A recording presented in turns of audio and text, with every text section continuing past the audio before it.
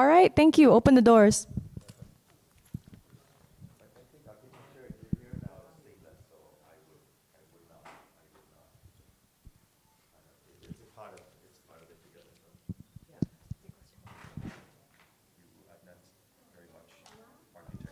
Hello, welcome finalists.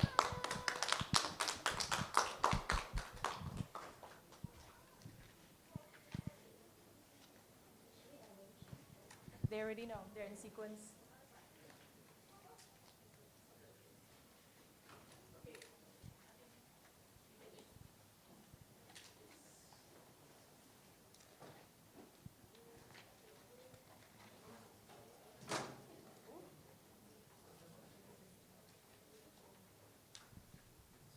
All right, hello finalists, guest judges. You can take a seat, make yourself comfortable, drink some water. The first presentation for the AYDA International Finale Interior Design category will begin at 9 a.m. sharp.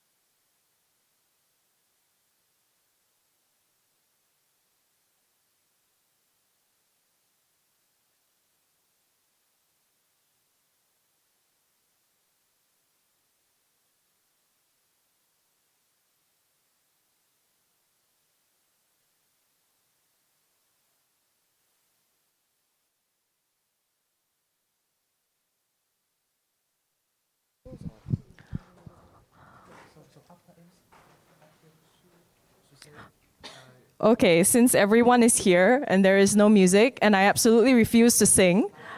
No. Then people would leave. Yeah. So I'm going to give a few housekeeping rules, all right, as we get ready for the first presentation. Number one, do keep your devices on silent. If there is a phone ringing during the presentation, you'll be getting very serious, murderous glares from me. Okay, so photography is welcome. Please tag us on AYDA International on Instagram. Flash photography, however, is not allowed. All right, thank you. Allowed only from our photography team. Okay, now if you need to use the restroom, you can head in and out of the presentations, but if they are happening, do try to keep it quiet. Only use that door. This door, of course, is not allowed, right? So you can head to the, straight out, turn to the right, turn right again, and you'll see the men's and women's restrooms. Coffee is available outside, right?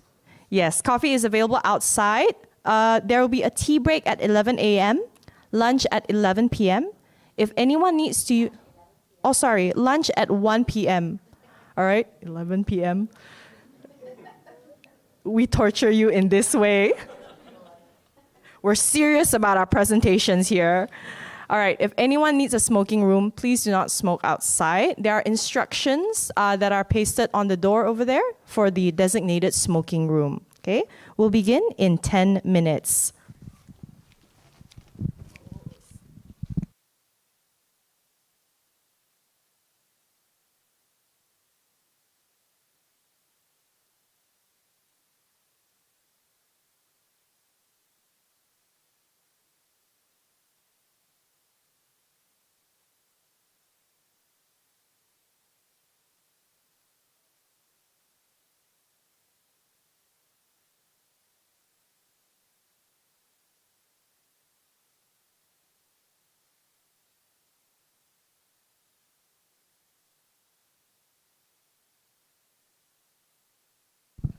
Just a note, we are all live on YouTube now. According to Melody, we can all see our lovely backs, immortalized online forever.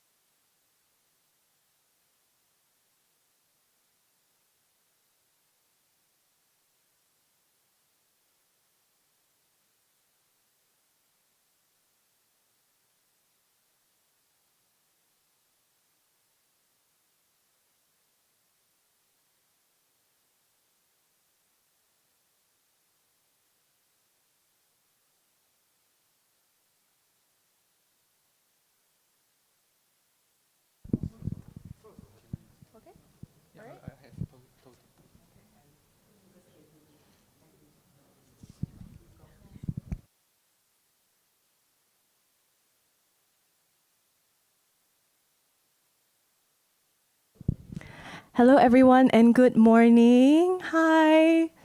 For those of you guys that do not know me yet, my name is Chloe. I'm your moderator for today, and it is my absolute honor to welcome you guys to Tokyo, Japan for the AYDA International Finale Interior Design presentation.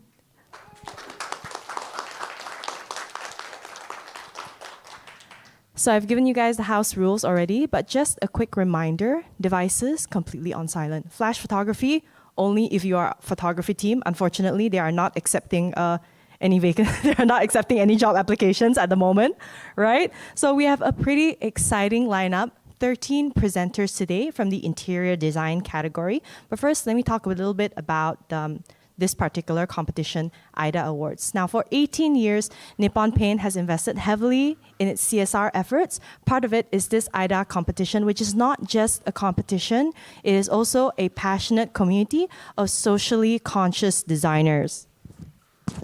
Now, this year's theme, Converge, Global Design Solutions invites our finalists, you guys sitting in the front row, to fuse global insights with local wisdom, delivering designs that honor culture, that champion sustainability, that uplifts their respective communities. And today we'll witness how each finalist answered this call. And who better to assess it than our distinguished panel of judges, which I will be introducing, starting from my far right. Bill Yen, founder of MRT Design.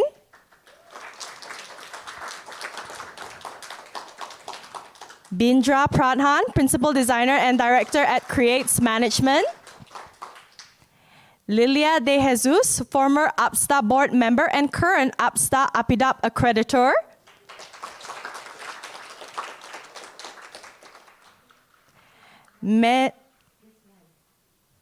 Oh, you're finalist, is it? Okay. Oh, Mr. Lai. Okay, it's Mr. Lai. Hello. Mesa Nopakun, managing director of Dotline Plane. And lastly, Yesim Kozanli, founder of Yesim Kozanli Architecture and Interior Design. Here's a few reminders for our finalists, also a reminder for our judges on the presentation flow and timing. We have 13 presenters here today. Presenters, you have 20 minutes total, 15 minutes for your presentation and 5 minutes for your Q&A. All right? If you did not finish your presentation time, then it spills over to your Q&A time. But if, let's say, your presentation exceeds 15 minutes, you will incur a late penalty. So at the 12th minute mark for your presentation, you will hear one bell. At the 15-minute mark, where you should end your presentation, you will hear 2 bells. Any more speech or efforts at communication after this will incur a late penalty, all right? Now, at the 20th minute, let's say you're rambling on and on and on, there will be 3 bells, and the audience will have to witness me wrestling your mic from you, all right? No, just kidding, but also kind of not. All right, so once again, spill over to Q&A. All right, I think that's it. Okay, so you guys heard me speaking a lot. I think we're all looking forward to the first presenter and for me to get off stage. Okay, so without further ado, let us welcome the first presenter of the day, Yukta K, with her project Konnaati, the Yakshagana Puppetry Studio.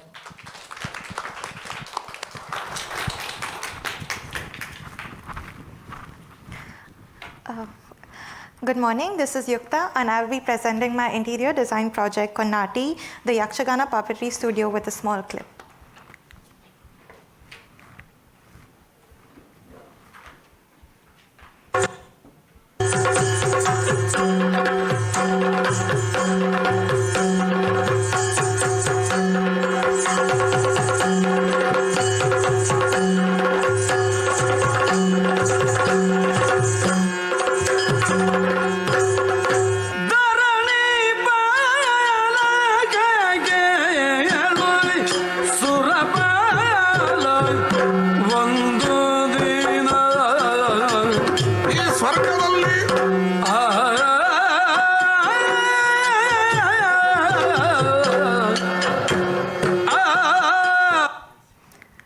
The echoes of drums, the rustle of costumes, and the flicker of painted eyes. These sounds and sights are fading. If we don't listen now, there may soon be nothing left to hear. The sounds of the dying art form of Yakshagana Gombeyata. But what is Yakshagana Gombeyata? It is a traditional string puppet theatre from Karnataka, India, that adapts the Yakshagana dance drama style. It means a puppet play in Kannada, and it consists of wooden puppets about 1 to 2 feet tall that are hand-carved, painted, and controlled with strings, mimicking the expression and gestures and movements of the live Yakshagana performances. Here, the puppets are made from the Halimara or the blackboard tree and usually take 3 to 4 weeks to make. They depict stories from epics such as Mahabharata and Ramayana that date to 100 years old. But today, due to urbanization, modernization, and homogenization of cities, these art forms amongst the many are dwindling and are on the brink of extinction. Once the puppeteer troops were over 100 troops, and now they are dwindling to just 31. And by the end of 2024, there are only 2 active troops left. And traditionally, the performances lasted for 2.5 hours, but today they are reduced to 30 minutes. So how do we as young designers come in and help solve this issue and help communities rise once more? So we can do this by following a few steps: by innovative material and design technique, by sustainable design and life cycle, and providing a platform for the art form to reach the global market. Hence, India will soon reach the sustainable architecture and global innovation platform. Today we will be looking at the Yakshagana Puppetry Studio, and what better site to place the, it's a video? What better site to place this in the growing capital city of Bangalore?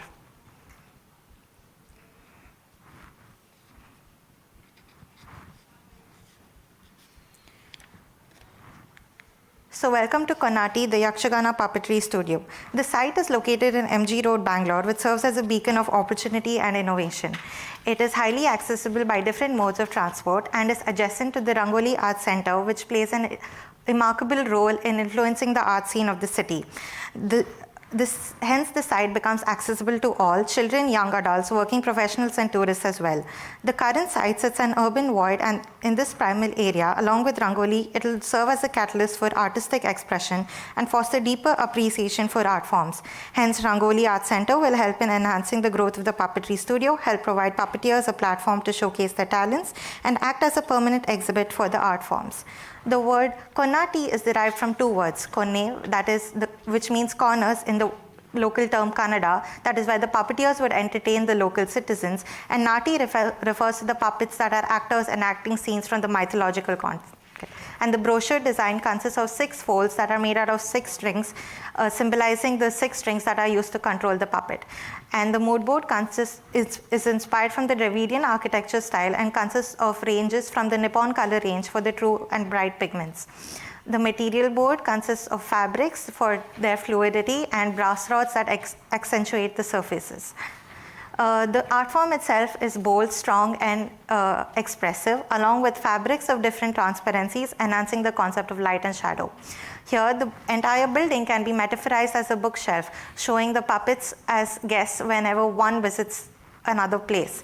And the puppet is seen as an exterior of the building that attracts visitors inside the place, along with the glass facade that expresses its inability to escape from the humans, and the curtains that are present at the represent the drawing of curtains at the beginning and the end of a show. And here we can see the contrast between the solid and void of spaces, the free movement along with the structural orthogonal grid, and a spiral staircase surrounding the puppet to enhance the movement and get a closer visual at the. This is a conceptual section of the entire space. Coming to the ground floor, we have the reception area, the waiting area, the gallery, walkway, and the puppet show area. Here, the gallery, the reception area consists of the reception table made out of reclaimed wood and red oxide flooring, which provides a cooling indoor environment. These are a few details for the table. And then we have the gallery display area, along with display areas that show the history and the culture of the art form, and a seating table that is made out of flexi-ply. A few details showing the seating and the floor transitions. A closer look at the seating. And then we have the puppet show area, is where the puppet show will be held to all the guests who come in. And here the backdrop consists of coconut ply, which is made out of recycled coconut shells. Then we have the electric layout and RCP for the same. And then moving on to the first floor, we have the exhibition space and the souvenir space. So the exhibition space consists of fabrics of different transparencies, along with a reflected ceiling light that acts as a wayfinding element for the visitors while they enter the space. And here are a few details. And this would be a view of how the puppet would look from the space. Then this is the partition door that is placed between the exhibition space and the personal workspace. And it consists of the scraps of fabric that are made out of the puppet waste costume. And the souvenir space is where the people can come in and take something back home that they like. and electric layout and RCP for the same. Coming to the second floor, we have the workshop space and the personal workspace. So the workshop space is intended for people who are more interested in the art form to learn, along with a fabric ceiling and light shelves made out of coconut. Then we have the main table that is made out of rattan cane that is used for the puppeteer.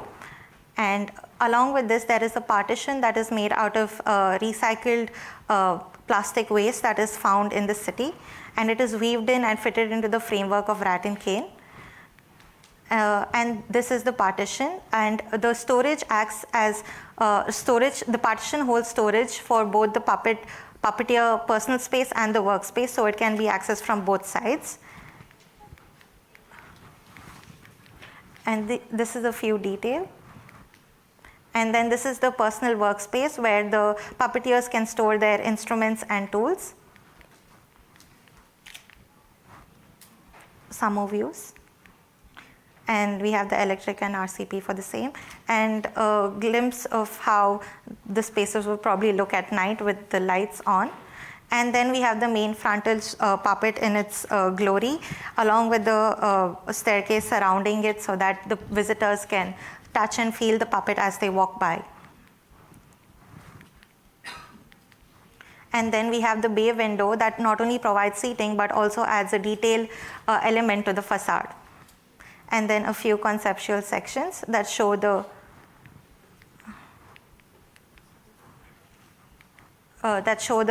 puppet in its full glory and the change of spaces from public to private.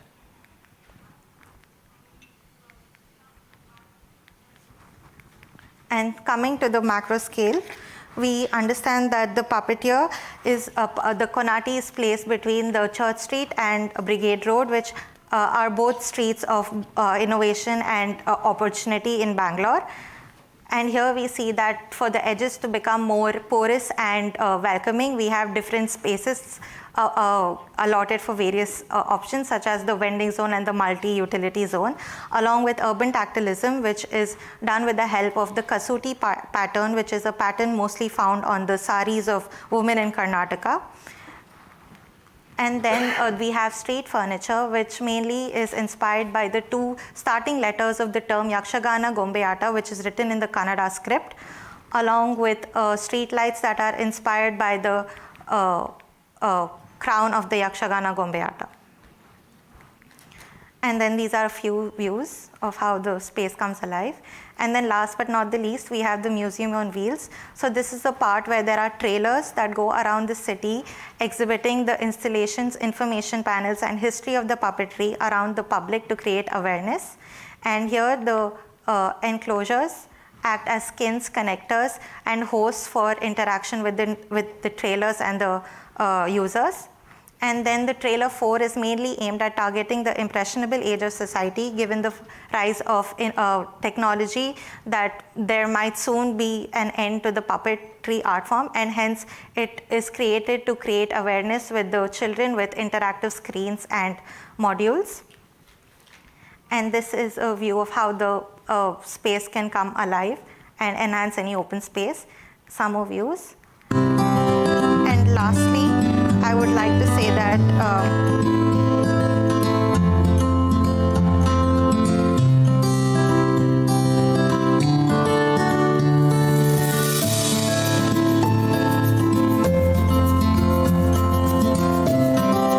Konnaati is a project that operates at both macro and micro scales, bridging two major cultures and communal axes of the city while embedding itself meaningfully within the local fabric.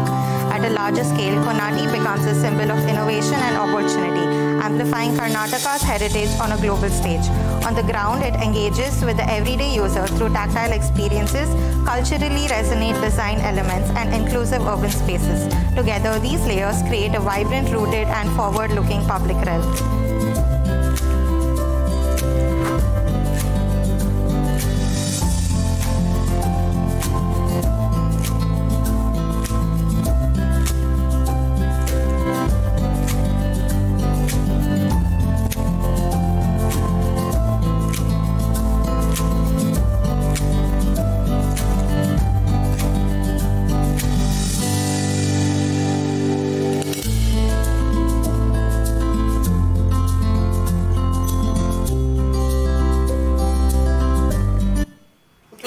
finally, I would like to conclude by saying that Konnaati aims to follow a cradle-to-cradle approach by repurposing puppet-making waste and urban waste into furniture, partitions, and biogas with the hope that it will eventually be a self-sustaining system and provide a local design solution. Thank you.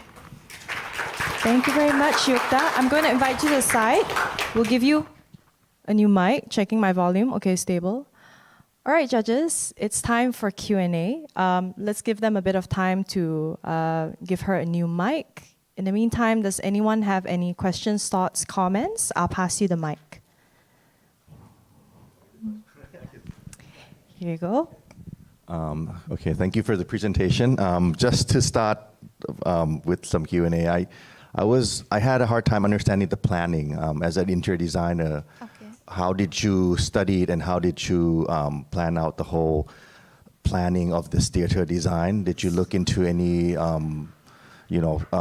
approach on designing as a theater, the back door approach, the front door approach from the guests, and Right. how can you elaborate more on that side? So the ground floor is where we have the reception area. So that's where the people would first come in and be greeted, and then there's a small sit-out area, so they can sit, and probably if the waiting for the puppet space is probably taking longer, they can probably wait, and then they further enter the puppet showcase area. So that would be the main door, and at the rear end, there's also an entry for the back, the puppeteers who are actually controlling and mimicking the puppet play. So that's where they will be situated and ensure that the play goes on smoothly. I think that's more of the flow. I mean, my comment to that is basically your presentation doesn't really have a clear planning execution. Okay. What you've explained is basically how the flow actually play out into the space of the building.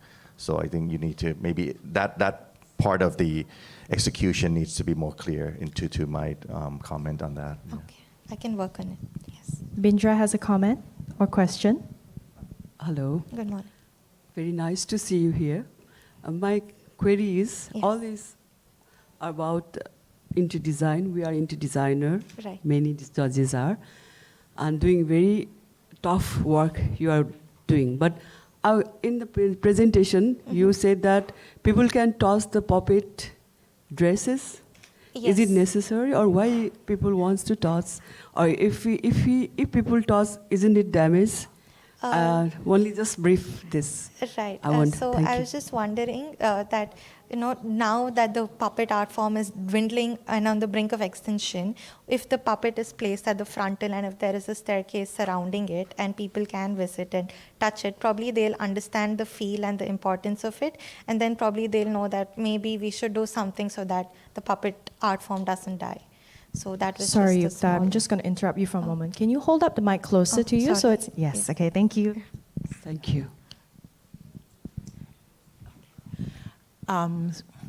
Sustainability is now a design Right. strong design strategy. You mentioned about coconut. Yes. Is that one of the materials that you use? No, coconut, yes. Yeah. Please continue. So, how did it come out to your mind to consider coconut, and how can you maintain them, especially that sustainability is a major component of your design? Right. So this art form is basically found in the coastal region of Karnataka. So at the coast, we have a lot of coconut trees, and the coconut shells become a huge waste. And even in Bangalore, we see a lot of coconut shells lying on the street. So I thought it would be a good element to add the coconut shells into the lighting design. And also there are other sustainable designs. For example, we've used reclaimed wood for the reception table, and along with scraps of plastic that are sort of weaved into the framework of the partition. So the plastic acts or mimics textile into the partition in the design. So there were a few sustainable strategies. Mm-hmm. So that was one utilizing your design. Yes. And you have considered the wear and tear of that. Consider The wear and tear, meaning to say the Yes. long-lasting use Yes. of that. You have considered it. Yeah. Last comment from Bill? Do you have any final? Because you're holding the mic, but if not, it's Yes. fine too. Yeah. Okay. Yeah, I noticed we did, the judges did get to see like a preview of your project, but I see that, did you add more like content to the presentation in terms of from what you did originally and then Yes. compared to today? So at the Oh, yeah. national Just wanna level, make sure. I mainly focused on the interiors, but Okay. at the international level, I've also added information regarding the macro scale, so urbanism and urban tactilism, along with street furniture, so that we get a cohesive look at the entire project. Okay. Yeah, I'm just saying there's a lot more content. Thank you. All right, I think that's it. Let's have a final round of applause for Yukta. Yukta? All right, judges, I'll give you a moment to write down any notes.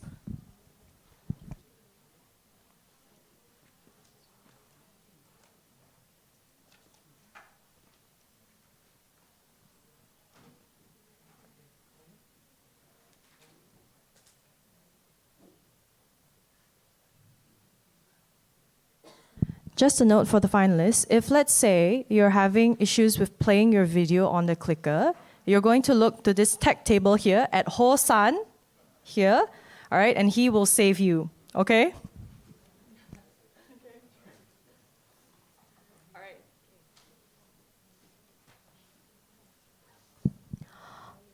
All right, let's welcome our, sorry judges, do you need more time for notes?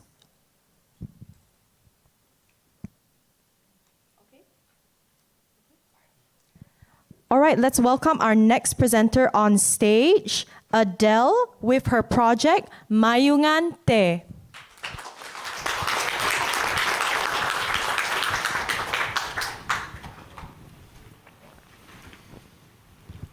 Okay, hello everyone, nice to meet you today. My name is Adelia and then I am from Indonesia. If previously we have listened to demonstration about global life, then what most of us think is a modern lifestyle that is fast and always involves technological innovation in everything. But before that, let's talk about the reality behind global life today. Almost all of us know that the global life is currently facing quite deep uncertainty due to the tariff war and the West war, which have been a massive impact on the stability of international trade, where there has been a significant decline in economic growth and disruption of the supply chain that burdens export-import contributors throughout the world, including Asia. The plantation sector, especially the tea commodity, is a subsector that is greatly affected by this phenomenon, considering that tea is an important commodity with a very broad and deep existence and has a close influence on the economy, culture, and even health. With this downturn, it has triggered increasingly severe social and economic inequality among world tea farmers, and 70% of whom are small farmers in developing countries, mainly spread across Asia, Africa, South America, part of Eastern Europe, and also including my country, Indonesia. For my country, Indonesia, tea is the third highest foreign exchange contributor and is closely related to the people's lives, considering that almost all social activities or banquet in Indonesia begin with serving and drinking tea. However, for tea farmers, especially in Indonesia, who almost all live in the remote mountainous areas, the inequality due to the current phenomenon has become a massive issue and has created a limitation for small farmers in marketing their own processed tea product. And what I will tell you now is about life in one of the remote villages that produce local tea leaves of sufficient quality and the people who initiate it. And then the place called Antapan Mayungan, a small village that I visit is located in the hilly area of northern Bali, inhabited by 42 families with social and economic inequality, minimum electricity, pump water, no internet connection, and also no formal education or health service. So far, they have only depend on the agriculture sector for their living, namely as a farmer and tea picker in the expense of garden which they jointly initiated and which have been passed down through the generation. In a day, The village community already produces and sells 20 until 40 kilograms of raw tea leaves to exporter at a relatively cheap price and of minimal quality. This is caused by the lack of adequate facilities and knowledge in the cultivation and processing of tea leaves, especially now that the global market is experiencing a decline.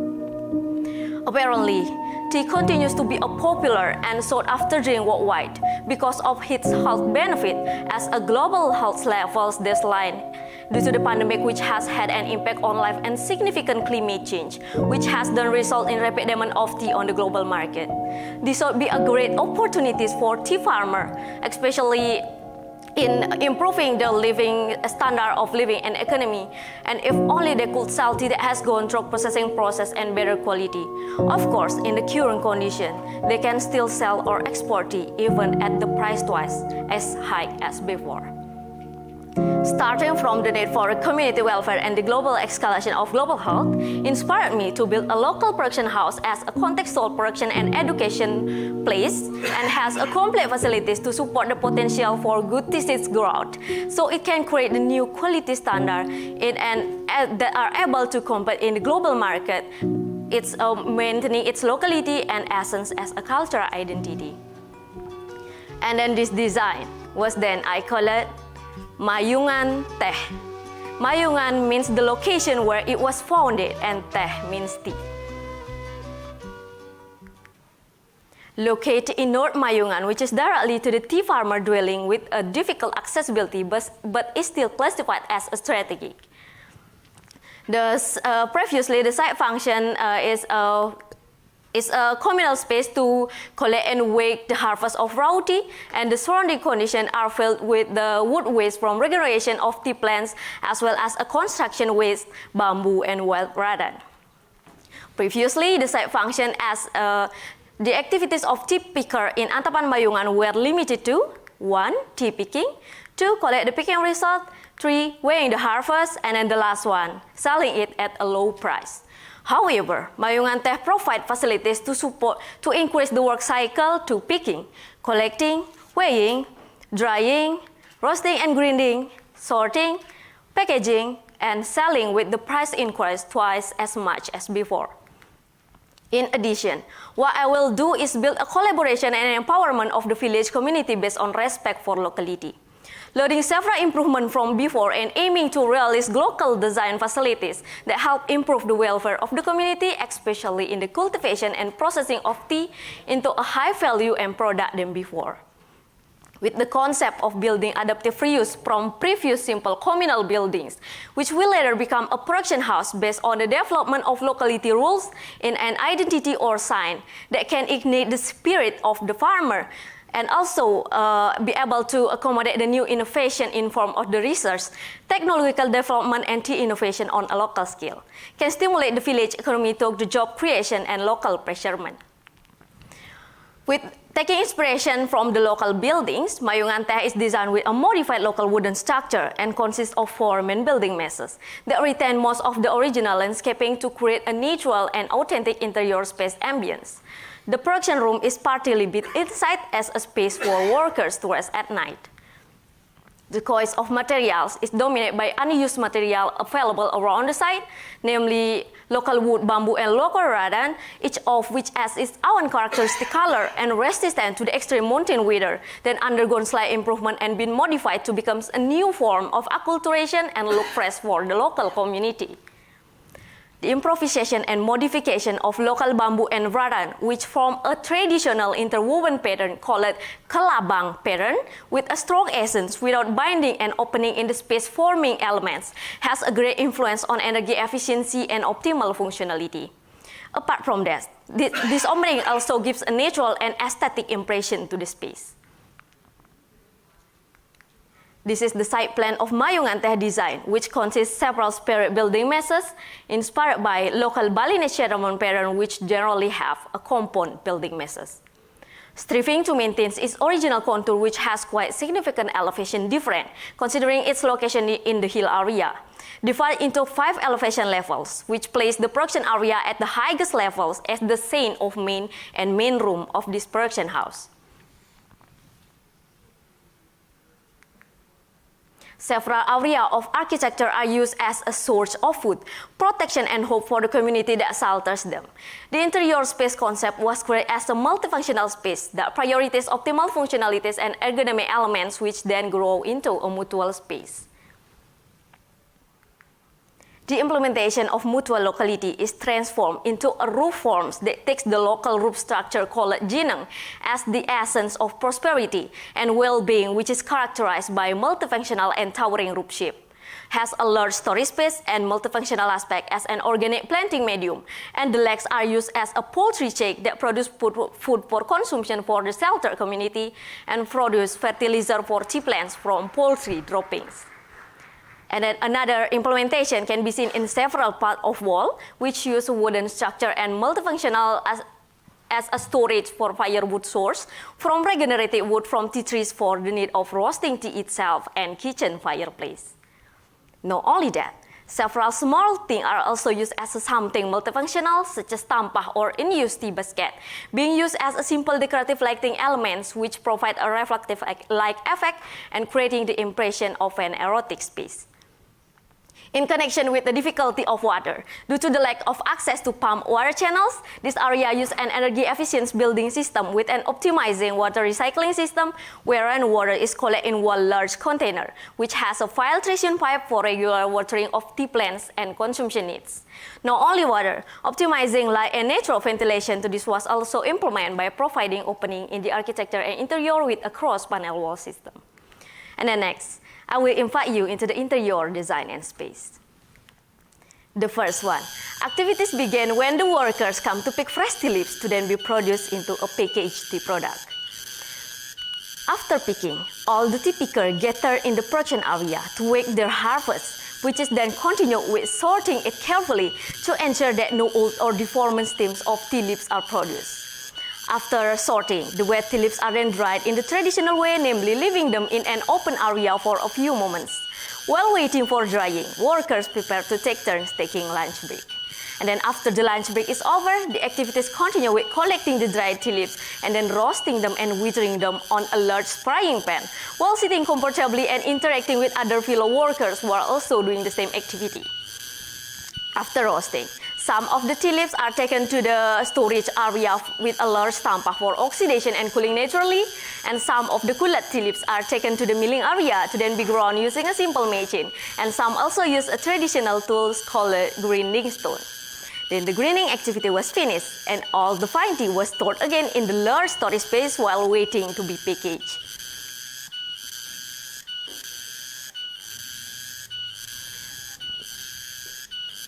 And then a few moments later, several workers start packing tea in simple packaging. The tea powder is first weighing according to the package size and then added. And the packaged tea is then stored on the back shelf of the packaging area to be counted according to demand and ready to be distributed. Evening has arrived, which means their working hours are over for today. They then tidied up all their work to continue tomorrow and continue to picking hydroponic food plants on the other wall of the production area, which were then cooked for dinner. While waiting for dinner, several residents gathered to joke around in the upper room and enjoy the tea they made. Meanwhile, the kitchen area looked busy at lunchtime and in the evening after all day's production work was finished. Several workers were enjoying food from living building of this production house, and the children were happily playing with their pet chickens. Continuing in the workshop room, it was seen after the lunch break, the children had gathered to study together with tea leaves and products that were not stable for sale. They also saw several picture storybooks that they had received from activists observing micro-farmers who had come to give them tea workshop. This way they can learn a little about law considering they do not have access to formal education. Overall, it can be clearly seen the improvement in all aspects of this design, not just an escalation of the welfare and health, but are also a manifestation of life of Antapan Mayungan community. This production house design contains solutions that impact many aspects, including social impact, namely becoming a production house that carries out community empowerment practice by providing training and education, as well as a cultural reservation within the scope of local architecture, local habit, local ergonomic, and local nature reserve. The economic impact is stimulating the rural economy, poverty alleviation, and can increase foreign exchange by encouraging growth in entering global market. The health impact is to participate in improving health to high quality and nutrient-rich tea product, as well as maintaining sanitation with hygienic and structured processing and packaging practice. And if this design is realized in accordance with the narrative and noble vision, I'm sure that this design will continue to able to support and prosper the community in Mayungan sustainably, making the local tea product that are identified as a superior product in the global market, while also being able to participate in improving health to high quality to even the economy globally with the local solutions. Finally, Mayungan Teh becomes an icon of a local design solution that suggests that we as a designer should take a role in providing solution to the global world challenge, especially in the tea commodity, and establishing cooperation from Asia to the world to agree to meet at a certain quality standard in an effort to win the global market again, starting from a local scale. And then I'm sure that this is a starting point, and its application is not only limited to my country, Indonesia, which has an inequality of tea farmer in each region, but are also many countries in the world that have the same problems and applied with the same pattern. And then that's all from me, Mayungan Teh and its essence of life. Thank you. All right, thank you. Could you step aside? Is it Adele or Adelia? Adele. Yeah. Adele, okay. Judges, I'll give you a while to gather some thoughts, comments if you have any. The mic is here. Okay.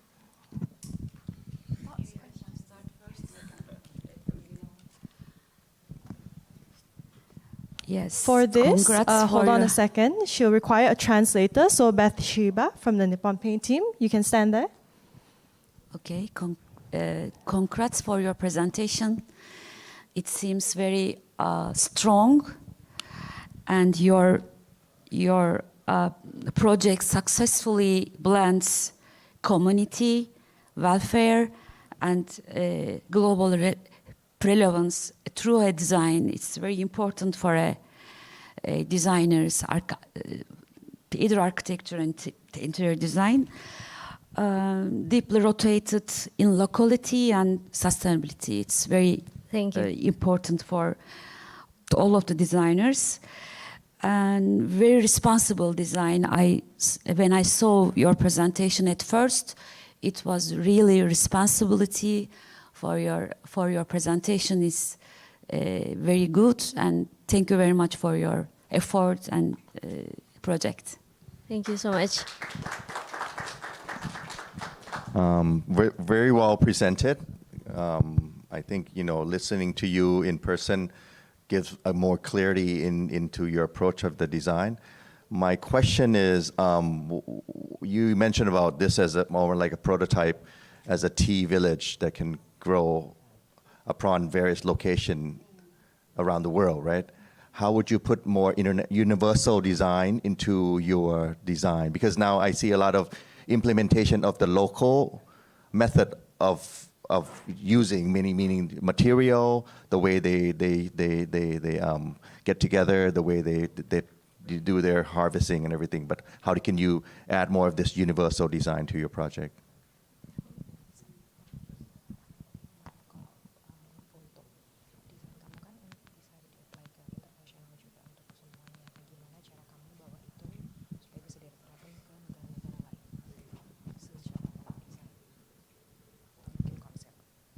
Oh, okay. Thank you for question.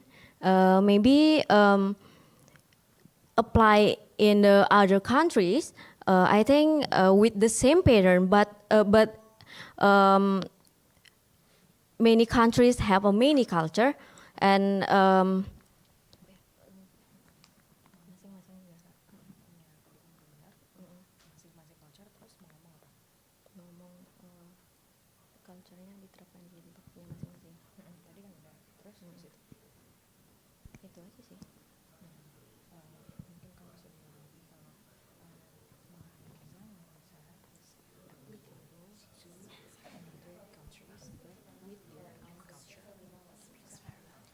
Okay. My design is applicable in the other countries and many countries in the world with the same pattern, but they can adjust or apply it with your own culture. Yeah. Thank you. Sorry, I'm sorry. Yeah, I have to commend you for your animated presentation. It is with clarity, and the flow of presentation systematic. For one, I like the concept of hydroponic. Yeah. The hydroponic farming. While it is really adaptable to the environment, I see that it also provides the concept of green and sustainable environment. And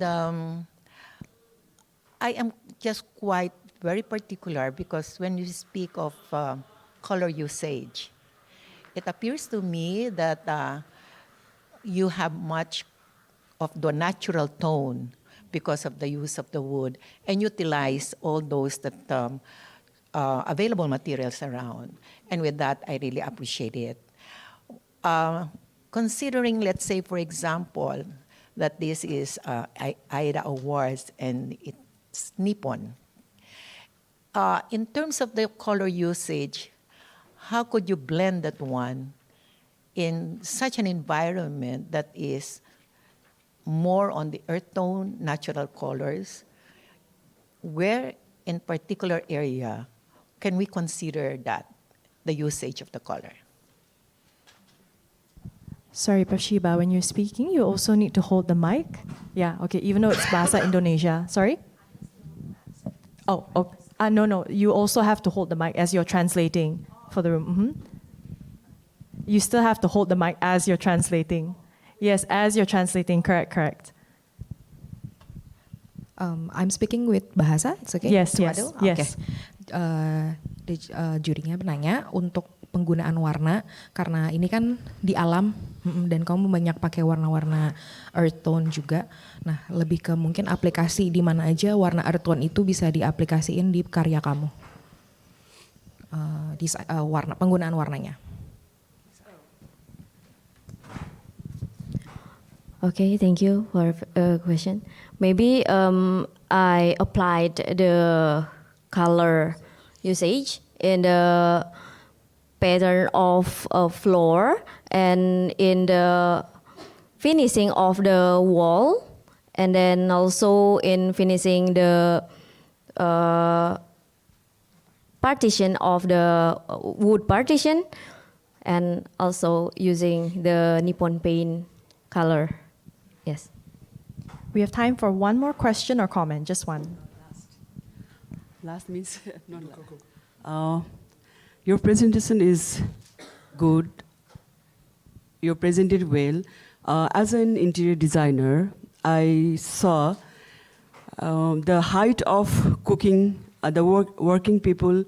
You should, I think, you are thinking about the height of the heating system. The people are again sitting on the floor. Yeah. Instead of on the floor, if you give the comfortable sitting, it will better, because interior design means space utilized, functional, practical, comfortable. Did you think about this? Thank you. Hold the mic, Pashiba. Untuk di dining area, tempat makan, apakah kamu udah mempertimbangkan dari segi tinggi rendahnya tempat itu, dan apakah para penggunanya nyaman dengan mereka duduk lesehan di bawah seperti itu? Apakah kamu sudah mempertimbangkan itu sesuai dengan kebutuhan penggunanya?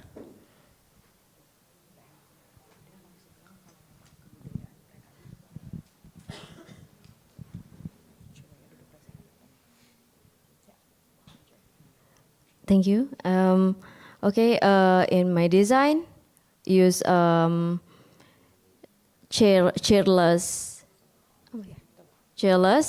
because in my country has a culture sitting on the floor. It's our culture. Yeah. All right, I think that's all the time we have. Final round of applause for Adele and her project Mayungan Tea. Okay. Thank you very much, Adele. Okay, all right, you can head off stage. A few moments for judges to write down any notes and thoughts.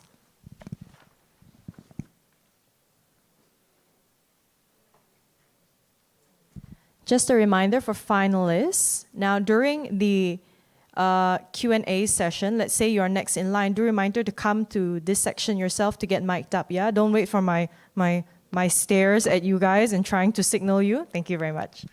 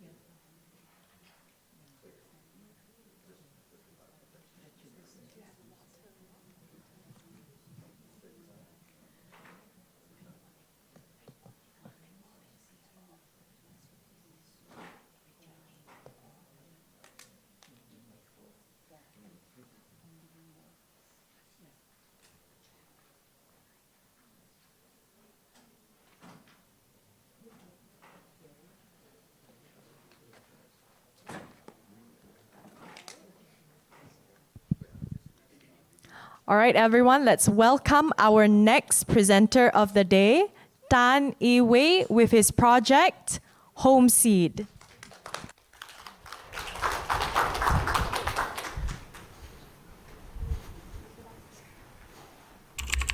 What does home feel like to you?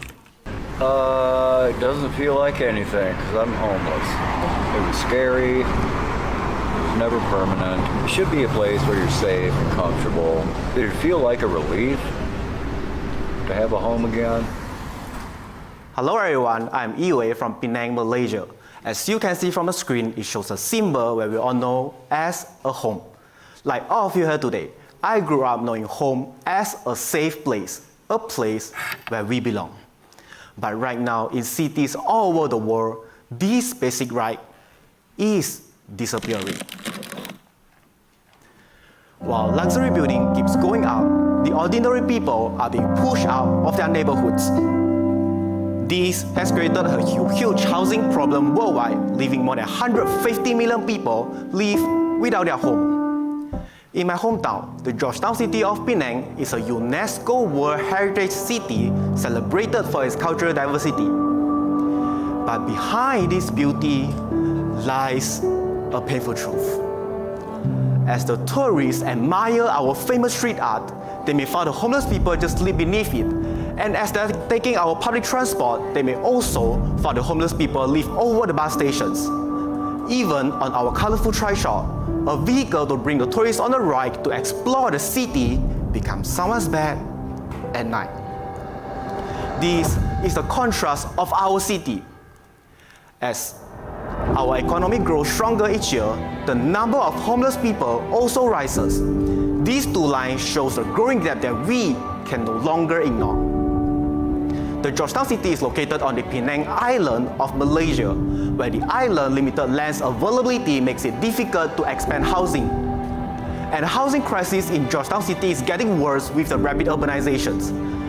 The property prices has inflated by 300% in just 20 years, making housing unaffordable for many.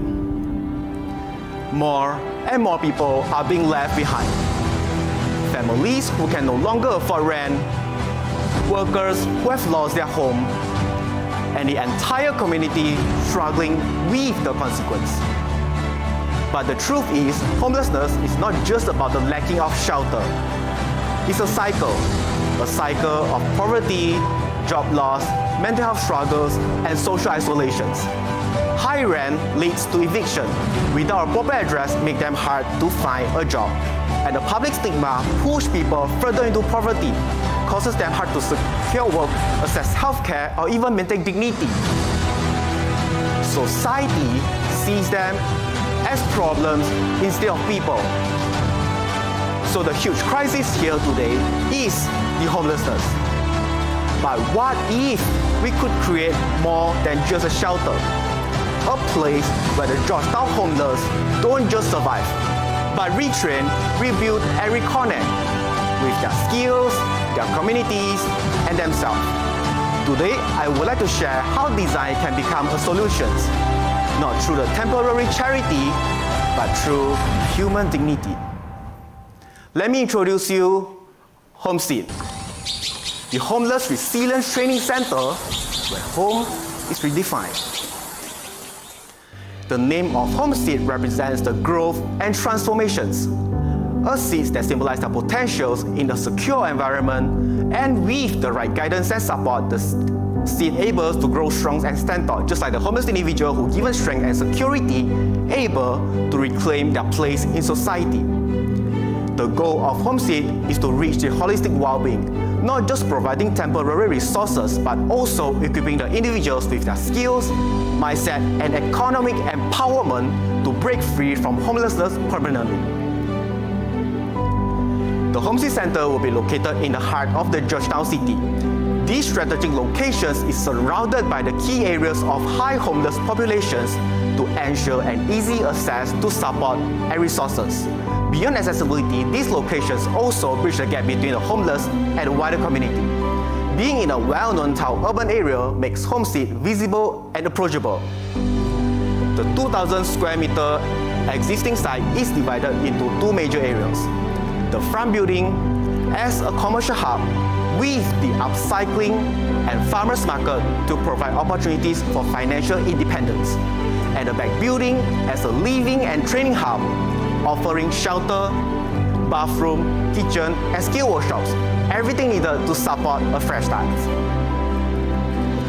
The Homeseed Center is designed as a self-sustaining spaces that fully utilize the power of nature. It integrates the solar energy, rainwater collections, and natural ventilations.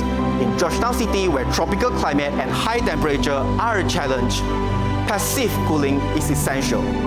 So the design included the large window panel with greenery, mesh openings, and a ceiling grille design to enhance the airflow. This creates a stacked ventilation system that reduces the heat build-up, making sure the space both comfortable and energy efficient. The renovation process also embraced the philosophy of waste reductions and upcycling. Recycled ventilation brick, reclaimed wood, gravel, and repurposed tile are used in their raw form to ensure an easy maintenance and reducing the costs. Across the city, many homeless individuals struggling without a proper place to sleep, work, or earn a living. They rest on sidewalks at night and spend their days sitting on ground for business or seek opportunities for survival. Instead of providing just a simple sleeping bed, what if we create a solution that really adapts to their daily needs? Introducing the Vital Shelves, the multifunctional portable shelter designed for its safety, flexibility, and independence. Inspired by the protective form of a snail shell, it serves as both a secure resting pod and a business tool. A shelter for the night, a business for the day. The Vital Shelves consist of two main parts. The upper shelves are designed with the bedwood covers that containing the small gaps to allow the natural airflow while maintaining the privacy. At the night, the shelf can be closed completely and it can create a safe sleeping space. At the base are designed with the handle, caster wheel, storage cabinet, and a plug point, and it can transform to support different daily activities. During the day, the shelf can be opened, and with the base fold, it can turn into a trolley for movement. And with the wheel and handles are down, it can turn into a sitting area, allowing them to dine, work, or sell their products. This is more than just a shelter. is a tool for empowerment designed to give the homeless individual the freedom to move, a place to rest, and the opportunities to earn a living, promoting self-sufficiency and dignity. To truly address homelessness, we must go deep into their issues, understand their struggles, and respond with the right actions. I've identified their 4 major needs and put them into each categories. Let me take you through how HomeSeed fulfill these needs, transforming life one step at a time. Category 1, resources. At 6:30 in the morning, as the sun begins to rise, a homeless individual now wake up in the Standarity shelter. The open-air rooms are carefully arranged according to gender, with the designated white line boxes serving as the parking lots for the vital shells. Each night, they will push in their vital shells back into their parking lots, not just for safety, but also to create a sense of coming back to their home after a long day. Now, imagine this. Individuals who have long lived without their home or family now gathering together. They're now cooking and sharing meals side by side like a big family. This is what happens at the Harvest Sharing Kitchen. Every morning, they will bring in their vital shells, unfolding them into tables and chairs, and turn the space into a communal dining area. For the first time in a long time, they experience the warmth of companionship. After breakfast, the homeless community now gather at the Gathering Pavilion, a warm woody spaces surrounded by the greenery. The morning air is fresh and the space is filled with movement and energy as they engage in the light exercise, meditations, or even motivational group discussions. Next, we'll move to the Category 2, training. Now, let's step into the indoor plantations, a place where the Georgetown homeless learn, grow, and cultivate life from the soil. Through hands-on training, they master the sustainable farming practices here. The water-saving pipe channels the harvested rainwater into each planter box for an eco-friendly practices. At the end of the cycle, they proudly harvest what they have grown, knowing that soon they will sell their fresh produce at the farmer's market to complete the farm-to-market cycle. Next, we will enter the recreational studio where the creativity meets sustainability. The homeless individual will bring in their vital shells and transforming them into their workstations. This is the upcycling workshop, where they take the upcycled materials and breathe new life into them. They could also learn the cultural handicraft skills here, such as the woven ribbon, Nyonya backward, and handcrafted lantern that could really reflect the beauty of the Georgetown cultural identity. Through this process, they turn waste into opportunity, proving that nothing and no one is hopeless. Category 3, marketplace. As this afternoon sun shines, the homeless individual now steps into the farmer's market for their roles as anthropodals. They proudly display the vegetables, herbs, and spices they harvest in the indoor plantations. The word farmers is not just a label, it's a recognition of their hard work and dedications from struggling individual into self-sufficient anthropodals. The visitor will just pick up the empty basket, browsing the stalls and selecting the fresh produce directly from the hand of those who grow it. Now let's move to the mezzanine floor of the commercial hub and steps into the upcycling flea market. The homeless individual will set up their vital shells as booth here to showcase the handcrafted product that they made from the upcycled material. But this place goes beyond just selling. It becomes a hub for collaborations. The local artists and craftsmen join and bring in the unique handmade goods to create an ecosystem of cultural and economic actions.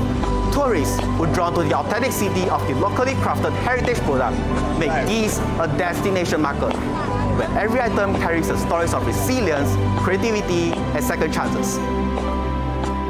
So at the end, this is not just a marketplace, it's a bridge connecting the homeless to society and the sustainability to opportunity. As the night falls, the Gathering Pavilion now transforms yet again into an open-air theater. The homeless community gather here watching inspirational films, discussing about their futures, and reimagines the dreams they once thought they were lost. Finally, we come to the heart of caring, the Medical and Counseling Center. This is the place where the homeless people receive both physical and emotional support. Doctors and counselors volunteer their time to heal, both visible and invisible. This is where the journey of recovery truly begins. So through Homestead, they don't just receive a shelter, they receive a new beginning. Resources provide them with security and dignity. Training equips the individual for the skills for independence. And the marketplace bridges them back into society, giving them a sense of purpose. And the caring ensures their physical and mental well-being. So what began as a Georgetown solution now stands out as a global prototype, seamlessly integrating the local culture while addressing the homelessness. So the farmers market in our farm to market cycle could cooperate to the fishing cooperative in coastal city, and the water shelves in our tropical pots that cool our tropical pot downs can turn into the insulated panel with green roof in cold coastal city, serving as both fishermen's housing and eco-friendly tourism cabin. So this is more than just a shelter. It's a living blueprint that shows how addressing homelessness can also preserve the cultural heritage and drive the economic growth. When we design with local identity in mind, we empower cities to see their most vulnerable residents not as problems, but as untapped potentials. So at the end, Homestead is not just a simple training center. It's a physical representation of a truth. Everyone deserves the soil to grow in. Homestead proves that homelessness is not just about the lacking of shelter, it's about the lacking of chances. By designing spaces that don't just provide shelter but opportunities, we don't just provide refuges, we help them to rediscover their place in the world. Homestead teaches that great design doesn't just house people, but it empowers life, not with sympathy, but with possibility. Because a home is not defined by its wall, but by the hopes and stability it creates. So for every life that blooms here, for every community that rediscovers its compassions, for all of us who believe in cities that should leave no one behind, this is Homestead. That's the end for my presentations. Thank you. Thank you very much, Iwe. Good job. Could you step to the side as the judges collect their thoughts?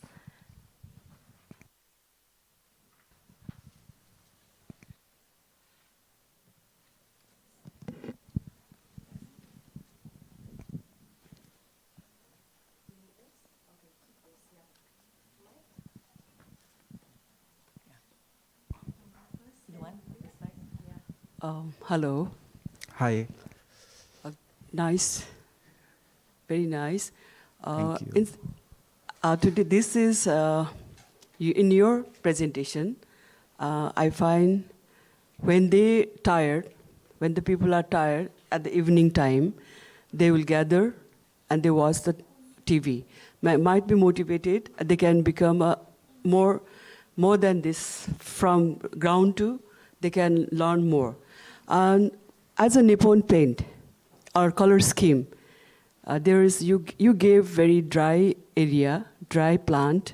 Instead of that, if it is possible, colorful or brighten color or lively color, it will be better, in my view.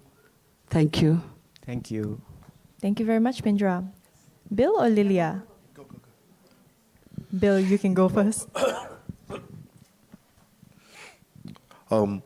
I think this project, it's very well thought out. It covers a very wide scope, but this type of project also, I think, get to the heart of some questions about the role of designers and how do they solve social issues. Because sometimes I feel like this is not just a project about interior design. It's not just a project about architecture. It's about social policy. It's about solving structural economic issues. And that can be scary because I don't know if the kind of role that designers take in society can actually address things like this. And I think it's great that students are brave and they're idealists and that they can stretch for these goals. But I think going forward, hopefully you also be an optimistic cynic where you want to believe and you kind of go through with it. Because I think dealing with sort of like these homeless issues where we go from like, I think it can be very scary to simplify a problem. It's like, oh, they just don't have the training, that's why they're homeless. Or, it's simply we can provide them with healthcare, or simply they can make craft and therefore they can make $30 a day. I think those can be very, very they're actually very complicated issues. And when we simplify them too much, we end up like selling an illusion or a misconception to people, and that can also be bad. And I think, so there is a balance that as designers, our responsibility, not just as designers, but as sort of socially responsible sort of like part of society, like how do we present these sort of designs to people? And I think anyway, that is something definitely to keep in mind, because, it can be dangerous when you tell them we can solve all the issues with design, when we can solve some issues with design. And I am actually, just so as an aside, besides that being this very long drawn out comment, for something like this, do you have how were you giving the brief, or how did you design the program? Why was there, like, for example, the hydroponics? Why was the training? Is there something that maybe there's a nonprofit locally or maybe a government agency that gave you an idea, like they want to do something like similar to this, and then you use that as a sort of a starting point to design your center? Or did you sort of kind of think it up sort of on your own? I think that can also help the judges kind of sort of put it in context. Yeah, understood. So, can I answer now? So it's the homelessness issue is kind of serious in my hometown. So it's a tourism place. So when people visit there, it might have some safety purpose there, safety concern there. So it's my point to start this kind of project as a prototype. So I believe it's potential to explore more in the future to solve those kind of issues. But I think the first step we have to take is to try to address the issue. Yeah. All right, final comments from Lilia. Final comment. Well, I don't want to get lost with what I'm going to say. Okay. First of all, it's a very compact community and highly impactful, integrated sustainability, innovative shelter design, and clear user empowerment. It stands out in both empathy and execution. It is a self-sustaining spaces, as you mentioned, with power of nature. And not only power of nature, it is not remiss on people's users' well-being. And that, I like it so much, no? And, well, the entire project is uplifting to humanity, lost in poverty, but spatial becomes an arbiter of economic sustenance. That portion of your study is really something that I can relate, because you have similar community. The community is similar to the community that I am familiar with. And yes, sir is right and correct in what he said. It's really a design influenced by several factors, and you have to look into that one.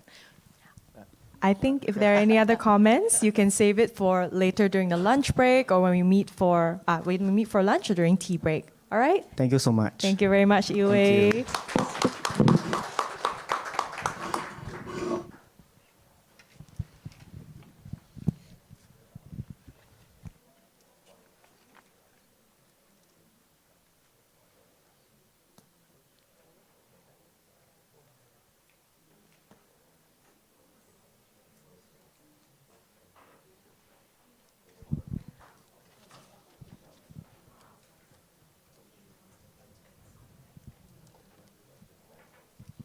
Let's welcome our next presenter to the stage, Hun Tian Fu, with his project Phu Quok Resort.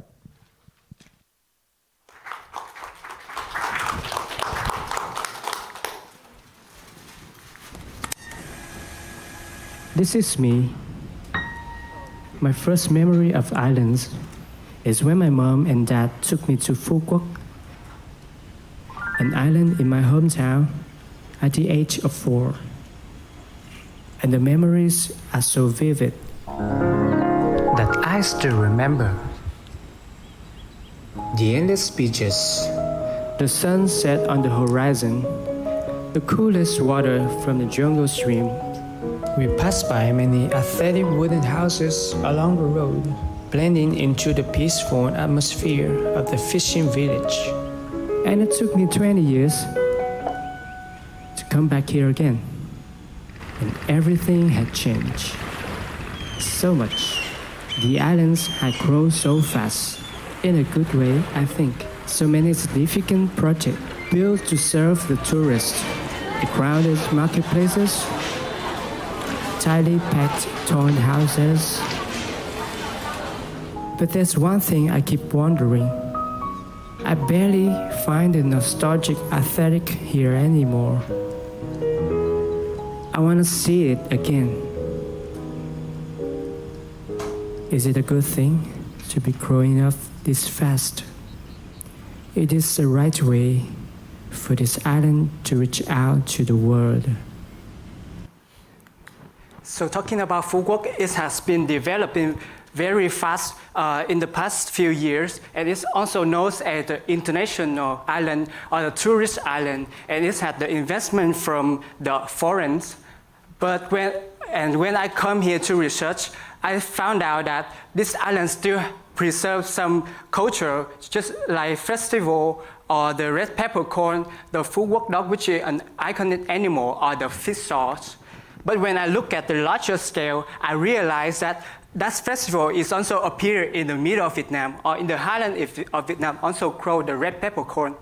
Or in Japan, you have Shiba Inu, which is also a famous dog, or in Thailand also have the fish sauce.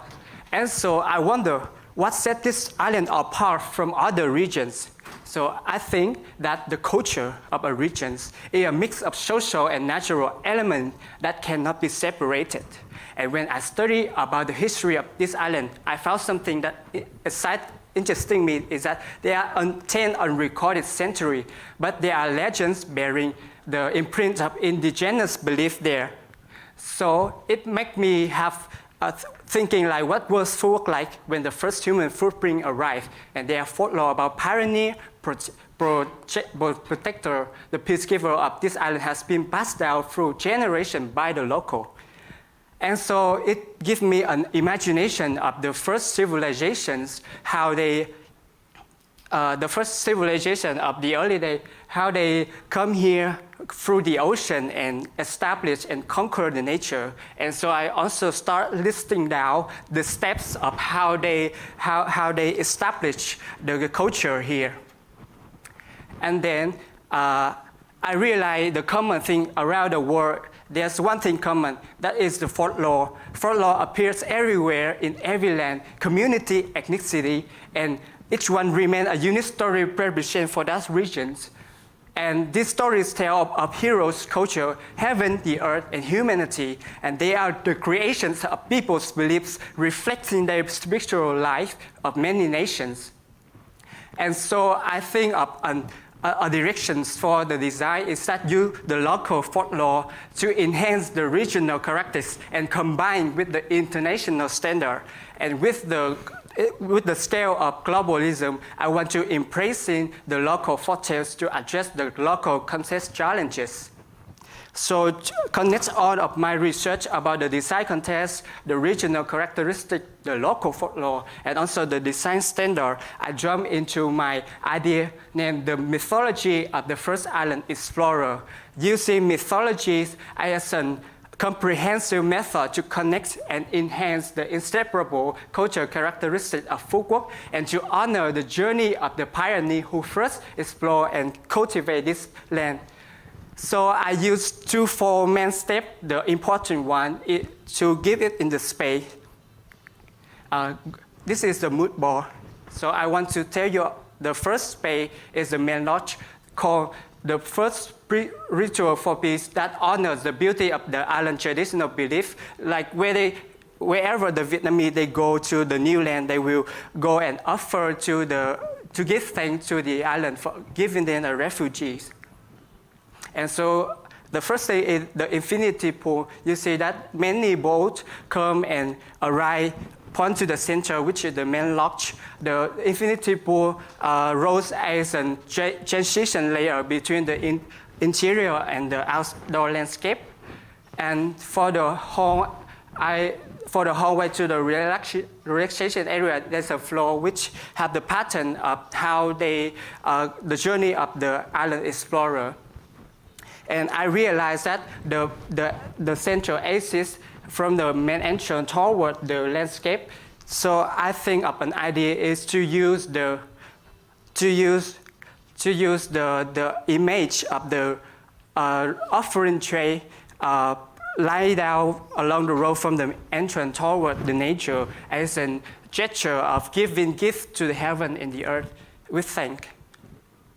And in the middle of the main lodge, many boats, we don't know where it belongs, and it don't have the clear identity, come here and with the exciting of a new land and to go here and live. And in the four corner is the big boat with the statue of women carrying the tray, offering tray, which is giving thanks to the heaven and the earth. Oh, sorry. And in the Pacific time, there will be a show of the local people perform. Here's another perspective. And we use the recycled material and also empower the local carpenter and shipwright to make the products. And go to the next page is about the restaurant named the welfare treasure. So during the process of cultivating the land, they have created products, and I used two main simple, which is the fish oil and the red peppercorn. And I found out that there are some special technique to make the fish oil barrel. So I want to make it into my first page, the first impression of the restaurant, where they can come and feel and touch and interact with the structure. And I also realized the architecture of this island, when you can see the lights reflect through those wooden architecture. So I make it with the pattern of the natural characteristic of this island. And go into the main dining is the symbol of the red peppercorn at the middle of the center to make the impression.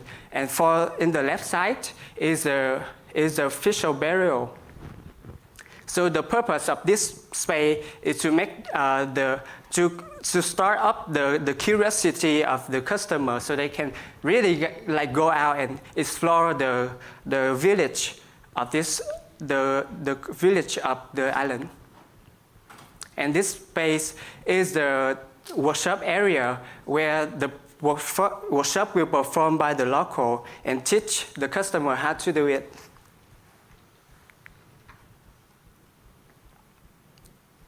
And going next to the circulations is the children playground. I want to talk about the animal domestication named the gym guard. So about the daylight, the dog is also a friend to humans.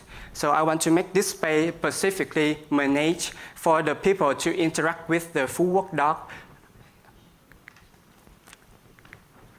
And going to the next space is about the nighttime. So the dog will be the one who guard the sleep of the dog will be the loyal companion and guarding the sleep of the island pioneer. So in the middle is the bed head is made with the curve technique and wooden technique. It's like covering the dream of the pioneer, and from afar is the Phu Quok dog statue, which carry the dream of the pioneer.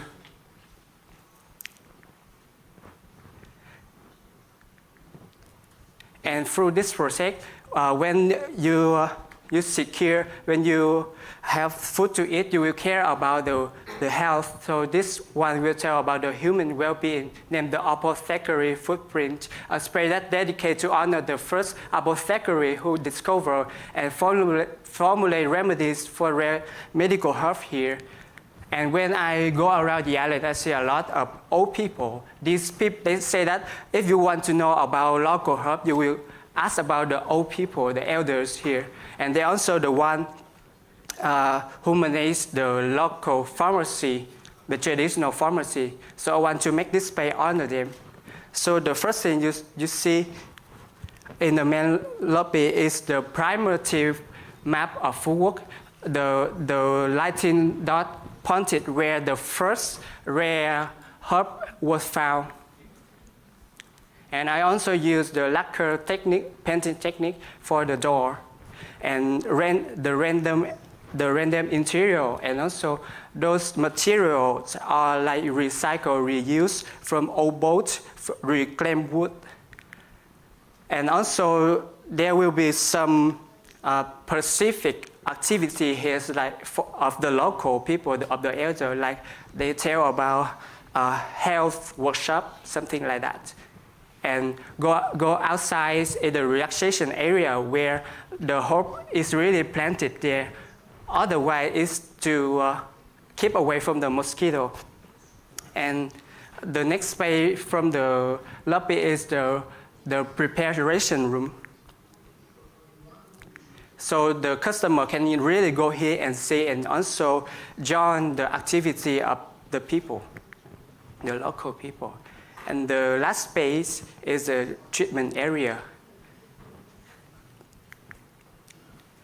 And so I want, through my design, I want to connect with the nature as much as possible, and also to engage the local people. And also I study about the local material to apply in my project. And so I think that the culture of a region is a blend of social and natural elements that cannot be separated. And we are the legacy of previous generations have preserved, and the hope for those who inherit it. And to reach out to the world and face wave, we must first anchor ourselves deep roots in our local heritage. So thank you. Thank you very much, Phu. Could you step back? We'll give you a new mic for your Q&A session. For this, he'll be requiring a translator. Okay, in the meantime, judges, you can collect your thoughts, comments, questions. Yes. So reminder for the translator, as you are translating, you do need to speak into the mic as well, even though it's Vietnamese. All right. Stand over to the side a bit so the camera can see you and you'll be immortalized in YouTube forever. All right, judges. Okay, I'll start. It's a very thought out hotel project, as we know. My question would just be, why you start off with your childhood memory. What kind of childhood memory did you recreate into this resort, and in what aspects? And also, to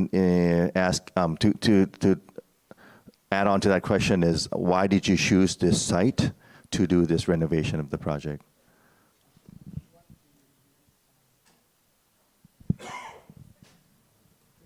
Sorry, yeah, test the mic. May I? Here you go. Câu hỏi thứ hai là tại sao em lại chọn cái vị trí này để làm dự án? Sorry, I'm going to try to hold the mic closer, yeah?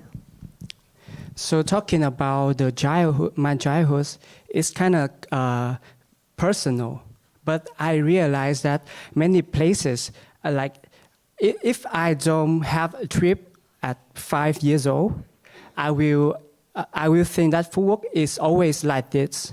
But when I have traveled before and I see those kind of aesthetic, it's just like a core memory. But I know something in my heart that this island has something special with the natural. But when I came there again for the research, I can say that I kind of disappointed, because a lot of resort, a lot of places, marketplace, but I don't find the authenticity there. So, and then I come back to research again, and I see that we have culture there, but it's not strong enough, and we don't have the people to engage and to develop it.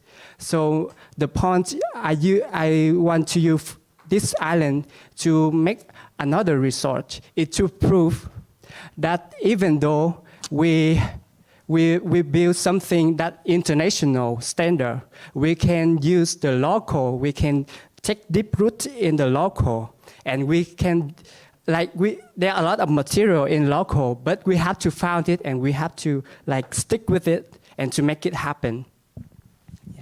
Thank you. And I believe that you had this workshop room. Yeah. It wasn't in this presentation, right? It has. Oh, okay. You want to go back? That's okay. I thought I missed that, but I like that workshop room, which has added more culture to the place. Yeah. Yes. Thank you. Thank you. Yes, Sim? Yes. Hospitality design is so hard and so many functions as well. But the story behind this is very strong. Congrats for your presentations. Highly like it one. So as I saw your presentation, the construction with steel and wood combined with steel and wood, is it right? Cái phần xây dựng của em vẫn chủ yếu là dựa vào vật liệu gỗ đúng không? I use wood and also bamboo fiber and also rattan. Rattan? Yeah. Yes. Okay. Thank you very much. This is all my about. Bindra has a comment. Hello. Hello. My comment is, you are becoming a good designer. All participants can go very high. So only thing is, you gave. This is my comment for good, okay, not for bad. I saw there's a revolving seating on the passage. It is not practical, I think. When they run, they can touch. And second thing, you have done many good designs, but technically you are not, I think you can do better in technical part, I think, and in a color scheme. Because everywhere you are giving wood instead of wood, if possible to give light color, I think it's better.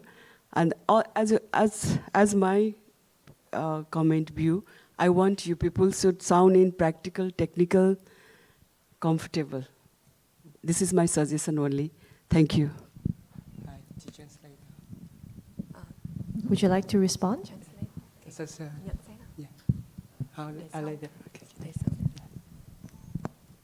All right. Any more comments and thoughts? If not, it's okay. All right. Okay, another round of applause for Phu. All right, thank you very much. A few moments for the judges to jot down notes, if any.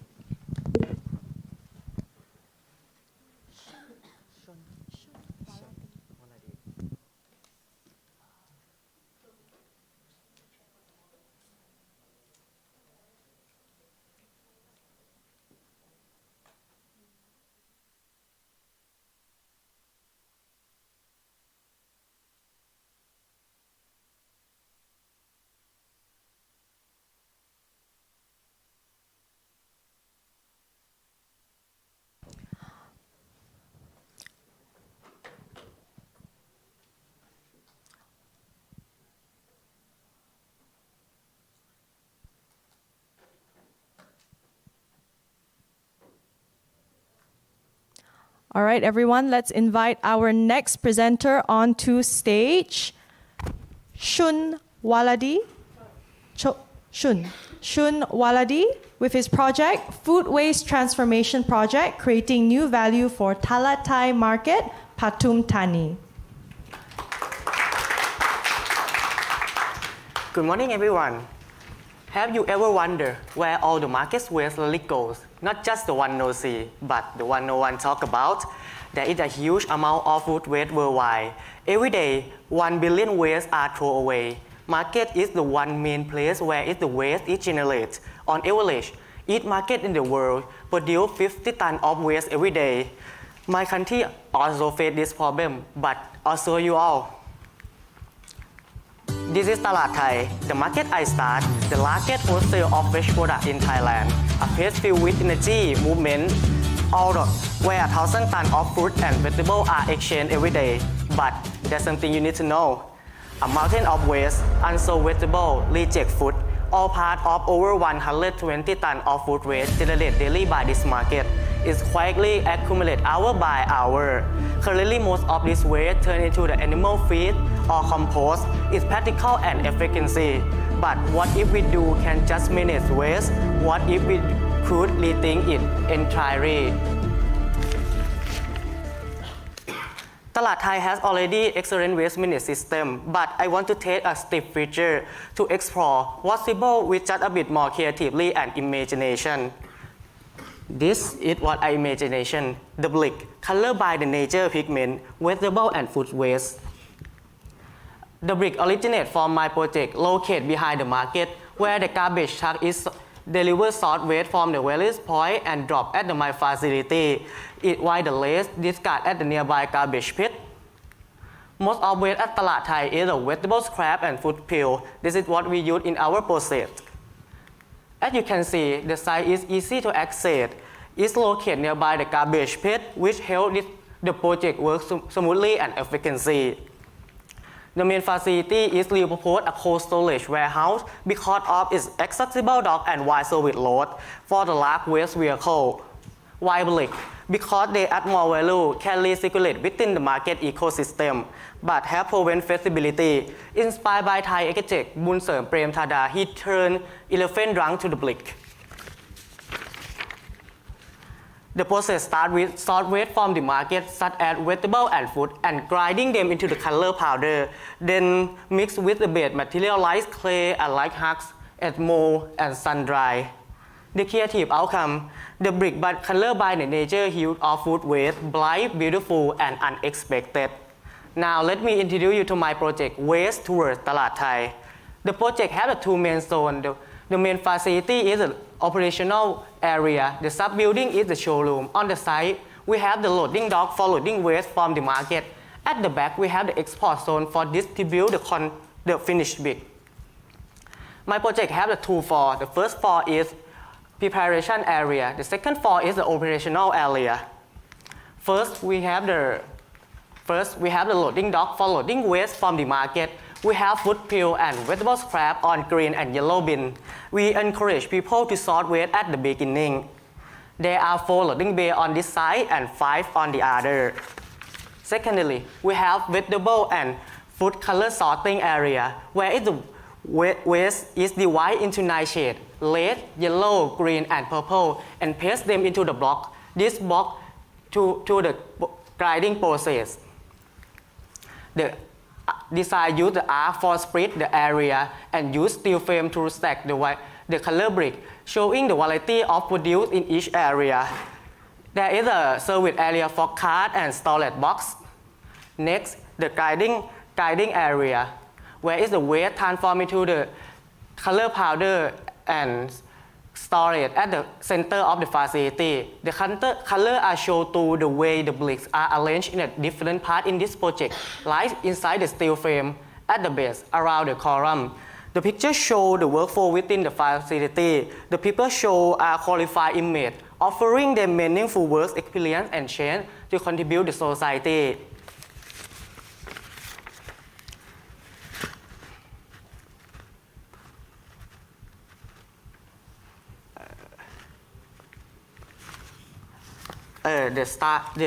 The process starts with color powder are stored in the transparent box. This box can rotate from the upper level. Next, the guiding base.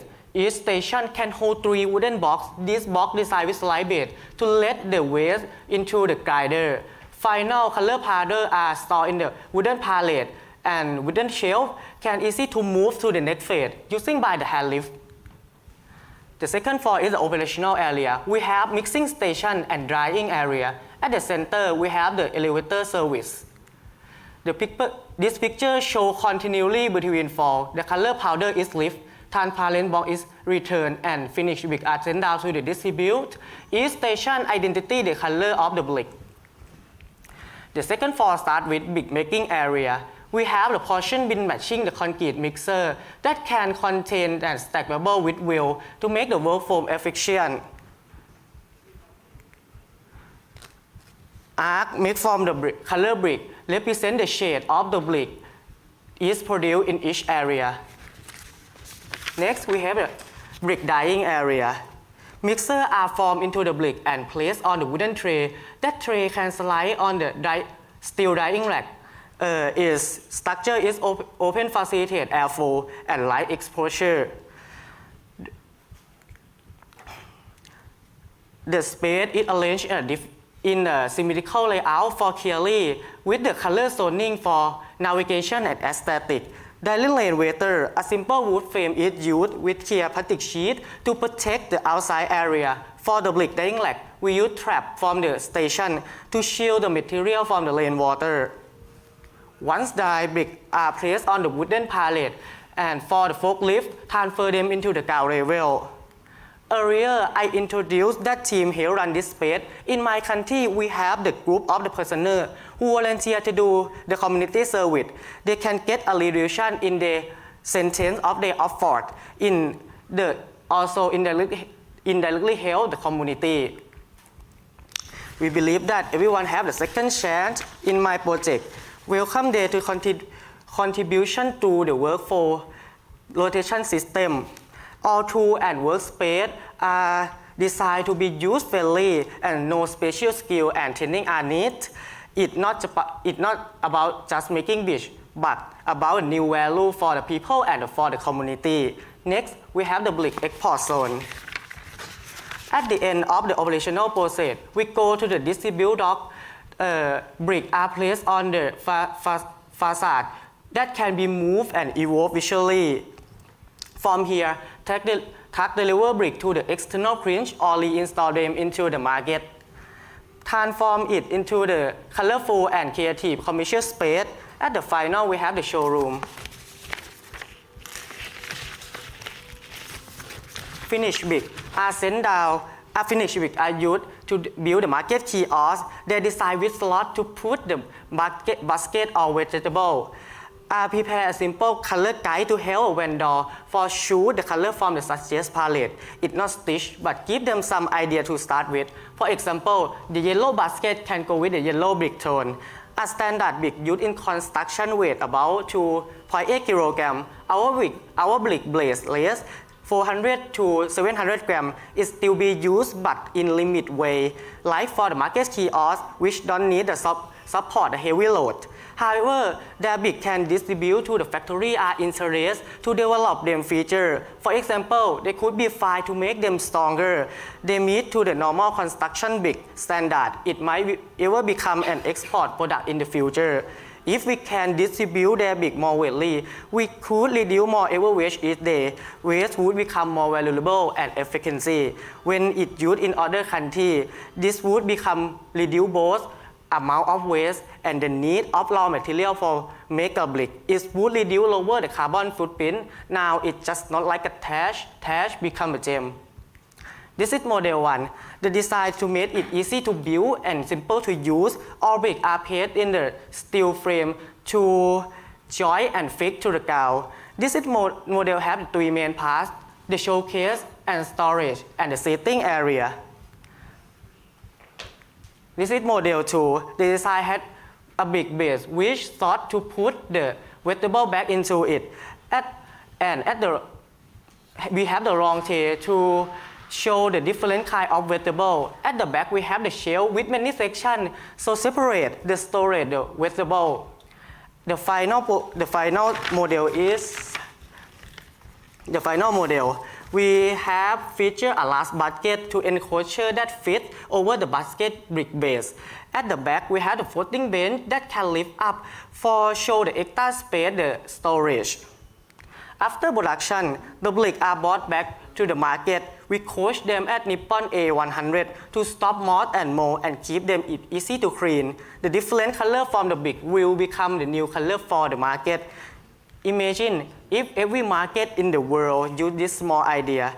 Take a brick made from the market's waste and expand it to use in different industry. If brick were strong enough to use in all of kind of construction, by turn 60% of waste from the market to the brick, it would reduce a lot of waste. It could It could be one solution to help the global food waste problem. This is full journey of waste toward Talat Thai. I hope this project can serve as a small local beginning, the inspired bottler movement in how farming, how we manage food waste in the future. I'm Chon from Thailand. Thank you. Thank you very much, Shun. You can stand to the side. We'll give you a new mic for the Q&A. Translator, all right. Okay, could you two stand here slightly so that you're also in frame for the live stream?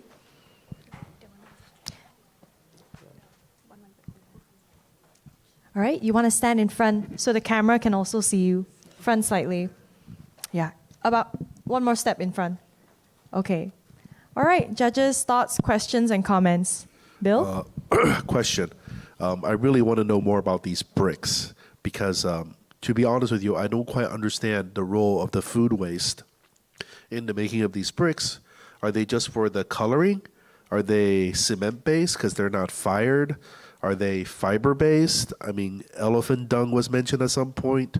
I need to understand more of it as a product, and because I want to understand how that fits in to be kind of near this food market and like what it's going to be used for. Because so yeah, if you can explain to me like what are these bricks like made of and other things. I'm reading this one of the concept, and I really want to understand why those bricks are color-coded. Yeah, and that is just an addition to the questions and the comment that the judge. So reminder, yes, you do need to hold the mic up as you translate. Okay. I'm sorry, can I get your question one more time? This is just an addition to the question given by the first judge. Yes. Actually, I'm carefully reading the concept here, and I cannot fully understand why those bricks are color-coded. Because you have, well, it's just an addition to that. That was just my wonder. Thank and you mentioned here that on the first floor, sorted, that is intended to sort out waste arriving by a loading dock, is categorized into 9 color-based groups: red, yellow, green, purple. So why those colors? Is that for segregation, or I really do not understand? Okay, thank you for. ก็คือเขาถาม Do I have to like Yes you do โอเคค่ะคือเขาถามว่ากรรมการคนแรกเขาอยากรู้ว่าตัว waste เองตัวน้อง peels พวกเนี้ยมันมีมันทำหน้าที่อะไรแบบว่าทำไมถึงจะต้องใช้ waste ตัวนี้ในการทำ brick คือใช้ไฟเบอร์หรือว่าใช้เพื่อสีอะไรอย่างเงี้ยค่ะส่วนกรรมการคนที่สองเขาขอเสริมว่าแบบว่าไม่แน่ใจเขาอยากคอนเฟิร์มว่าทำไมเราถึง color code แบบทำไมถึงแบ่งเป็นสี9สีแบบอะไรเป็นไอเดียที่ทำให้เราแบ่ง brick เป็นสีอย่างเงี้ยค่ะก็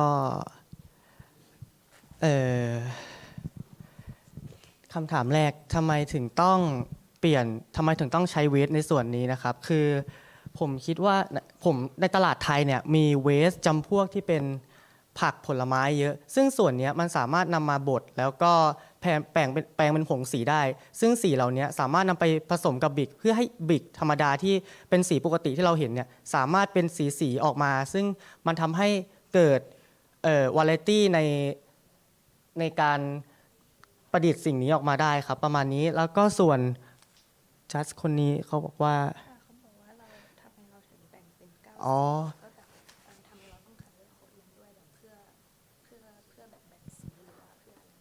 โดยส่วนใหญ่เวลาเราบดอิฐเหล่านี้ออกมาเนี่ยมันทำให้มันจะมีสีที่ออกมาอยู่ในเฉดพวกนี้ครับซึ่งมันจะเป็นเฉดที่เป็นปกติอยู่แล้วที่มันสามารถออกมาได้ครับใน9เฉดนี้มันไม่สามารถออกมาเป็นเฉดอื่นได้ครับประมาณนี้ครับผม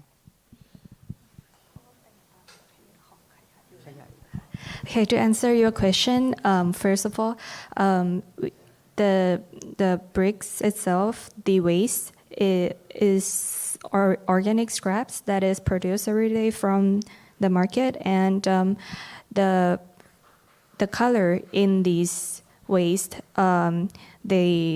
he wants to utilize it and make it upcycle it into like a valuable product, and that's why he think scrapes the food waste would be a good product, a good material for the product. And for your question, he mentioned that these shades, the organic shade of the peels, they give out bright shades, and he thinks that these shades are already segregated by the original color of the fruits.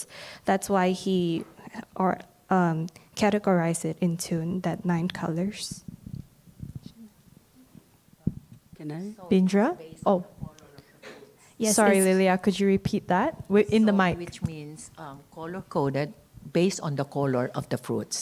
So if I happen to have this fruit all in yellow color or in the shade of yellow-orange, so that is where I have to designate my fruits. Is that what you mean? ก็สมมติว่าเขามีผลไม้สีเหลืองหรือสีส้มเขาก็ต้องแบบว่าแบ่งไปทำบริกสีนั้นแบบว่าถ้าเป็นสีอื่นก็จะ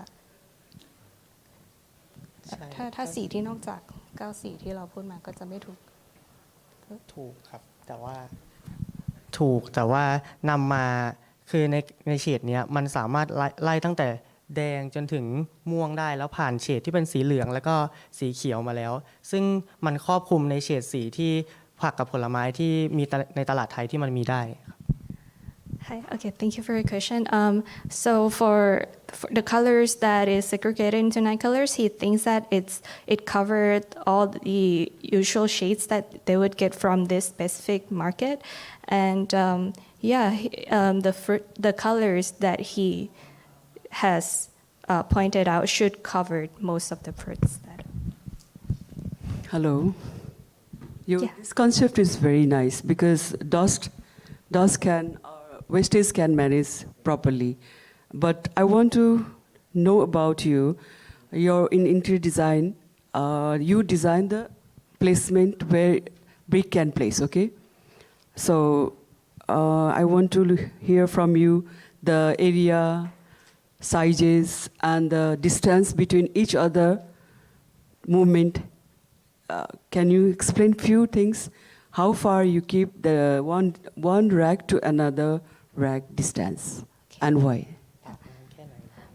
เขาอยากรู้ว่าแบบว่าตัวที่วางบริกอะค่ะเราพื้นที่แบบว่าระยะห่างระหว่างแร็คเป็นยังไงแบบว่าเราดีไซน์ให้มันพื้นที่ยังไงด้านใน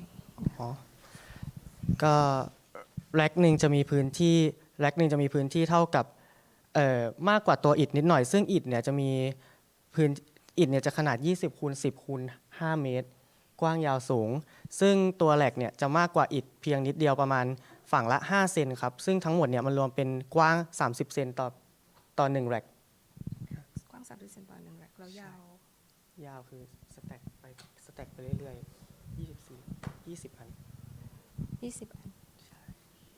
Okay, so for the area of the rack, he explained that each brick is 20 centimeters, 10 centimeters, and 5 centimeters, 20 centimeters in width, 10 and then 5 in tall. So he decided to design the rack to be 5 centimeters longer than the actual brick, so that he could keep the bricks apart. And the brick would be lined in 20 bricks in one row to keep the space between the bricks. Does that answer your question? Actually, not exactly that. I want mean to say, what is the distance between one rack to another rack? Because people can go easy to move. These type of things I want to hear from you designers. That's all. Thank you. Sorry, could you hold the mic? เขาอยากรู้ระยะห่าง between rack แบบ1 rack กับอีก1 rack ไม่ใช่แบบว่า size ใน rack เดียวแล้วก็ตัว brick อะค่ะแบบมันไม่มีระยะห่างแต่ว่าจะมีการเว้นช่องว่างไว้สำหรับ การระบายอากาศแล้วก็แสงเข้าถึงแล้วใช่ต่อกันเลยไม่ห่างต่อกันเลยครับ There's no space between the rack. Yeah. Okay. All right. Comment?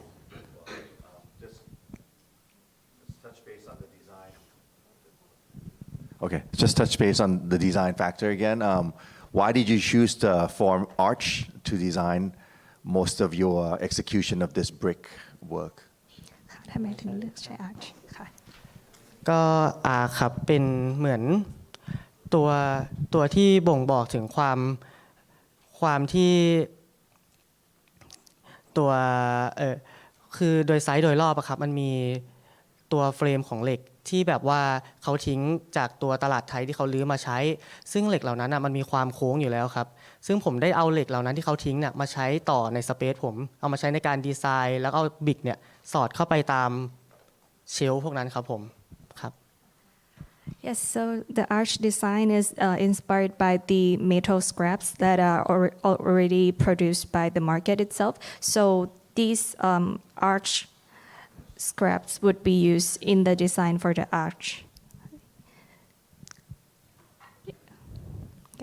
All right. Okay. Thank you very much. Another round of applause for Shun. You can take, yes. You can pass me the mic. Thank you. All right. Could someone help with the chair? Thank you very much. Let's give a moment for judges to compile notes, thoughts, and comments.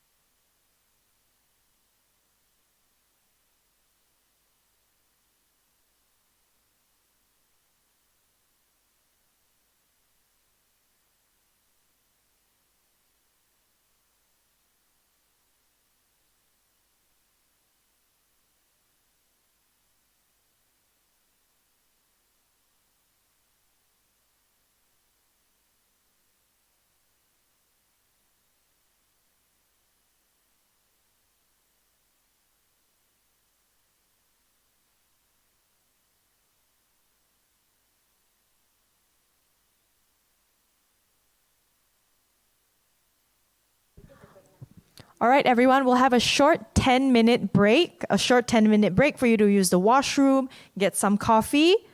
Those that are tuning in at home, we'll take a 10-minute break and come back at 11 a.m. to continue the presentations.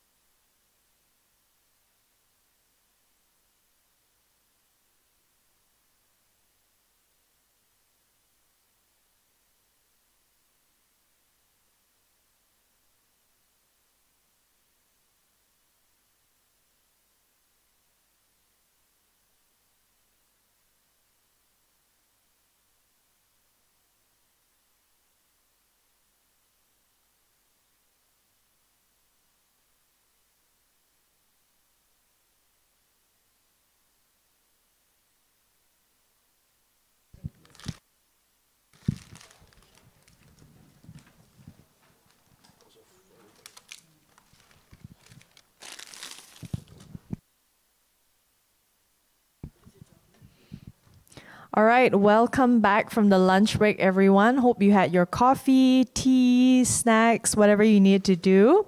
Okay, we're going to invite our next presenter onto stage, Amy Tenkam, with her project LYEC, Lao Youth Edutainment Center.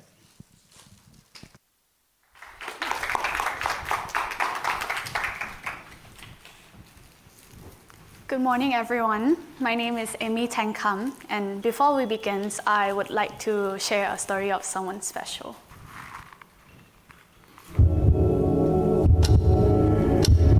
A story about Noi.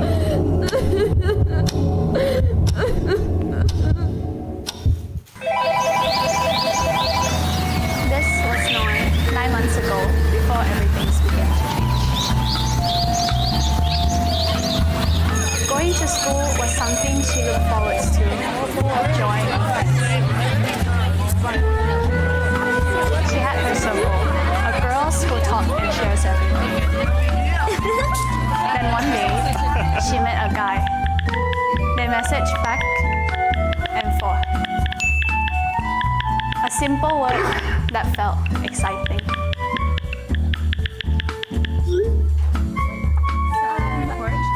She even told her friends about him.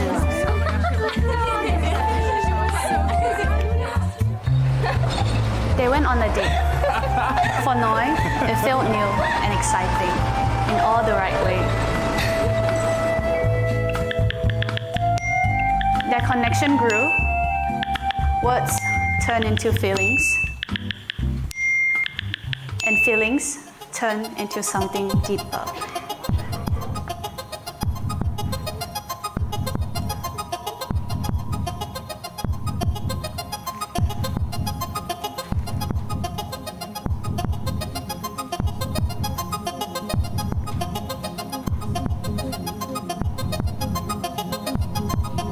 And just like that, 2 lines, one future she never imagined.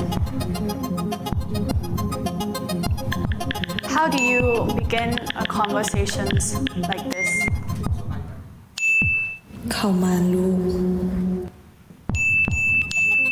Noi was scared to tell her friends, her families, or anyone at all. Going to school was never the same again. It no longer felt bright or joyful. She could feel it, the pressure, the judgment, and the whisper. She didn't want to leave, but the weight was too much to carry.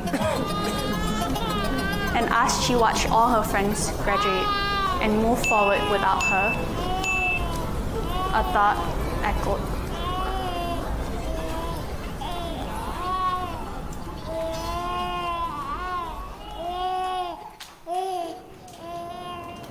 Khoi รูปให้จากคนหรือจากบอลที่สามารถสอนคอยได้ไวกว่านี้ก็คือสิดี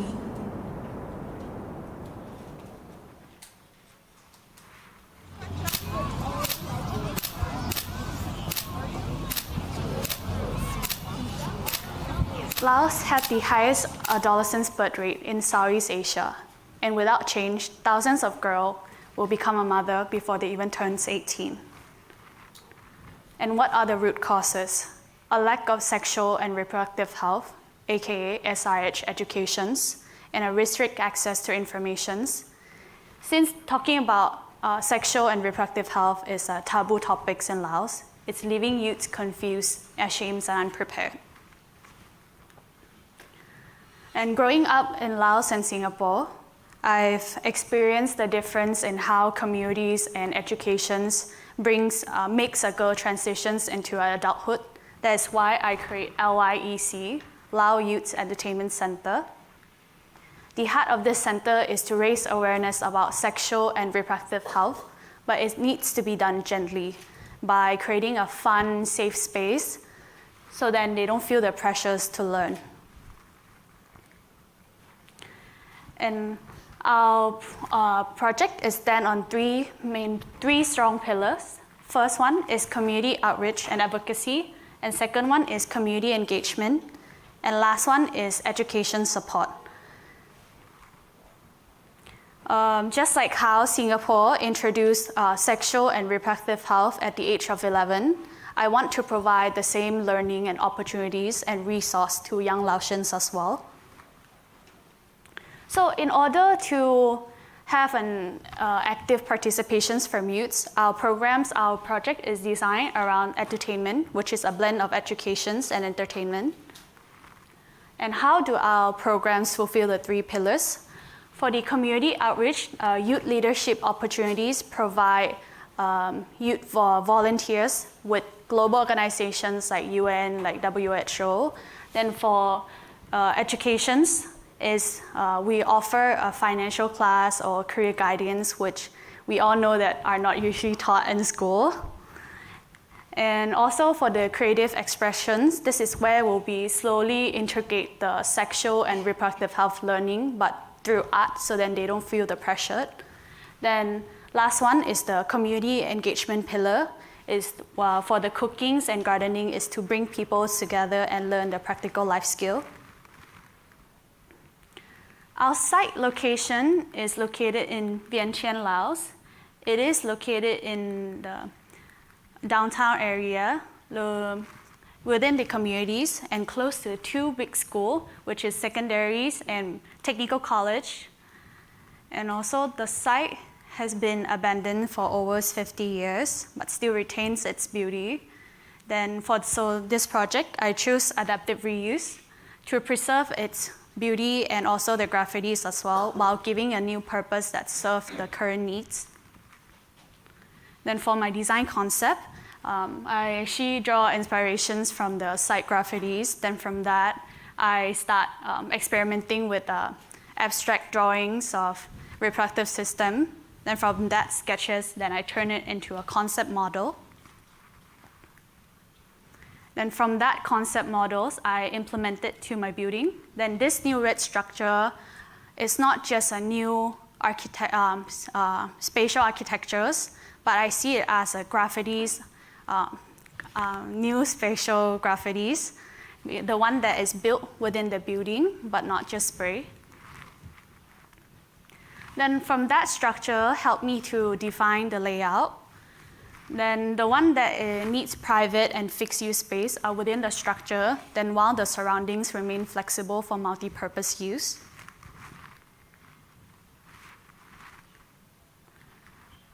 Then for my spatial strategy, I've also integrated the multi-purpose space and also ensuring a good vision flow throughout the space. And for the sustainable features, I integrated skylight and recycled material. Then before I walk you through my space, I would like to share my design intentions. Since talking about sexual and reproductive health is taboo in Laos culture, I would like to create a space that feels inviting through programs and design. So by doing that, we'll make people naturally learn and connect and come together. So let's take a walk to LYEC. Now, the main entrance is in the middle ridge shape right here. Then while on far right is a secondary entrance. So let's take a walk on the main entrance. As the visitor walk into the main entrance, they'll be greeted by the receptions area. There will be a kiosk where they can check the program's update or booking spaces. Then on the left, they'll walk through the multi-purpose events area. And further down will be the cafes and the cooking workshop. Then on the right here will be the exhibitions tunnel or the main staircase that will showcasing the sexual and reproductive health learning. And remember this tunnel because I will come back to it later. And while taking the tunnels to level 2, you'll meet the library area, which extends throughout the floor. All the way to the left there will be the admin office and the computer lab.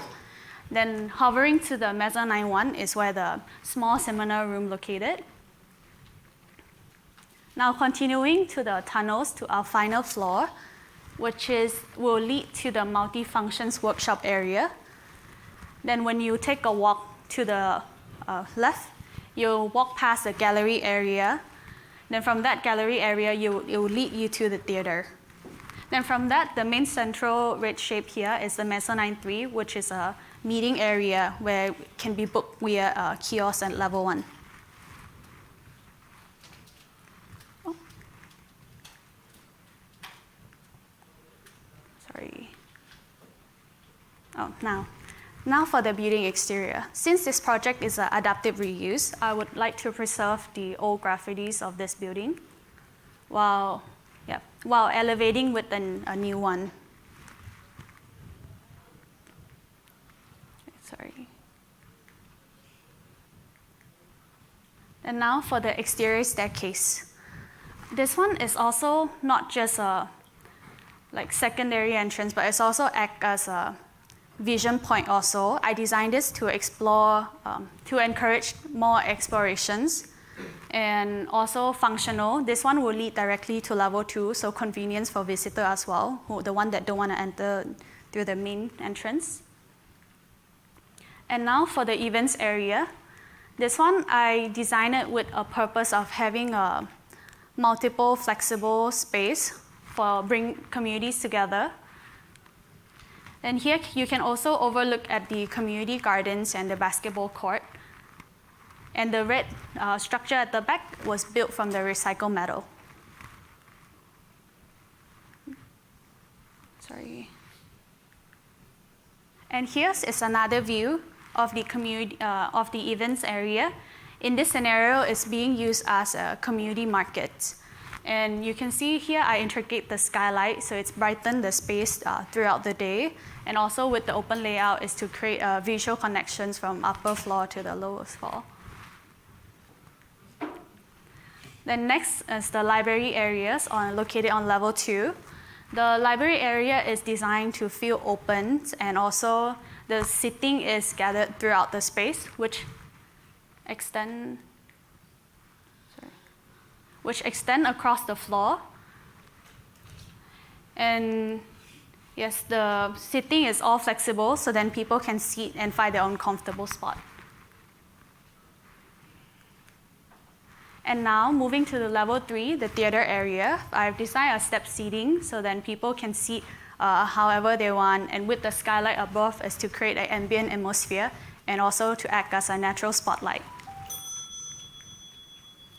And now is the gallery area, is where I integrated the interactive art installations that help youths visualize their future. Because in research show that when youths, they envision themselves in futures, and they're more likely to achieve that. Then now for the workshop area, it's designed to be open and adaptable for various use, like meetings and creative art inspirations. And now for the exhibition tunnel that I've mentioned earlier.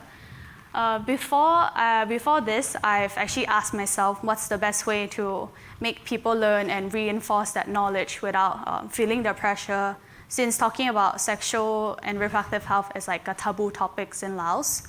That's what led me to this design. As people walk through this tunnel, which is also the main staircase, they'll be constantly surrounded by educational visual of sexual and reproductive health learning. This is to encourage learning with casual and subtlety. And for my design elements, I've designed modular furniture for the event space and the workshop area. But more importantly is the distributions kiosk. Here is where will be a sexual and reproductive health drop-off box and a condom dispenser, which located in the restroom area. And this is to encourage active participations while having the discretion. And lastly, throughout the space, throughout this journey, every space, every shape, and every color was chosen with intentions. So in the heart of this design, I've chose sachet red. This bold color is to represent the urgency of sexual and reproductive health conversations. And often the space that talk about the topic that is treated as taboo, and this is to also encourage an openness. But even boldness needs balance. So I softened the space with pastel color to create a visual comfort. Then together, these palettes tell a story. It turns building into more than a space. It becomes a platform where youths can learn, explore without fears, and take control of their futures. Because in the end, this is not just a building. It's the beginning, where a place where stigma and possibility begins. Thank you. Thank you very much, Amy. All right, let's have you stand aside so we can pass you a new mic.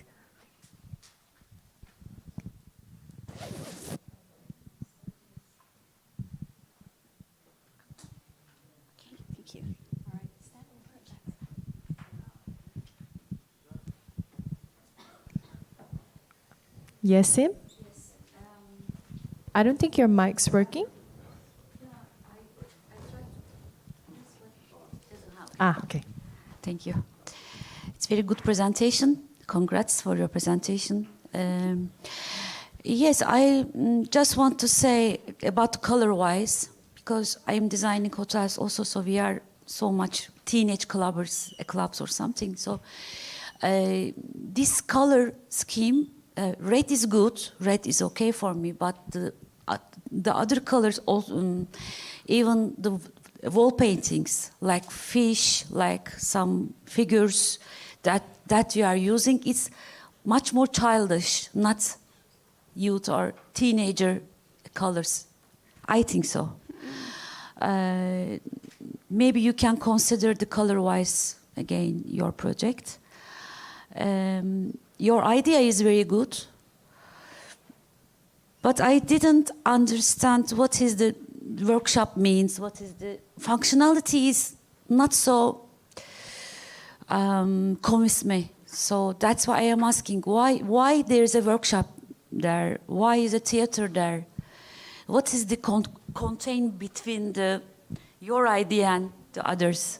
Okay, well, actually the idea of this place, the main core is to raise awareness about this issue, which is early pregnancies and sexual and reproductive health related. But because talking about it in Laos culture, it's like a taboo topic.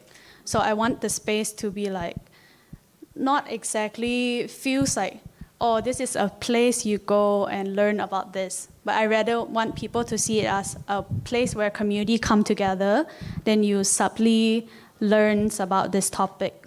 So that's why all my programs, the one that will introduce about sexual and reproductive health topic is through a workshop, which is an art, where they can express through arts instead. But otherwise, other space will be like mostly multi-purpose space, like a normal basic thing like libraries and web, just to merely bring people in together. Yeah, thank you. Okay, Mike. Again, the presentation actually explained more than the slide previously that we have been shown. I think the first sets of presentation where it comes together on why you want to create this space is very touching. So congratulations for that. My question is, first of all, why did you approach the design to be quite loud, meaning that it's very bold and striking, which I think it's kind of conflicting with what the tough suffering of these teens are situated. So that's my first question. And then the second question is, why did you choose to kind of distorted the building? You know, it's a good approach to do adaptive reuse, but why did you not try to preserve it or enhance it in a way that it actually still it keeps the foundation of this building? So that's two questions that I have. Okay, thanks for the questions. Well, for the first one, why if I choose go with the bold like design and colors, I feel like even though the topic is very intimate and sensitive, I think that I also want to highlight that this is also urgent, and I want to point it out how important it is as well, even though it's such a hidden topic. Then talking about the site, I've choose adaptive reuse, but while I was exploring with the design and shape, I also want to highlight like the design itself. That's why I've installed the red shape throughout the building, but the facade and everything I still remain as it is. So just add additional characters to the site. Yeah. Because I had an issue with the facade by adding those. I can understand that it could be played in the interior space, but by plugging it into it just has no meanings to why you need to plunge in those exterior facade.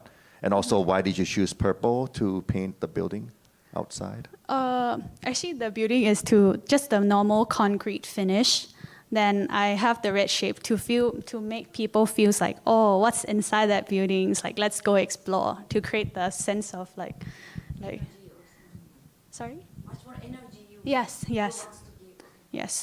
But the building is purple, right? From one of the rendering. No. It's a concrete. Oh, it's concrete because there's another picture that okay. Yeah, this one, I thought, why did you choose? It's concrete, right? Yes, it's concrete. Okay, I'm looking at it and I thought, why paint it this color? And okay, last question to the function. People with this situation, they may not want to be seen. What do you feel? How do you take on that function? We have a very concise answer. Yeah. Sorry, you about, can complete your people question. coming in, they might not want to be seen. I think all of this approach is quite bold, and would you consider people try to get their way into this building which they don't want people to know? Yes, actually, for answer that question, I actually make this secondary entrance here, which they can just directly leads to level 2. So they don't feel like, oh, I'm entering the main building, everyone will see me now. So this one, they can just enter to level 2, which is just a library area, which anyone will use that space anyway. So they don't feel like, oh, it's so much pressure to enter the buildings, yes. All right. Okay. We actually don't have enough time, so if you have any comments, questions, perhaps you can talk about it over lunch or when we meet for the dinners. Thank you very much, Amy. A round of applause. Thank you.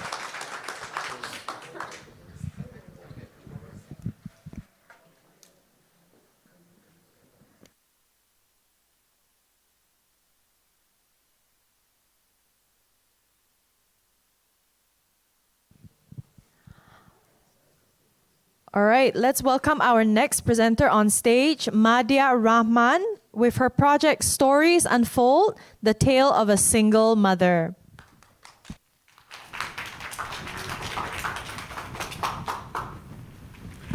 Hello everyone, I'm Madhya Rahman and I'm from Bangladesh. Today I'm going to tell you a story the world never paused to hear, the tale of a single mother.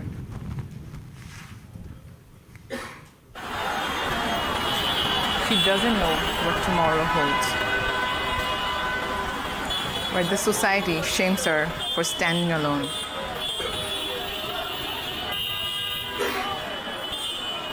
Where every day is a battle.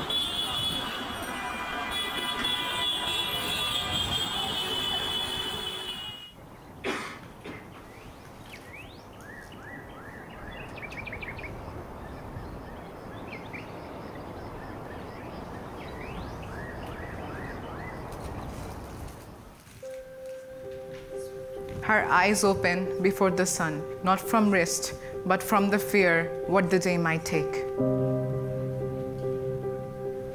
আমি কামে গেলে আমার বাচ্চাটারে কে দেখবো?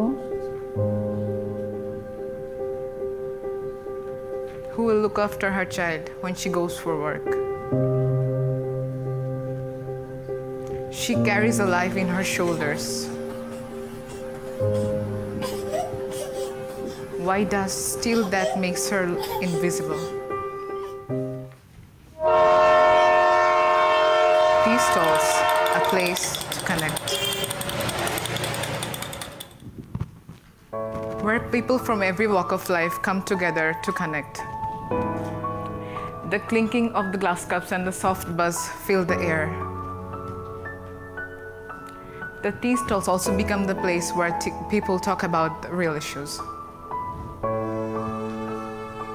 Where they express their worries, their emotions, and connect with the strangers.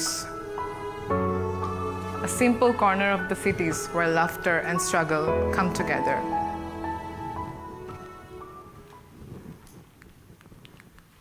What are her silent struggles that we unsee? The struggle of acceptance, poverty, and even health issues. In 1970, numerous numbers of Bangladeshi children were adopted to abroad without their mother's consent. The underprivileged single mothers entrusted their child to take care homes, and later on they were adopted to abroad without their mother's consent. Over 3.4 million children in Bangladesh are living in the streets because of poverty and family breakdowns and even lack of education. Over 54% of single mothers are suffering from psychological issues.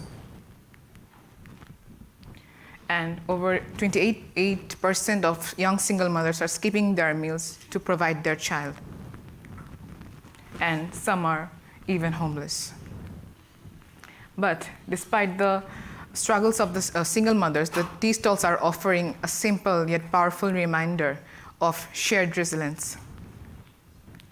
In Bangladesh, people are connecting their emotions with the tea stalls by offering hope just by listening to the strangers, where people share their worries and struggles and the emotions with strangers every day. The community space in our country. And some of the tea stalls are even run by the women. Despite the warmth in their smile, they are alone and they're worried about the harassment and the vulnerable society. But what was the main issue I was focusing on? The mother left her child at home alone in search of a way to survive. And that's where my project begins.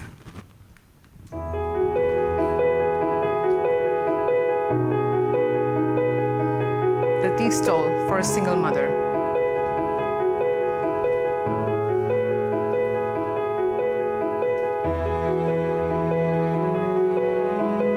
With her child by her side.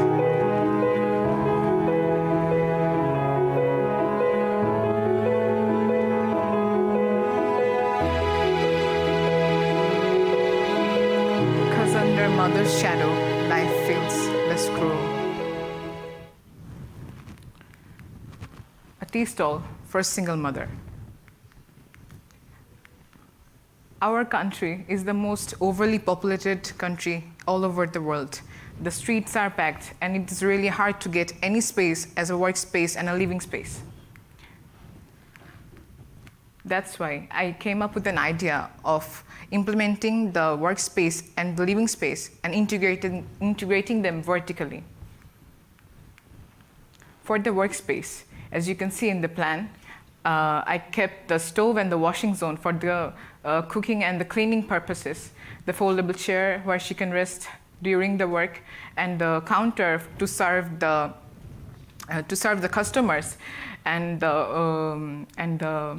if we came up here, the sliding door for wall utility, and then the shelves for more storage, the foldable ladder for the space portability, and the foldable countertop to serve to get more space to serve the customers, and the wash zone for the washing purposes. And that is all you need to implement the workspace. And if we go and take a look at the living space, I kept a bed and a table and the window for the ventilation. I tried to keep everything minimal because the design is compact and it is really hard to get any more spaces in the roadsides. I used the grocery baskets to elevate the bed, and the foldable table for multiple functions, and the shelves for the storage, and the mirror. I kept the mirror where the mother gets ready every day, preparing herself to face the society, not for anyone, but for herself. And the child, where he or she sees himself or herself growing every day, and the trapdoor and the barrier for safety purposes. And that's where simplicity and dignity comes together. But most of the single mothers are underpaid, and even sometimes they don't even have any work. That's why I try to keep everything minimal, recyclable, reusable, and affordable. I'm using the grocery baskets for the counter table and the bed. And over that, I'll be using the foldable wooden plank to use the storage. And for the wash zone, I'll be using the recyclable street dustbins and the plastic bottles. And for the wash zone, we can again filter out the water for the street animals, and also use the tea wastage for plantation. And for other details, we could see that we can use foldable ladders for safety, for space portability, and bed barriers for the child's safety. And that's how, oh, sorry.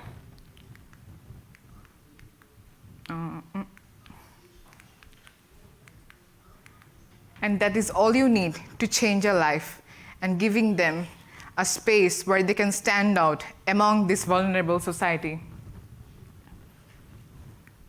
But if we get any further spaces, we can add another module to give them sanitary facilities like a toilet, and getting more space for the living area. And this is the front elevation, where people are connecting with the single mother and the child. And this would be the section, And if we take a look at the exploded view, this is the workspace, this is the living space, and the tilted roof for rainwater collection. And when the culture blends with the colors. Pottochitro is one of our traditional artworks where people used to express their stories and social issues through colors, but today it's fading out. That's why, with the help of Nippon Paint, I want to bring the culture again and tell people the story about the mother's struggle, and bring the social issue on the society, and tell the untold story of the mother and the child. And using everything recyclable and reusable and environmental friendly. The bamboo, the wood, the dustbins, jute ropes for joinery, the grocery baskets for painting using the Nippon paints, and then bamboo woven mat. And for the wall layering, I'll be using a bamboo frame, then bamboo woven mat, then jute fabric, then the plastic for waterproofing, and then again I'm using bamboo woven mat.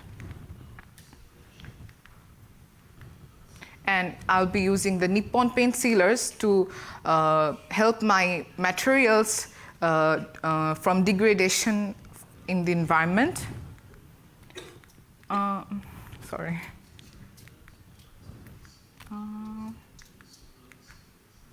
And that is how we can change the life of the mother and the child and give them a shelter, a way to stand out in the society, the minimal design. And traditional bamboo joinery methods can be used, using the joining system and the footing system. And what we see now, the woman standing in front of everyone without any fear, standing out in the society, and where we can change the way we see gender equality.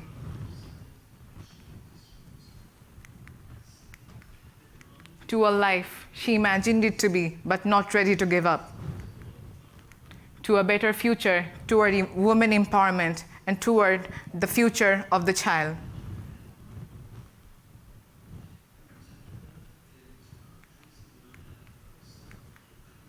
To a life full of colors, the colors of hope,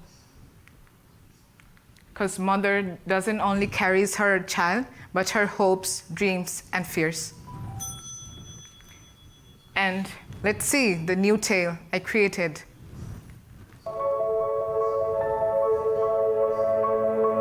With trembling hands, she builds a future no one handed to her.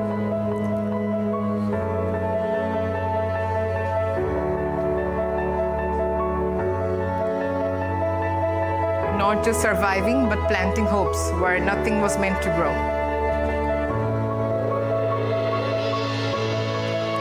For her child, for her better future.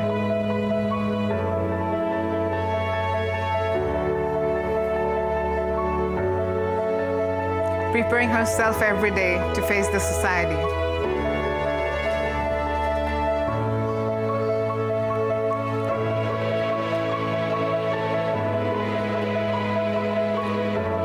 Where society starts to accept.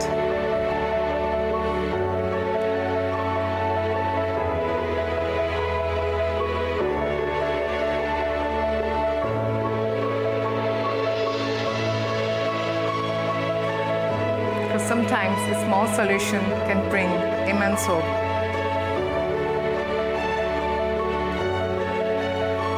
Stories unfold, the new tale of the single mother.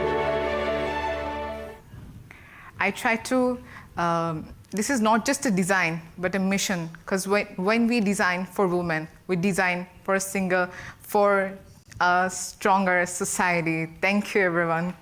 Thank you very much, Madhya. Right, you can step to the side. We'll pass you a new mic for the Q&A session. Thank you.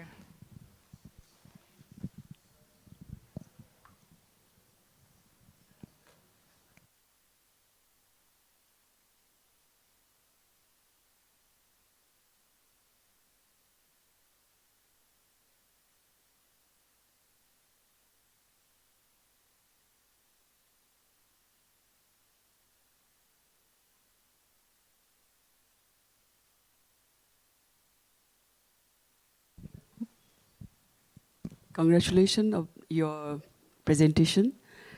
I have only few questions. You presented the details of bamboo joint. Can you brief how you joined, how you saw the self, and another question is, which paint you use in art? Nippon Paint, you said. Is it waterproof or which paint you use? Thank you.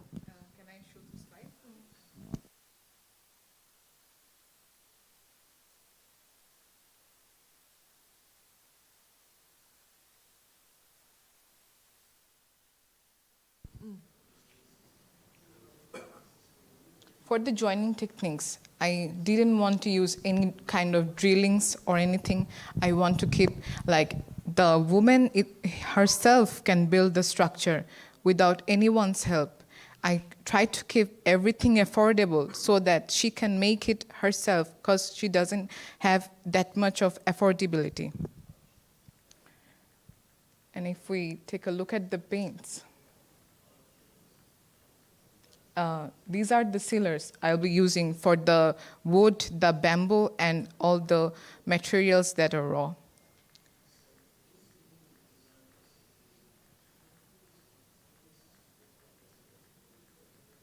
And for the Nippon Paint colors. Sorry, Madhya, do hold the mic to your... Sorry. And for the colors, I'll be using the bright colors because the mother is trying to show people the way her life turned and the way she's happy and her child to be beside her mother and the mother beside her child, because that is all we need. I think I always look for my mother when I come home. And for the child of the single mother, we can see that she's leaving her child at home alone. But with this solution, she's getting to see her child every time she wants, and the child getting to see her mother every time the child wants. And that's why the way the story began to be happy, like I'm dressing today, like all the things are black, but we expect it to be over everything. It's going to be pale or something. It's going to merge with the the black, but I'm popping it with the bright pink color to present that it's not the dark story. We always think about like someone is suffering, but we cannot really serve them. We think we just let it be. We cannot do anything about it. But with this project, I just heard a story no one ever heard or no one ever tried to pull up, but the untold story, and I want to bring the happy colors here. Thank you for your question. My question is it waterproof or which color you use? Yes, it is waterproof as we live in a country where a lot of rain happens. And the acrylic colors I'll be using, Nippon Paint acrylic colors.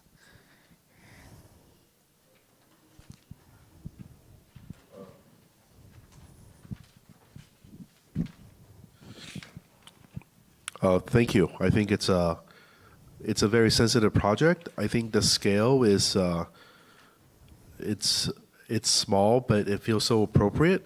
It feels within reach, and I think it's something that I feel like I'm like, oh, let's go on and do this tomorrow. You know? You can call 2 friends, and then you can get it done. And I think that's something that's really nice about this project. I mean, there's so much ambition to it, but yet it feels so within reach. And I think, anyways, congratulations. Thank you very much, Bindra. Thank you very much, Bill. In our design, materials are very important. I am just wondering about the durability and strength of the bamboo. How long will it last, and what treatment have been considered so that it can, weather the harsh conditions of the environment? Did you ever think of that?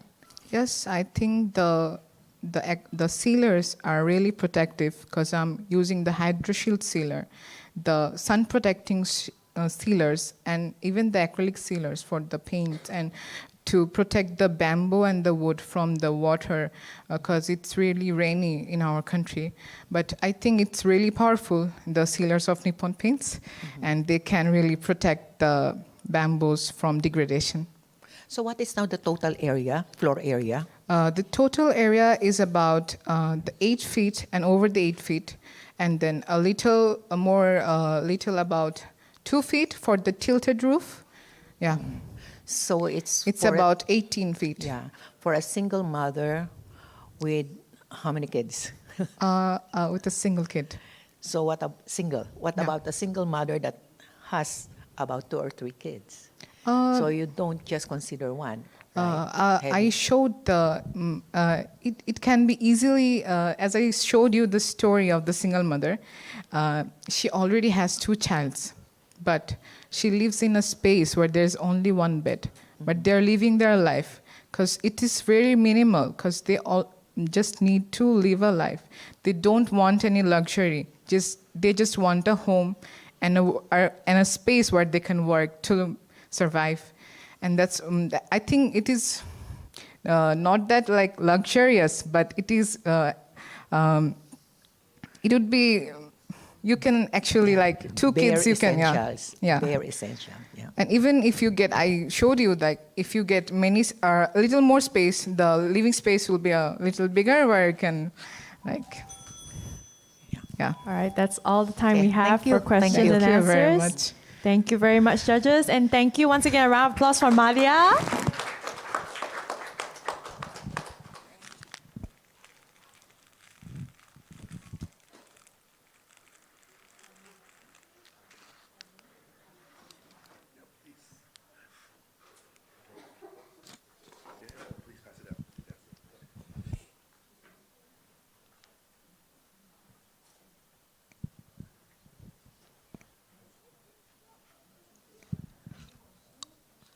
All right, let's welcome the next presenter onto the stage, Chamin Kalubowila, with his project Peta Link City in Harmony, Spirit Celebrated.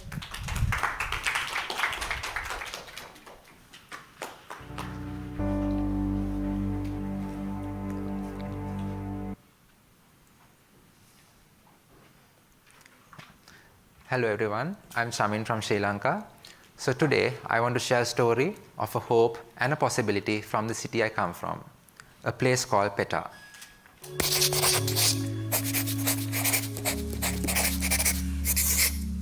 Peta is a vibrant commercial hub in Colombo, Sri Lanka.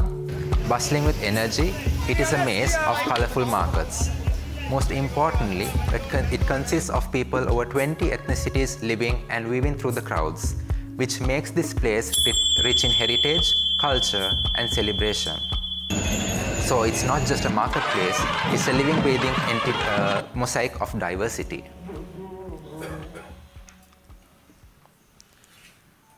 But today, this vibrancy is under threat. Markets are being dismantled, and the street vendors, the lifeblood of Peta, are being displaced to accommodate new developments. So, the spirit of this city is slowly fading. අවුරුදු 21 ඉඳන් මේ payment වල දුක් විඳිනවා. ඉවතුනේ අවුරුදු 8ක් තිස්සේ මෙතන තමයි මට ඉඳට නැහැ.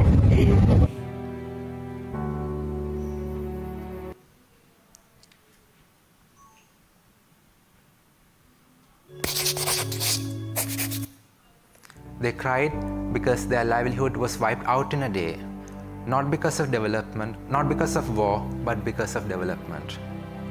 This is a global issue, where design is often imagined for the privileged and not for those who are already there, for the communities who live there.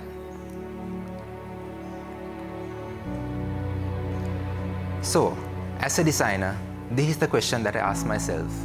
The city is growing, but who gets to stay?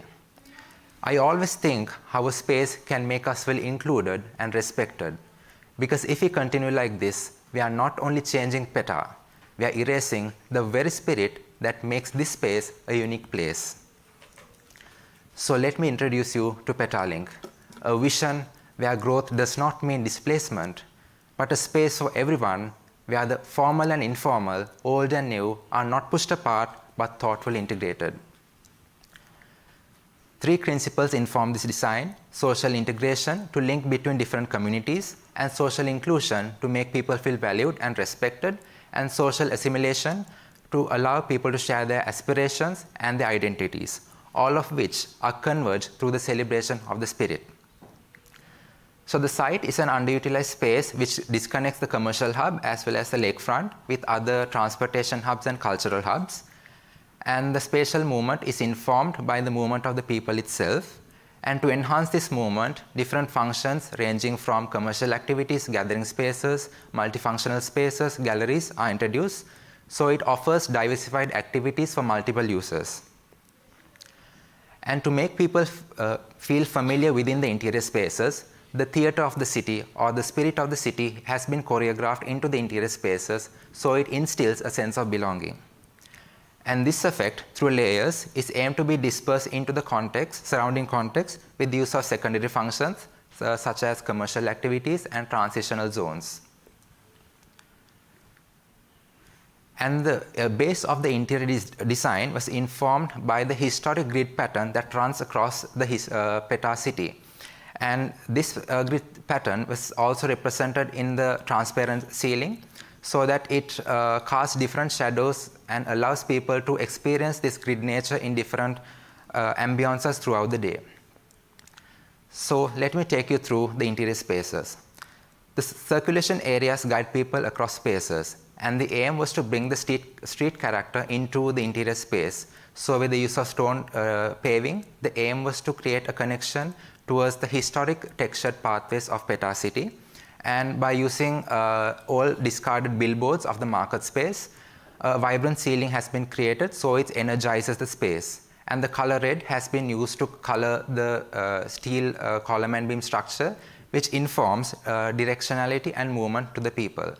And to make these spaces more lively, convertible stalls have been introduced. So at one point, it is a vendor stall for pop-up markets, and at another time, it can be converted into a seating. And this is a timber frame structure which has upcycled gunny bags coated with Nippon epoxy paint as the covering. And also the Peta market energy has been represented through artistic artworks which brings more vibrancy to the space. Sorry. So let me take you through the first space of the market space. So the market supports and integrates the displaced informal economies. And it consists of 5 modules, so it makes a market a modular market. And the 5 modules allow vendors to promote their products in diversified ways. And with the use of 4 vibrant Nippon Paint colors, it follows a clustering of products based on the color. And also it brings the Peta market energy with colors into the space. So during the daytime, this functions as a good market where the vendors can come and sell the local produce, and packaging boxes are remodeled as seating, and discarded gunny bags are being dyed with color and used as vibrant overhangs, so it brings a memory of the Peta market into this space. And also with the use of street lighting and textured pathway, the street character is being transformed into the interior space. And in the night, this transforms into a cultural market where the local community will come and utilize this space to promote their culture through commercial activity, which will attract users such as tourists and will activate the nightlife of this space. So next, the gallery space. The gallery space utilizes a light box ceiling with luminous textile panel, which can change the ambience of the interior space to accommodate different community exhibitions. And with a screen which filters light into the space, it creates light and shadows within the space to create a dynamic effect in the daytime. And in the night, you can, with the illumination of the light box, you can see the people's movement in a layered format through the screen. And this screen was inspired by the historic lattice screens of old shop houses of Peta. And instead of making it a mere screen, it was developed as a bioreactor facade, where it is actually the material is a Teflon tubular system, where it runs the pollutant algae of the lake nearby. And this can harness energy with the use of sunlight and generate electricity. So it showcases how a structure, a mere screen, can be given more purpose, and how a negative aspect like a pollutant can be converted into an asset. So all of these spaces converge into a central space, the shrine of the people or the common ground. So to enhance the nature of the common ground, I have used neutral tones so that it allows the vibrancy of the people's activity to be highlighted. And the central sculpture is the highlight of the space, and the memory wall becomes a backdrop to the space. So the memory wall is a celebration of the community's history, how they are demonstrating how they grew through their past, through the tragedies and their potentials.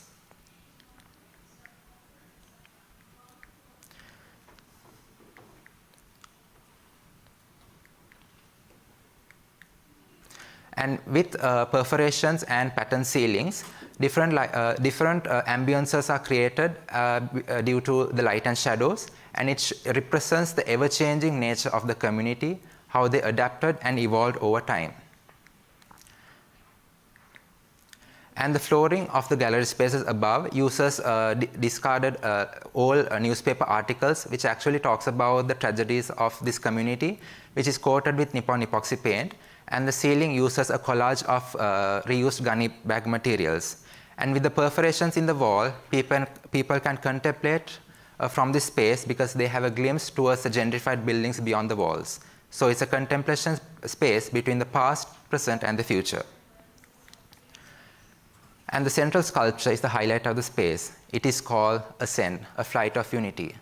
It is made out of discarded old train scraps, which is sourced from the site itself. So it connects to the movements, journeys, and memories of the community as well as the site itself. And each triangle represents an individual, and the 3 corners represent the 3 phases of an individual's life: the past, present, and the future. And with the use of copper color, it adds more value to the entire composition, so it showcases the beauty and value in unity in diversity. And this space flows into a multifunctional space.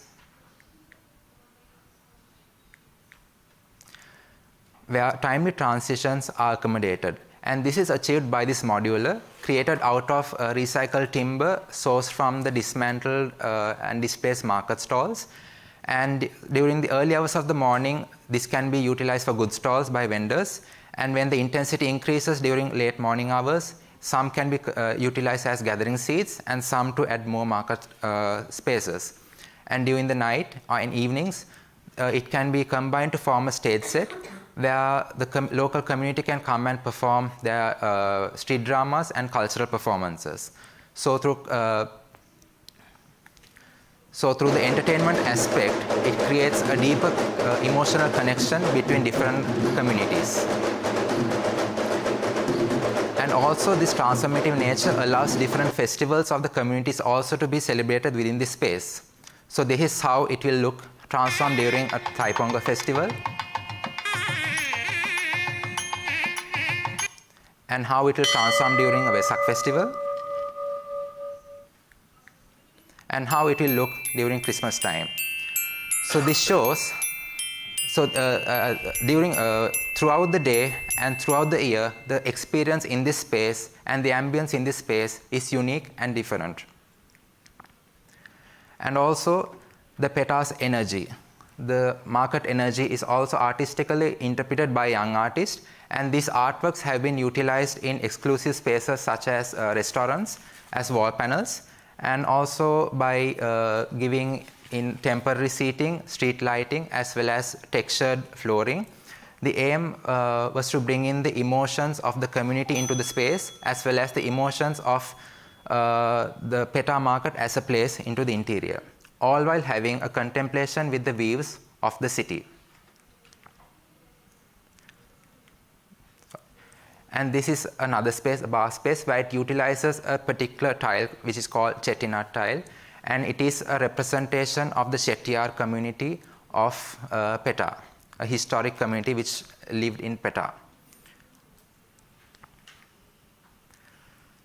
So this shows how the transformative nature and the celebrative nature gives more meaning to and how impactful convergence is.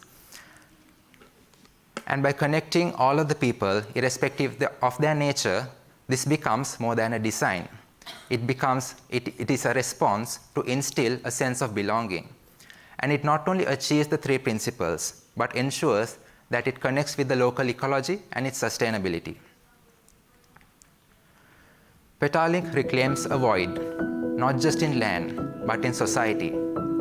It transforms a place of exclusion into a vibrant space of gathering, dignity, and identity.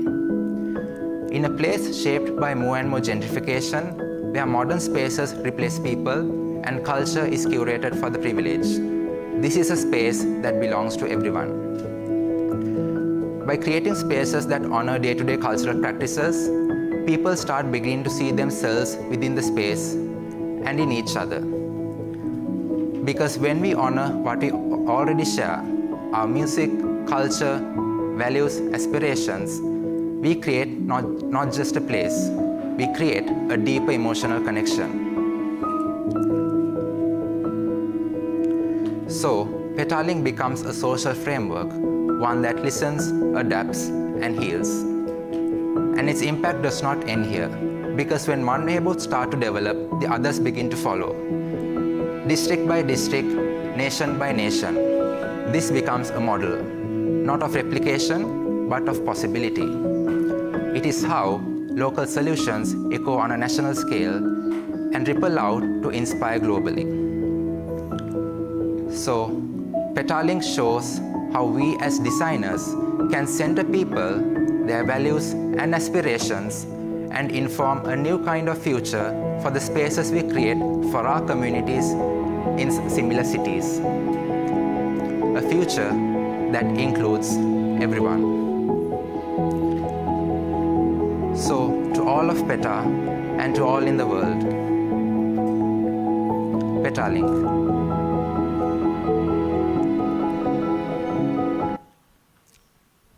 Thank you. Thank you very much, Chamin.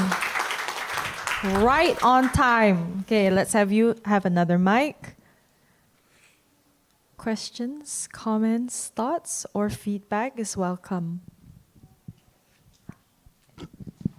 All right, Bindra. Oh. I think it's a interesting project. Of course, you address how the streets are reclaimed, right? And then bringing that sense back into a place where you want to put everything together. But in my understanding, these places that they used to live on the streets that they used to be working on, right? Do they live in that space as well? Yes. So basically, the city has different sectors.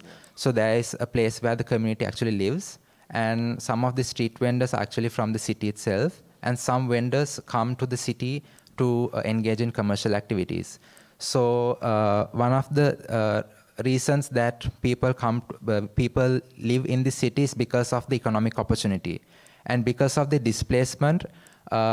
Recently, due to different transportation developments, a lot of these market spaces, a major market space was demolished and relocated. And due to that, over 2,000 street vendors and 7,000 workers lost their jobs. And the reason why they stay in this city because of the close proximity for the economic opportunity. And the relocation was not a solution because relocation meant it is an additional cost for them because of the transportation. So, and this is a city where in Sri Lanka, this is a city where most of the social stratas overlap. Starting from the street vendor to a high-end businessman, this is where everyone overlaps. So you're not addressing where they live here. It's only where they come and work and yes, as a market. Because their actual living spaces are in close proximity. Within 1 kilometer, their houses and everything are there. It's just that they need a space for themselves to engage in their livelihood. To my feeling on execution, I think it's more of a showcase space.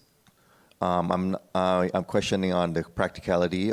One point is where it can convert from day to night. Yes. On a different venue. How do you address that? Like, where did they store their stuff? You know, and they different restaurant space owners, right? Yes. In the daytime and nighttime. How do that function kind of create into the space? So I mentioned about 5 modules that I've created. So the 5 modules are 4 modules are for the diversified options for people to sell their goods. 1 module is a storage. And there's a long module which can be a cafe module. So that long module is a connection of 2 modules. So one part is a cafe and the storage is also in that particular module. And with regards to the other modules that I've created, especially the stage sets and seating areas, so the space underneath the shrine of the people, the central space, it's a huge storage space. So where the multifunctional space is, there were stairs that flows into it. So underneath the stair, it's a storage space for these modulars. Thank you. Bindra has a comment.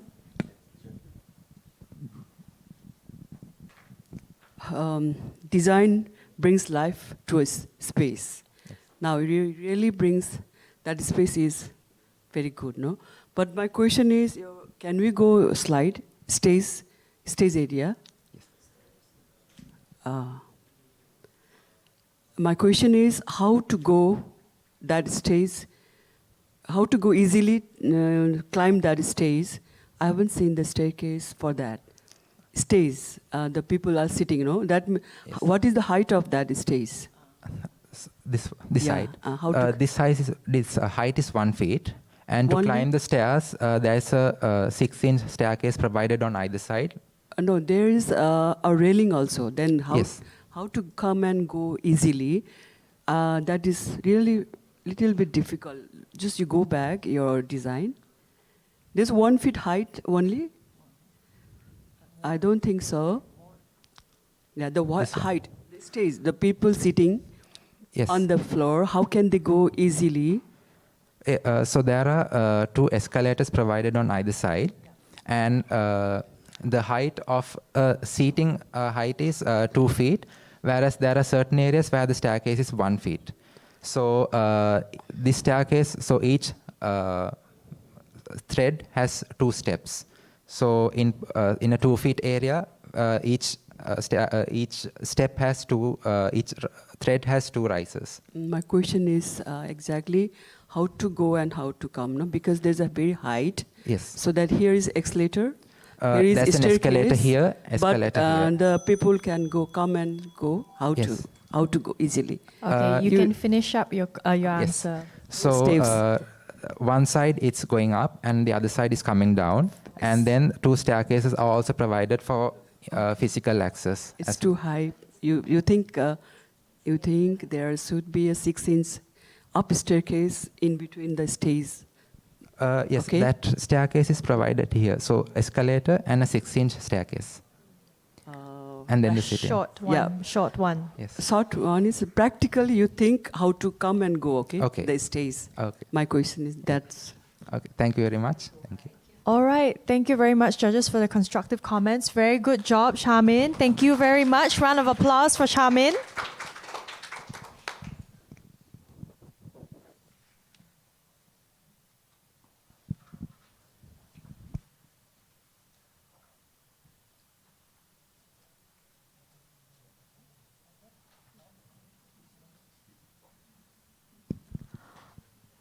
All right, we're going to welcome our next presenter onto stage, Shane Nicole Rubio, with her project Angkat.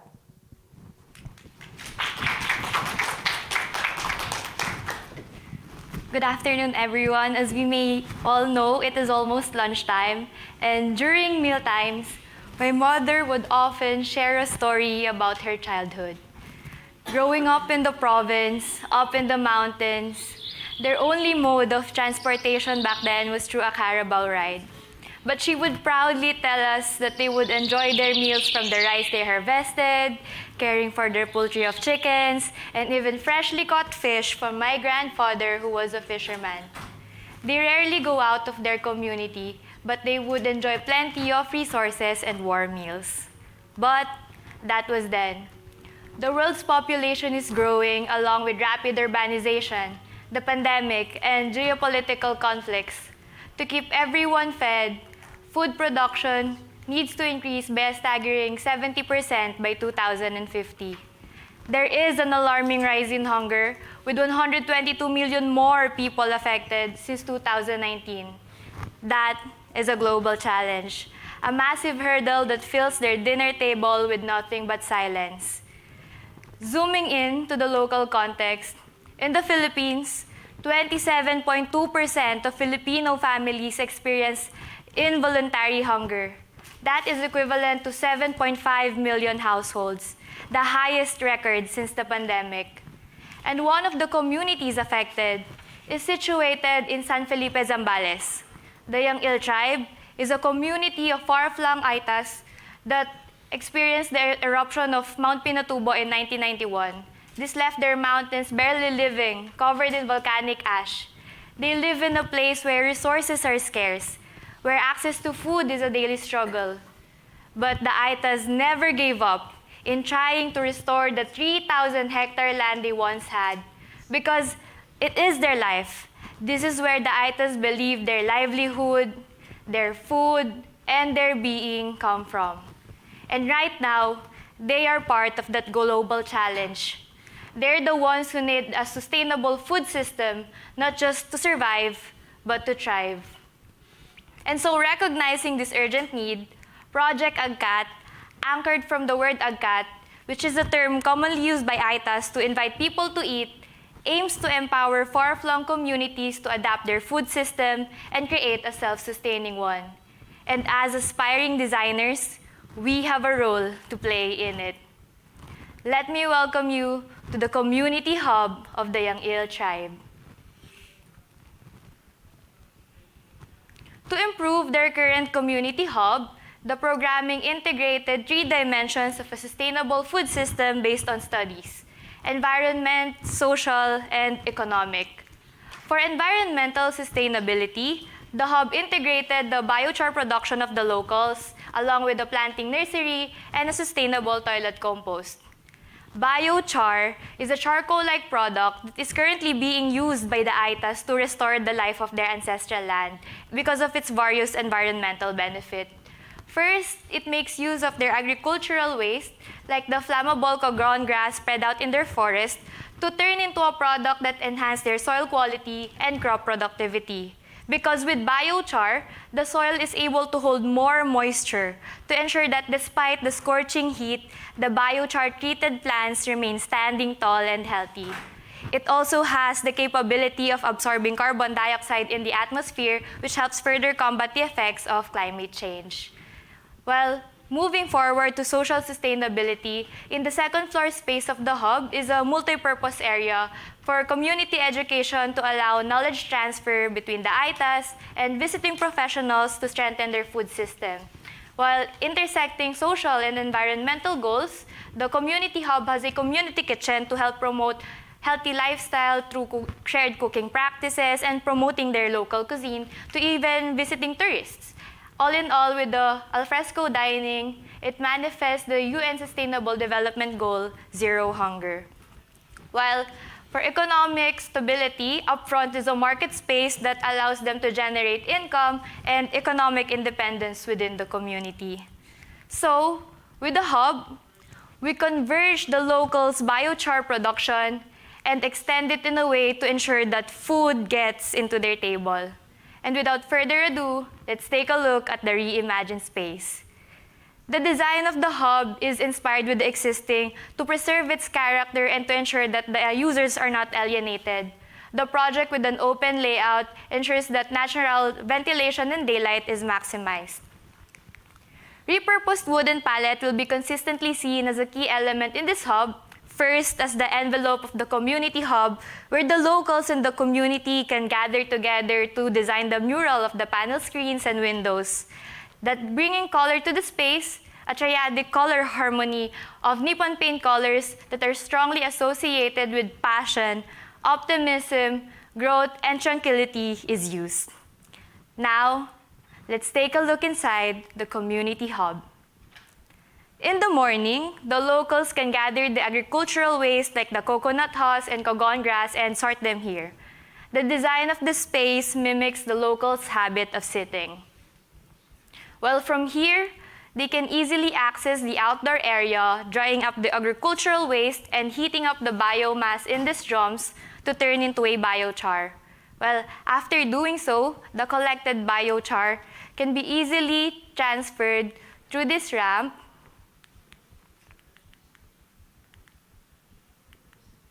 going to this platform where they can easily pack the collected biochar. And after doing so, they can easily store it below along with other agricultural waste for tomorrow's batch of biochar production.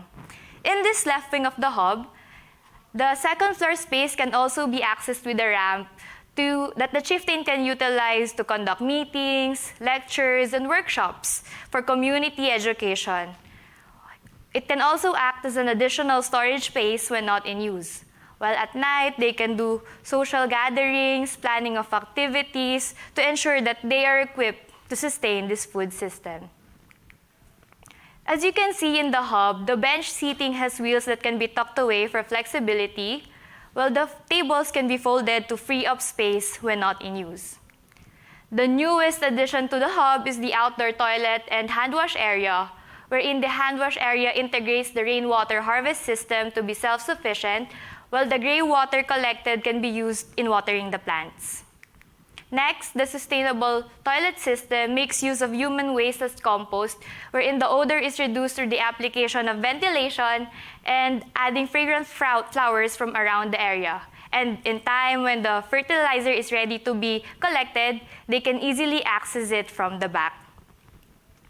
With that, we have strengthened the locals with their biochar production. We now try to find seedlings to use these biochar products for. And one way that we can do to help sustain and improve the cycle is through regenerative tourism. Here, we can help support them. because the community has been open to visiting tourists and travelers who wish to immerse themselves in the community, learning their hunting techniques, their traditions, and even exploring the wonders of nature while taking care of the tribe's planting nursery. The chieftain of the Yangil tribe, not asking money from them, instead encourages the tourists to bring seeds and seedlings to be planted, nurtured, and grown to benefit his children, grandchildren, and the future generation. Can you believe that since 2017, with the help of almost 4,000 tourists, they were already able to plant 60,000 native seedlings with this initiative? From forest trees of Yakal, Nara, fuel wood of Madre de Cacao, to agroforest of calamansi, cashew, and bamboo. Now, they have the crops to harvest from the gradual restoration of their ancestral land. And we have a way to further maintain their planting nursery. We move forward to the hub's rainwater harvesting area. But before that, we are now in the front entrance of the community hub that can serve as a gathering space for the locals and the visiting tourists, with the stairs acting as seats and the playful hopscotch design greeting the visitors. Now, the central point of the hub is the rainwater harvesting area that acts as an additional water source for them, gathering rainwater during the rainy season that they can use during the dry periods. Moving forward to the heart of this community hub is the community kitchen, designed to suit the cooking preferences of the locals. A sitting space is added wherein the locals and even the visiting tourists can gather together to do their meal preparation.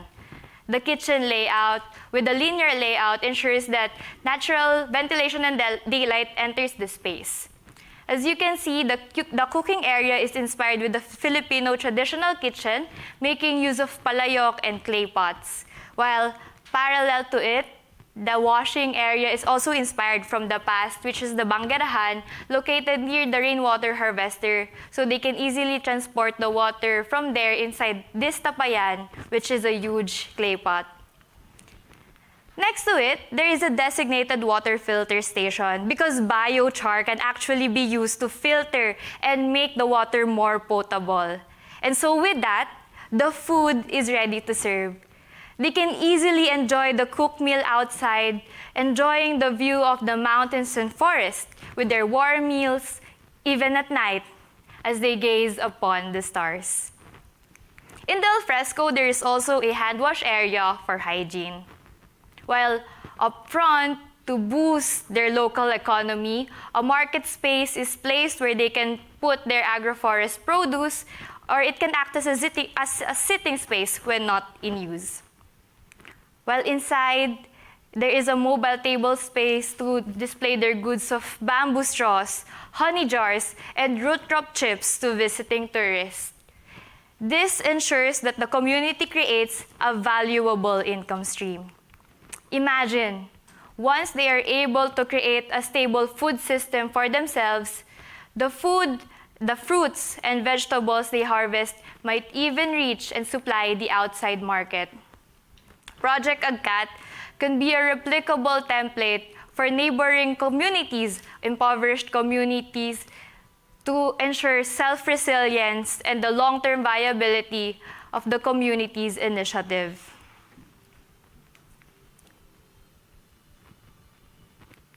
As the song of the AYDA children goes, my spirit, as calm as the sea, as free as a bird. The project ensures that the children can dare not only to dream, but become professionals, may it be in the agricultural sector to strengthen this food system. Who knows, might even become designers like us.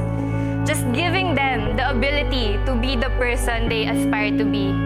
With Project Agkat, the mealtime stories of my mother are no longer a memory of her past, but the present reality of empowered communities, starting right here with them. Because only when the stomach is full can a fruitful future emerge and dreams take flight. Project Agkat. Thank you. Thank you very much, Shane. Thank you very much.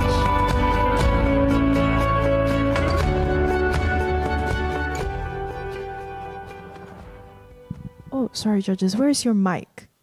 Oh. All right. Any questions, comments, feedback?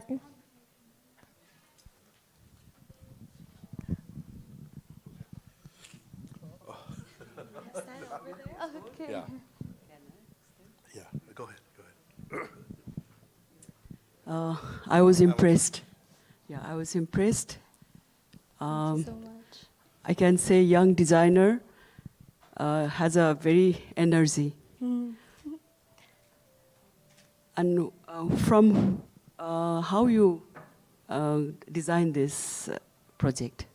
I actually first met the key organization that handles the tribe. And from there, I got inspired with the development happening in the community. And as an idea sparked within with that, as designers, I think we can do something to improve the developments happening there. Thank you. Yeah. Okay. Understanding the project, I basically you try to uplift the way they live, the way they engage, and how to use the all these clean energy and clean environmental friendly.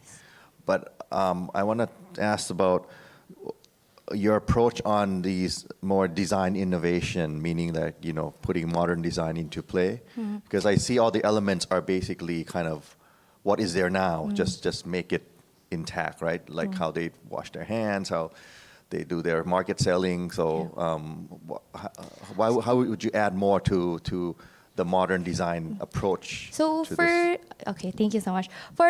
For the design of the space, so I first tried to be sensitive with what the ITAs, the users are actually familiar with. So I don't want to overwhelm them with the new innovations in the design. But if we can incorporate with modern technologies in the space, I think they've been trying to incorporate online selling within the space, like how they can reach the outside market with that. So I think first getting the signal, like internet connection within the space, so they can easily do it on their own.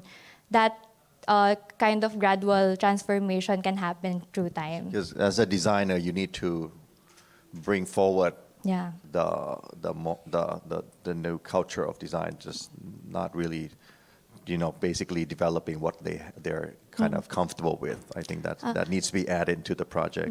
So I think the community hub currently is only the biochar production. So they don't have the community kitchen that I added, and also the rainwater harvest. These technologies, although simple and practical, works for them. So I think for now, that the feasibility of the project, I focused more on that. Yes. And another question about is the architecture that you created. Is that anything to do with any local architecture? I tried to research on what's already available within them, like the wood and the bamboo that is readily available within the community. Because when I research, it takes 2 to 3 hours of walking to go to the city proper. So importing durable materials like the metals would create or leave more larger carbon footprint than making use of what's already in the space. So I tried to take note of the materials that they can easily do to rebuild and to construct the project. So yes. Okay, thank you. Thank you so much. I think just to build upon what kind of mentioned about the architecture and everything, I mean, it's obviously an interior project. It's also an architecture project, has many elements of that, but it's actually also like a planning project. And I think it would have been nice if you could have shown more like the center, how it sort of sits within the site, how you sort of placed it, what is its relationship or no relationship with other buildings or other sort of natural elements. I think that would have gave us a much better idea of like how it kind of works with the other elements. Do the villagers walk a long time to get here, or is it literally in the sort of the center of the village? That would have been very helpful. Okay, but to add that the communal gathering space, this community hub, is actually walking distance within the community, so they can easily access it. Thank you so much. Any further comments? No? All right. Okay, then thank you very much, judges. And thank you very so much, Shane. A round of applause for Shane.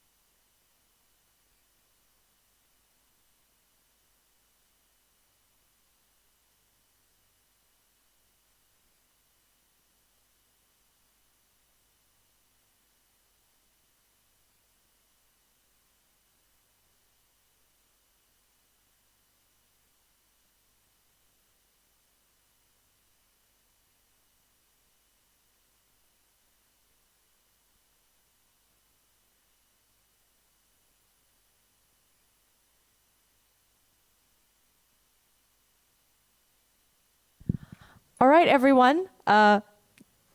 Judges, guests, everyone watching at home, we'll be taking our lunch break a bit earlier today. All right, so finalists, guests, you can have your bento set outside in the hall. This is a reminder, which I need to check my phone because you need to throw your rubbish in a very specific area. All right, so when you take your bento boxes, you can eat them in the hall, but do make sure to dispose of them in the... okay. It should be thrown into the paper bag installed on the table outside the hall. All right, so somewhere over there. If you're not sure, do ask someone that looks like they know. The Nippon Paint team generally will know. All right, okay. I think that's about it. Thank you, everyone. We hope you've enjoyed the first half of the interior design presentations, and we'll see you back at 2 p.m.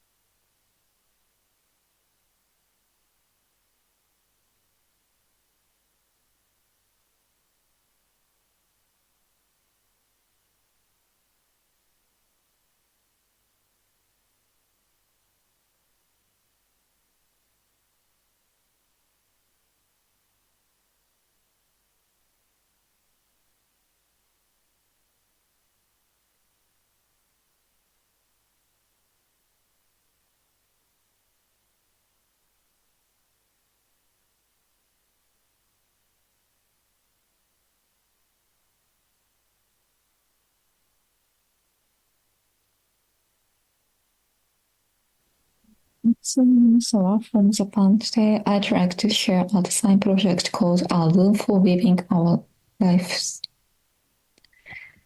This space is inspired by the desire to create places for marginalized people to read, write, and be seen. In Japan, many people remain unseen and for marginalized people to read, write, and be seen. So from Japan.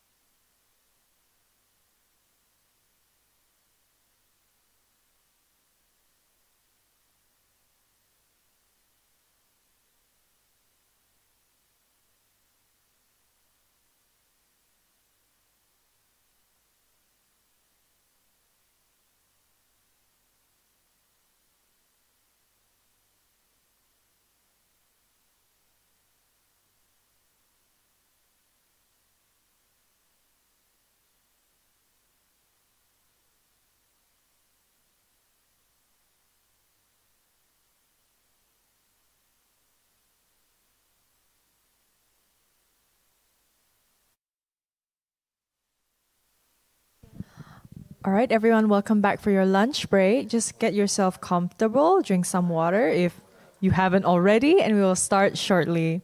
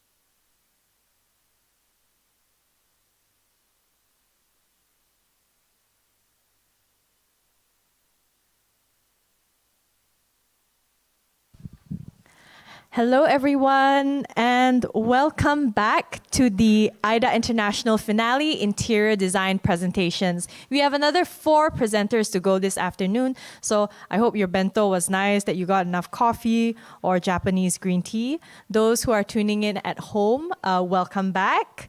All right, without further ado, we're going to take a look at the first presenter after the lunch break.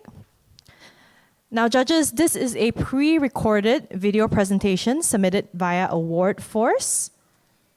So there will be no Q&A afterwards, but if you have any questions, do WhatsApp it to us and we'll deliver it to her because she is not able to make it due to a personal emergency. All right, so let us welcome So Minimisawa's video and also her project titled The Poetics of Form. So from Japan today, I'd like to share a design project called A Room for Living Our Lives. This space is inspired by the desire to create places for marginalized people to read, write, and be seen. In Japan, many people remain unseen and unheard. The elderly, single parents, non-regular workers, LGBTQ individuals, immigrants, and people with disabilities. So Japan has a high literacy rate, access to spaces for expression is deeply unequal. How can we create a place for their expression and archiving their life? Virginia Woolf, a famous novelist in England, insisted that woman needs money and a room for her own to write fiction. It shows that minority women need economic and physical freedom in order to engage in creative activities. Meanwhile, Japanese socialist Kazuko Tsurumi created Seikatsu o Tsuzuru Kai, where ordinary women gathered to write about their daily lives.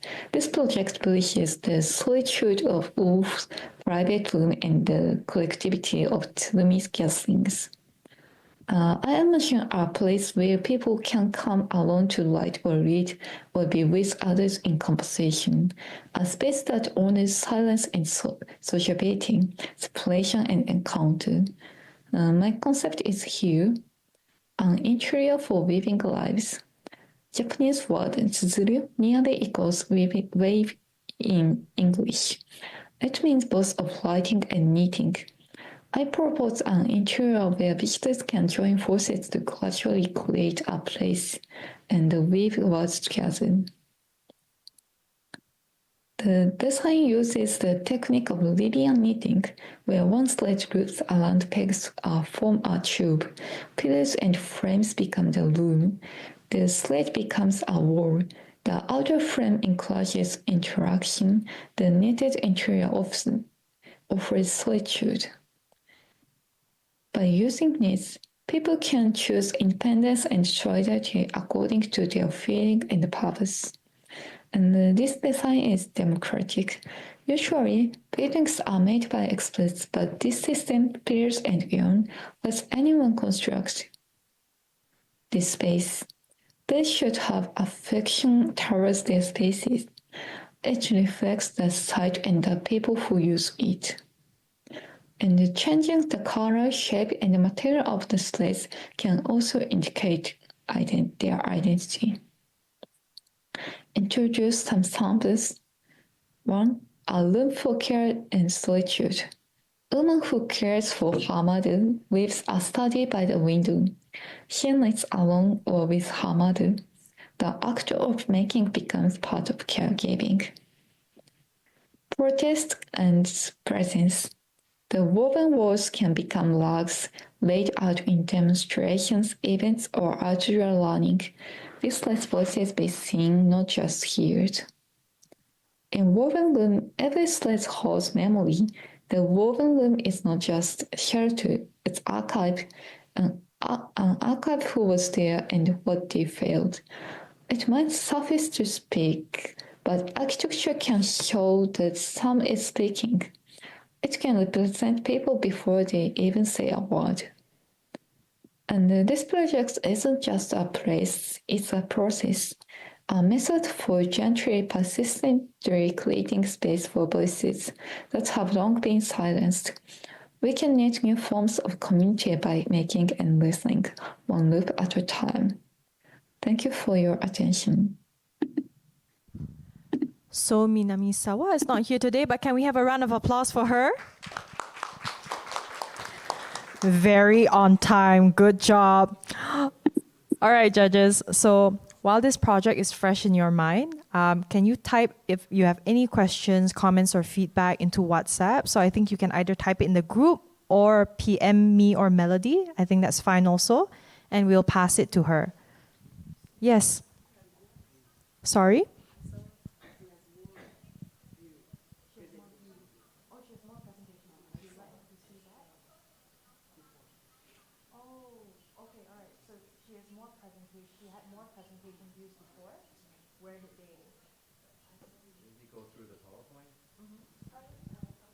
Can we go through her PowerPoint?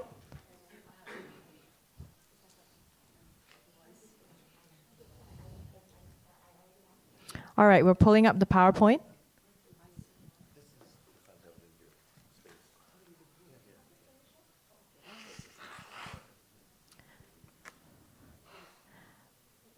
Next. Next. Next.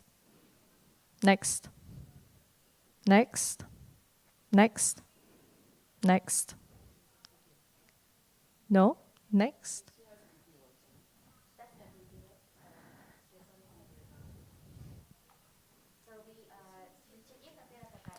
Sorry, Mel?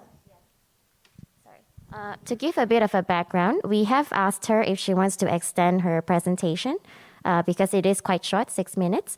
We have asked her twice and she has declined and she said this is the final one. Yes. Mm-hmm. Yes, into WhatsApp. If you want to take a look at any slides also, we can flash them up on screen. No? Okay. There's a bit more. Can we move to the end of the slide? Go to the end. Oh, that's it.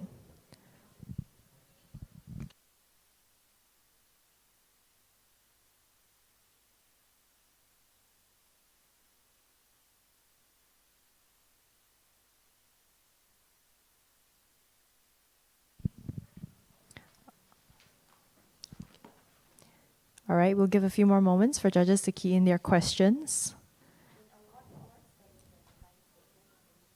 All right. In Award Force, there is her design statement if you want to refer also during the judging deliberation session later.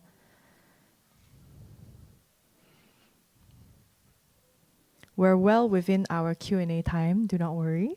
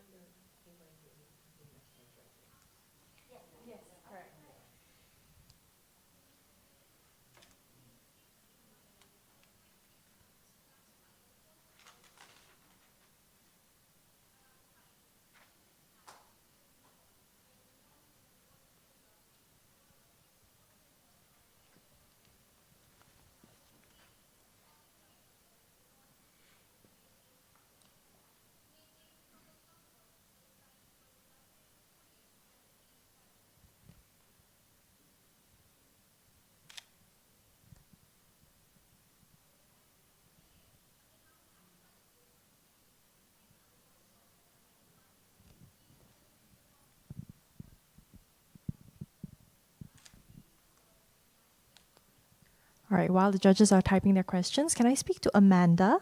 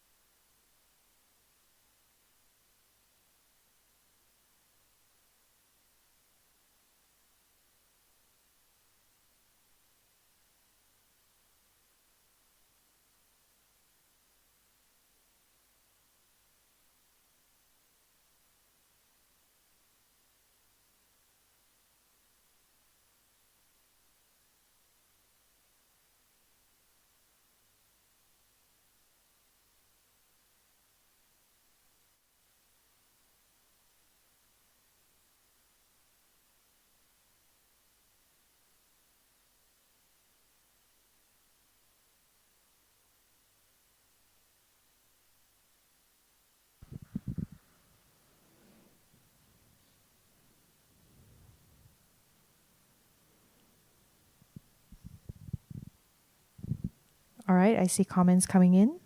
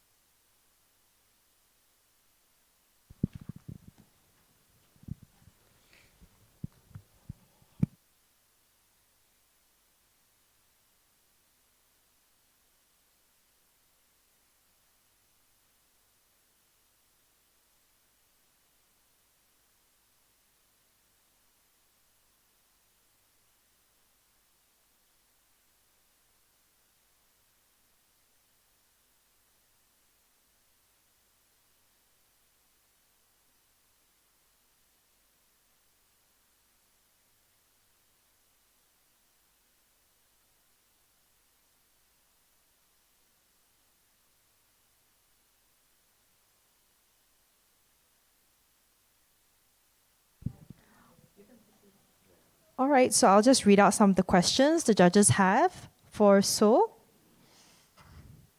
From Bill, thank you for the restrained but emotionally rich project that's able to generate a spatial form from a core concept and technique. It is at once an original idea, but also invites collaboration from the users/inhabitants.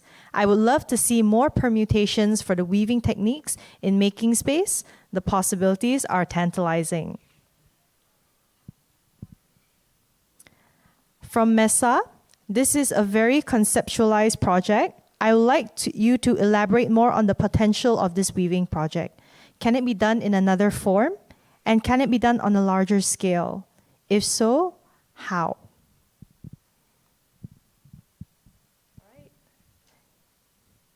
We're still waiting. Lilia, are you typing? Yeah. Okay.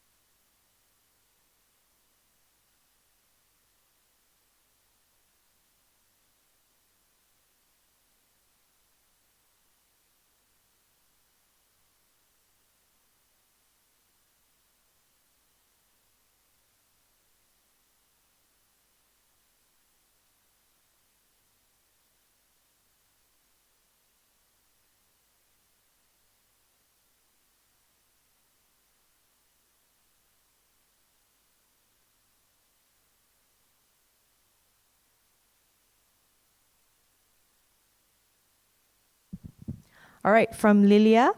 The Poetics of Form by So Minamisawa did not easily capture my attention to see the design as an innovation of space until I read its usefulness and function.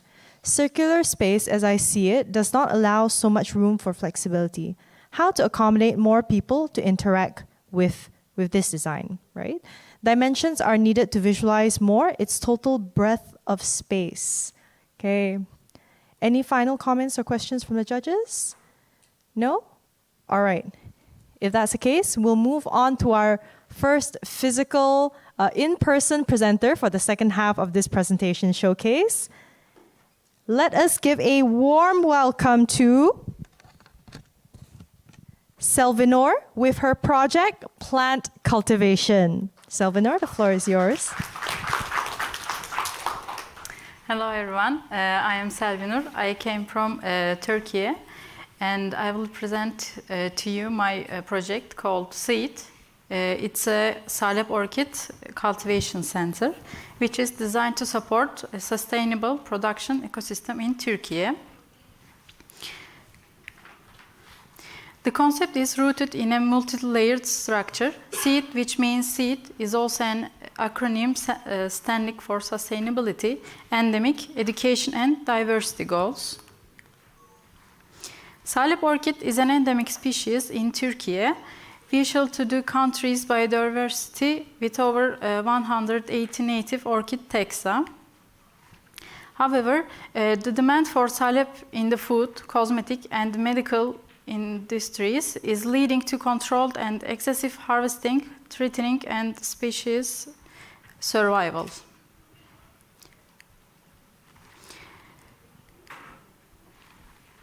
Additionally, the expansion of agricultural lands, overgrazing, urbanization, and climate change are shrinking the orchid's natural habitat. Without intervention, these pressures may drive the plant toward extinction. In this project, aim is to raise awarenesses, project the species, and support the sustainable cycle of production. The project functions as an educational hub.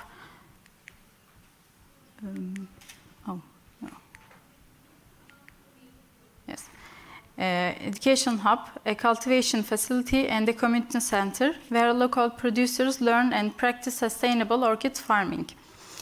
The project is located in the Yenişehir-Bademli district of Isparta, a region where the salep orchid naturally grows. And there's 3 main units: cultivation and workshop unit, gathering and education unit, accommodation unit. Each serves a special role within the plant's life cycle and community needs.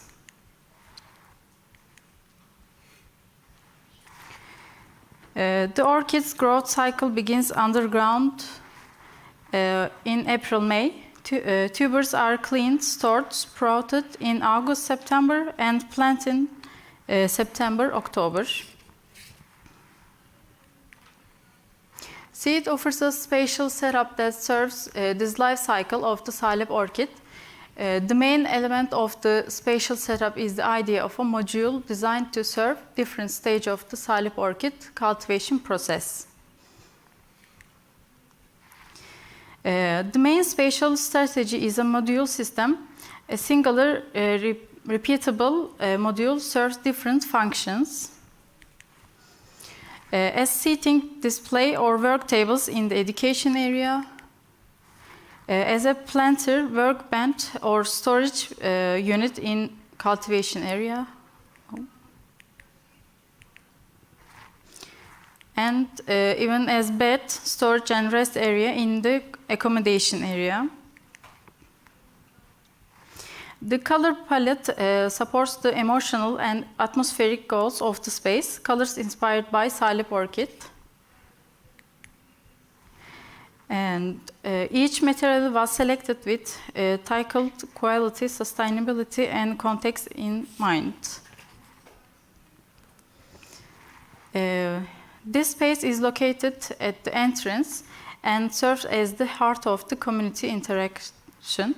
Here, workshops, lectures, presentation, and informal gathering take place. It also includes a small cafe corner and public restrooms.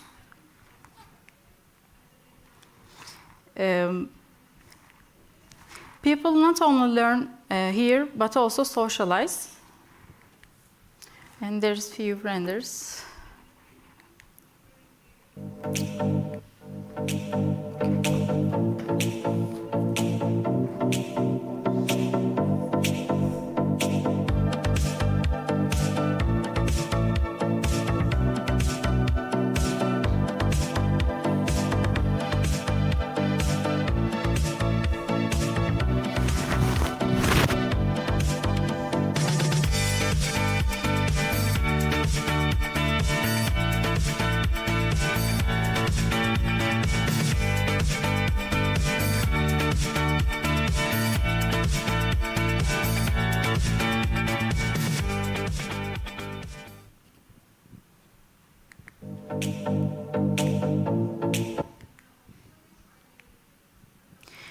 And there is a cultivation workshop area. Opposite to the education unit is the workshop where orchids are proceed. Salib orchid is also planted in this section. Thus the entire cycle of the plant takes place in this area. And it includes seed cleaning, sorting, sprouting, and storage functions. It even features as a sale area where modular kits can be bought.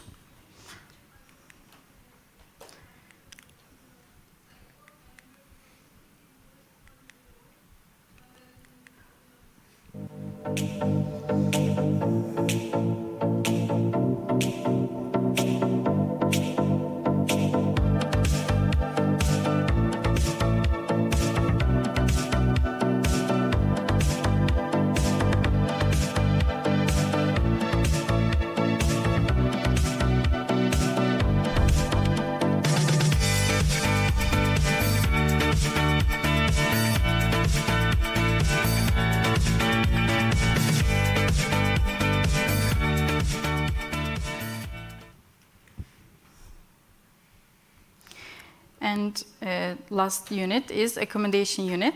At the near of the site, we placed 2 single user accommodation units. These serve both guests and researchers involved in long-term study or training sessions. They are equipped with kitchenette and laundry and enabling full-time stays.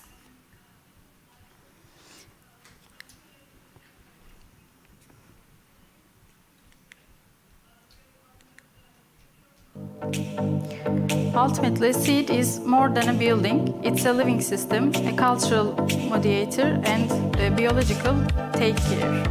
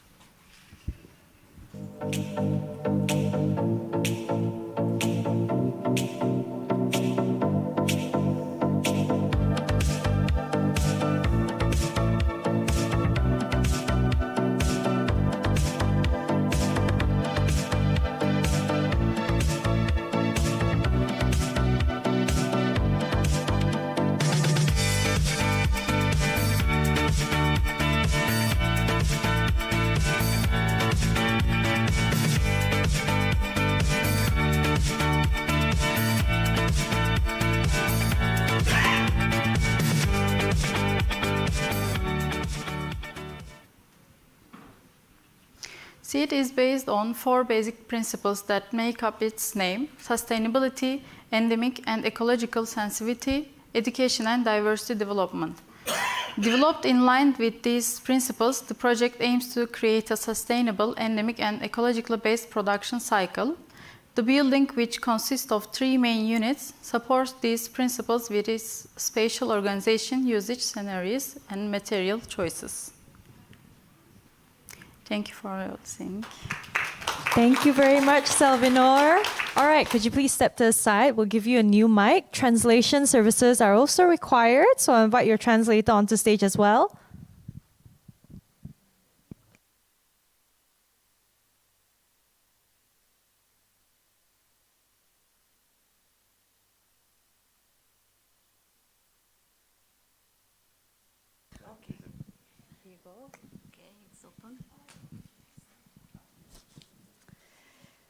Yes, thank you very much for your presentation. Seed project, and it's very important for valuable teams. Congrats. The project has a good concept and high potential, but some questions comes to me. Let's say if the land, your buildings is modular, I think, isn't it? Can be do bigger or smaller? Can we extend the buildings itself? Yes. It's modular thing. Yes, it's modular.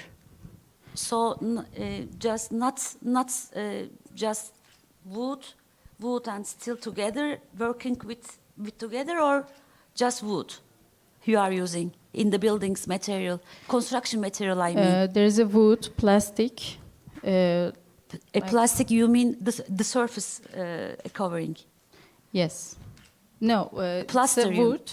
The wood. And in this building, there is a plastic materials too.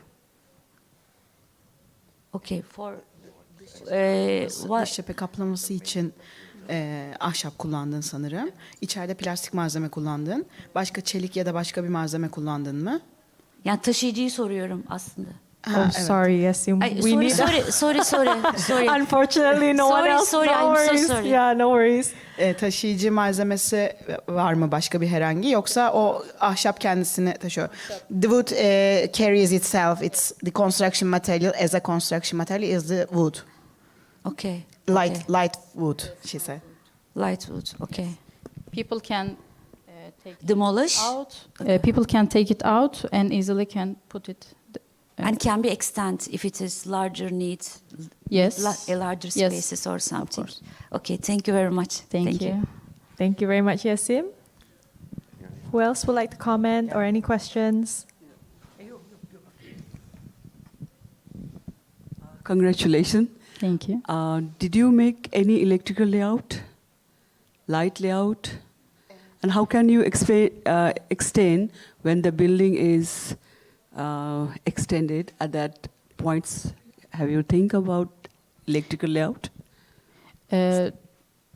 We work there in the sunlight, so there is a open area in the roof. In the night, we didn't actually work, but in the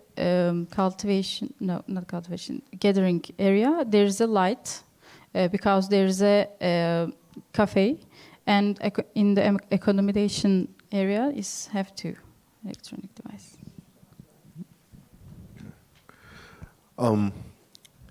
This is kind of a question, but also a comment. I think it's a very strong concept, especially based on a module and a certain repetition and kind of generating form from some series of rules or a construction technique.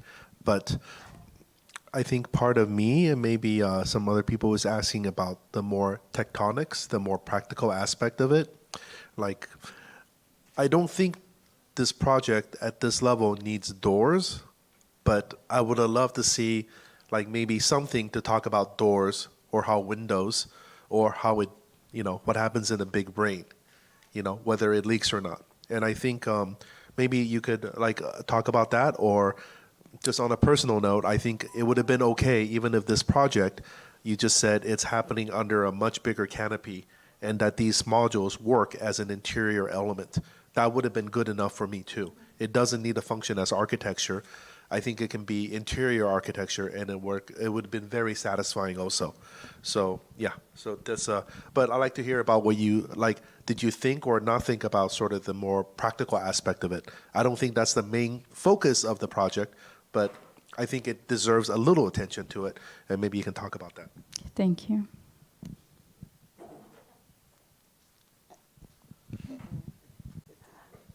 So Bill mentioned talking a little bit more about the physical, practical, yes, the practical aspects of your project. Could you elaborate a little bit more on that? kullanırkenki amaçlarını projenin daha çok soruyor. Kapı vesaire görmedik projede. Ama sen eğer bunlar part çalışıyor diyorsan ve bunlar kendilerine özel alanlar diyorsan kapı olmaması okey.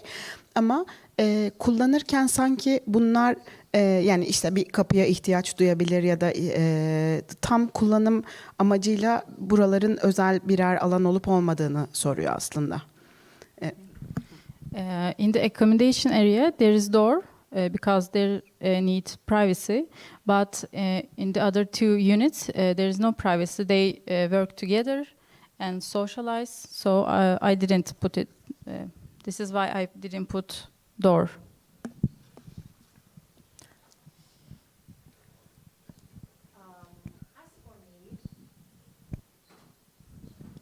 Okay, as for me, to understand the project very well is to understand the very nature of salep orchids, its behavior and characteristics, why you should have that structure for plant cultivation.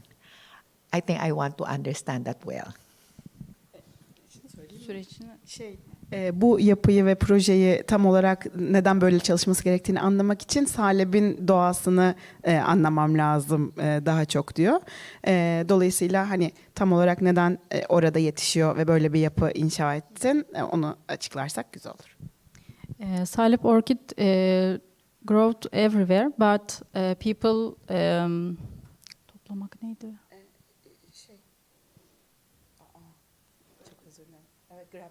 People grab this so much, and this is now extinct, and because of it, there is not more places that it's growth, and in Sparta they are growth this salep orchid, and because of this, I choose that place. And salep is an extinct plant. It's last kinds. It has the last kinds in Sparta now. Yes, and tek tür nasıl oluyordu? Only kind. It's only kind of plant. This is why I choose it, and this plant. Ben söyleyebilirim istersen. Sen Türkçe açıkla bana. Dondurmada falan kullanıldığı için çok fazla kullanılıyor ama bunun kullanımı daha iyi oluyor. Çünkü diğer türlü kimyasal kullanılıyor. Salep is an plant that will be extinct in near times. It's only growing in Isparta, in Turkey, middle of Turkey actually, and it is used for ice cream or something else. So they need more salep, but they have limited areas to grow it in, and that area they can grow it up. Oh, so that salep is part of the concoction of ice cream. Yes. There's sen bir içecekte, dondurmada vesaire. I'm very much intrigued to taste that.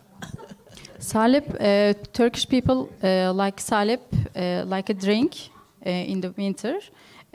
They drink so much, and for the ice cream, we need to use salep, but there is no salep, and we have to use chemicals for this.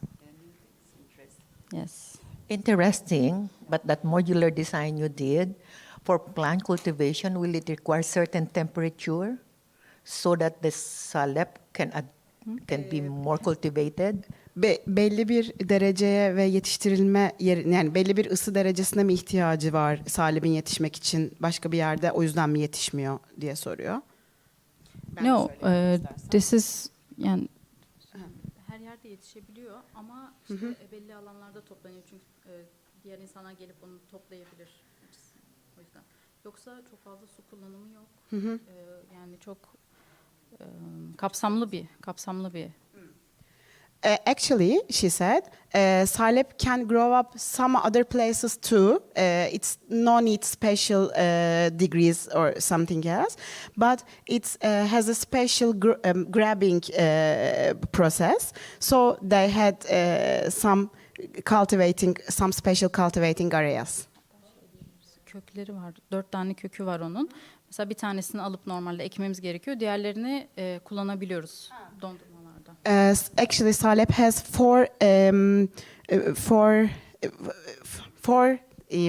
Salep has 4 parts. They take one for grow it up again. The other trees using for ice cream or drinks. So it has a special process. So she said she made a special area to cultivate it. Kullanım olmadığı için de bir yandan seçtim aslında bunu.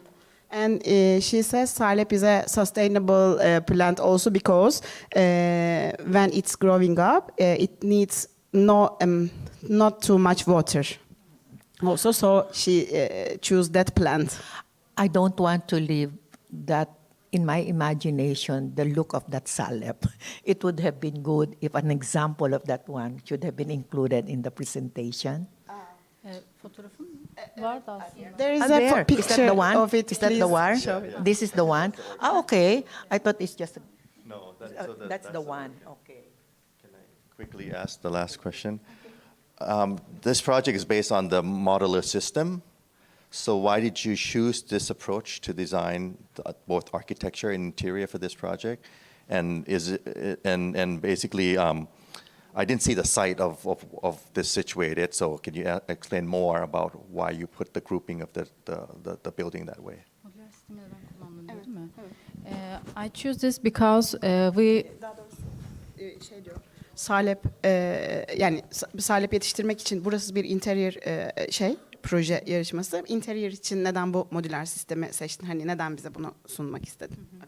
Okay. Because plants we grow in the outside and we bring them into these modules. Yes, box, and we get this to the gathering area, and there are we need to do something to this process. There is a process, and then after 1 year, we put this again. So the modular came from the box of the the orchid. Yes. All right, thank you. Thank you very much, judges, and thank you very much, Salvanor. Okay, you can head off. Unfortunately, no ice cream for the judges, right? No, we call that bribing. It's not allowed. Thank you very much.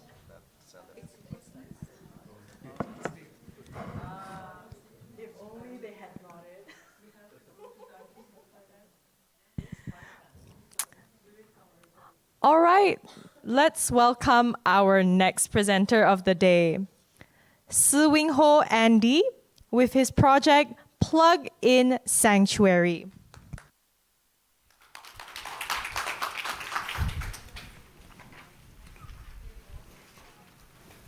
Good afternoon, everyone. Today I'm excited to share with you how bamboo scaffolding, a local cultural heritage which dates back centuries ago, date back to 1,000 years ago, and a local cultural heritage in Hong Kong nowadays, holds the potential to push the boundaries of contemporary interior design and architecture. And in the following minutes, we will explore its typologies in 4 sections, its role in placemaking and programming, its cultural significance through exhibition design, its material potential in playful pavilions design, and finally, its imaginative future in urban architecture brought from Hong Kong to the world. And first, let's take a look at this slide. Bamboo scaffolding is more than just a building tool in Hong Kong. It is a living tradition embodied in the soul of Hong Kong people, as it is very flexible, sustainable, adaptable, and scalable. And if you look at the key image highlighted in black, this is actually a site in Kowloon City, which is a demolishing site of tenement housings. And this bold approach is to provide more programmings to afford more for the people that are still living in the neighborhood. And by reimagining how we utilize bamboo scaffolding, we can create interiors that are not only functional and visually appealing, but also meaningful and sustainable to people. And let's mention about placemaking. the art of designing spaces that foster community and identity. Bamboo scaffolding offers a range of typologies.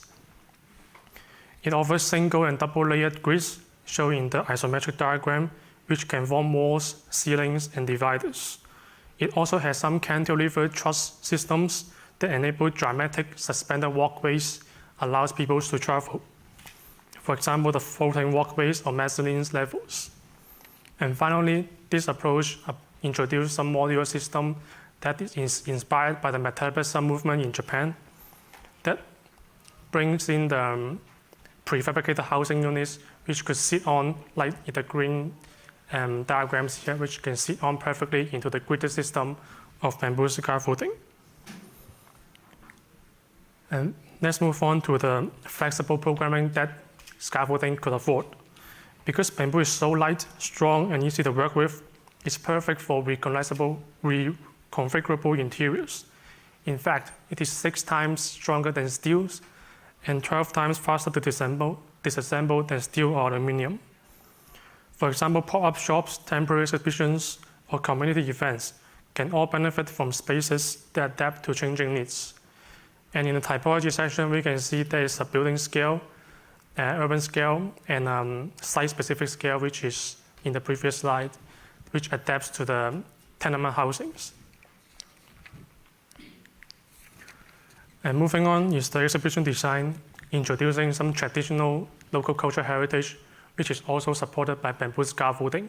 And in this case, it's a flowerplex. And what is flowerplex? Flowerplex are large ornate structures made from bamboo, paper, and fabrics, traditionally used in Hong Kong's and southern China's for celebrations.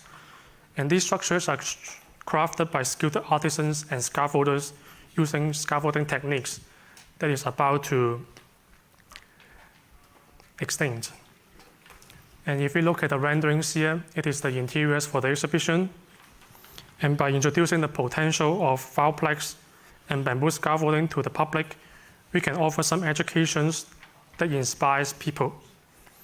For example, in this rendering, when exposing the bamboo framework, it showcased the artistry and techniques of local scaffolders.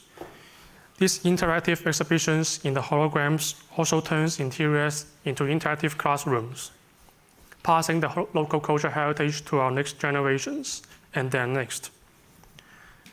And I hope this kind of spaces, the projects, can foster a sense of community, pride, and connect visitors to local traditions. Using bamboo scaffoldings in interiors is not just about aesthetics. It is about making heritage feasible and accessible by everyone. And moving on is the structure and tectonics for creating this exhibition with bamboo scaffolding. And it is a loop circle which symbolizes the life circle of bamboo, which is very metabolic, which can be reused, and after it is demolished, it can be still grown. And in fact, bamboo is one of the fastest growing plants in the world, which can go up to 30 meters per day and eventually up to 40 meters tall. And this is the plannings for the exhibition, which allows a circular movement around the flowerplex itself for everyone to access and to admire. And moving on to Part 3 is about Pavilion of Bamboo Blossom. And it is about pavilion of material properties showcase. And the properties of bamboo itself make it ideal for playful, innovative pavilions.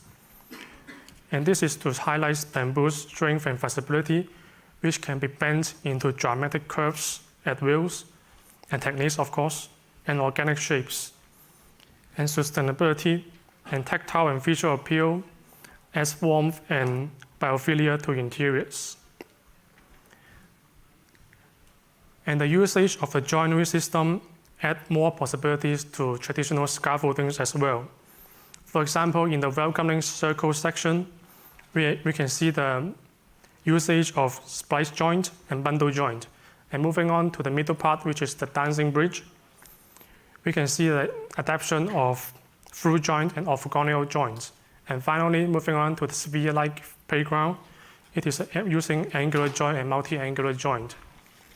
And this is a perfect marriage for joinery structures in modern days, combining the traditional local heritage of bamboo scaffolding, which is bringing the new and the old together.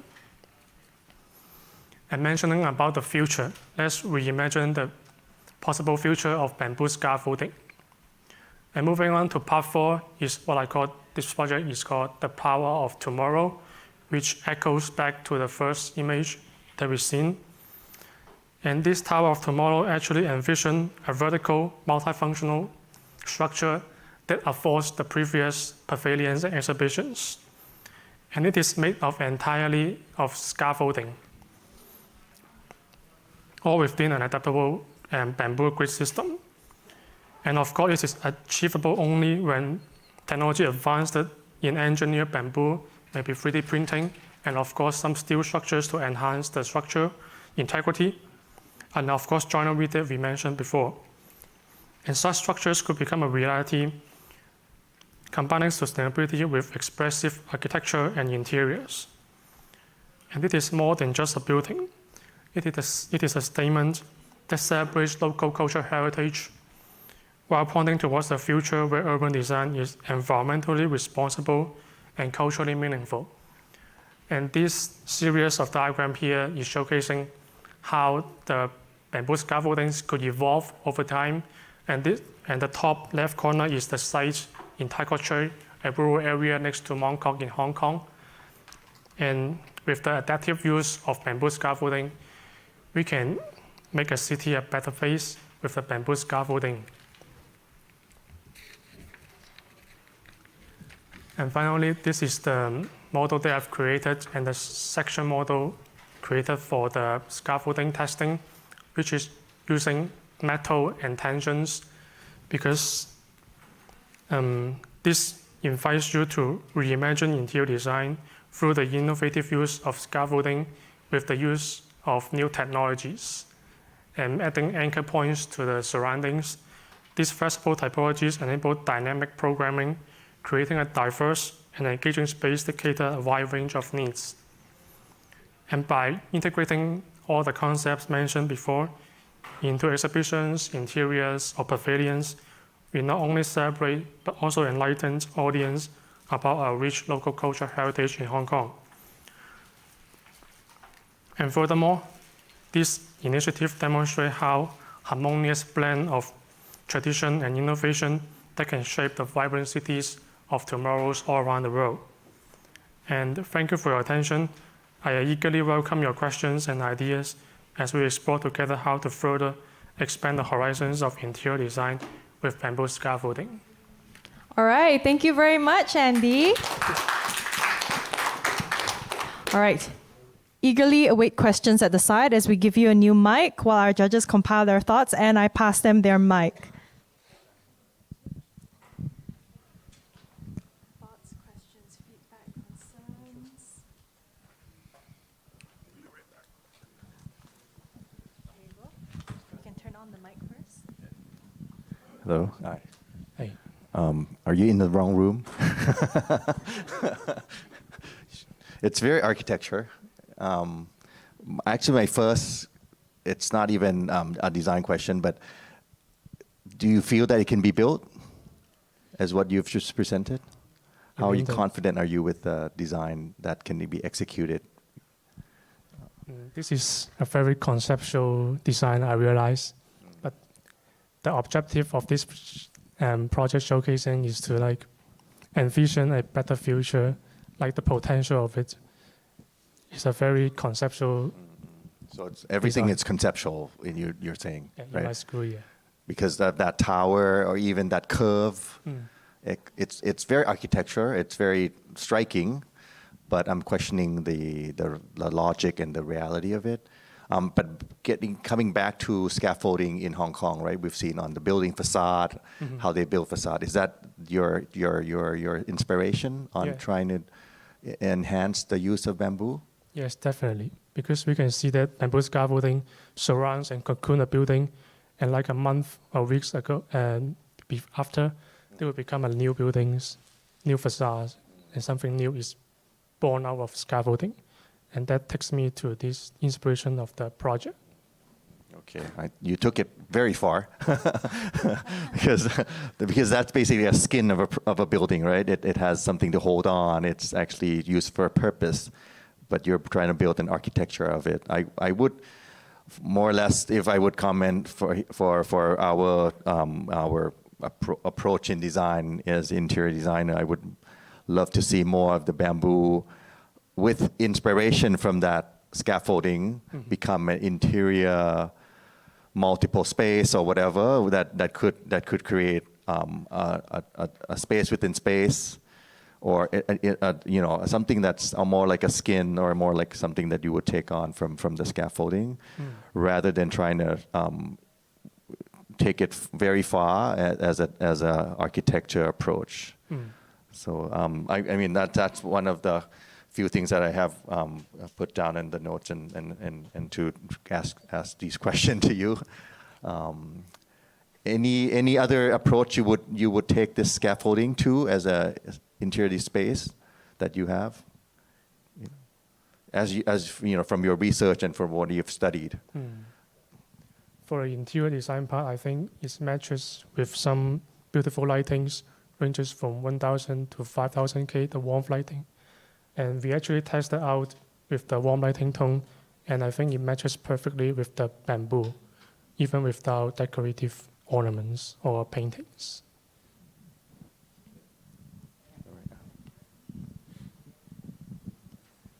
Hello. Hello. You just correct me, okay? I heard 40 meters per day it grow. It's 40 mm or 40 meters? It grows 30 centimeters per day and eventually go up to 40 meters eventually, the tallest.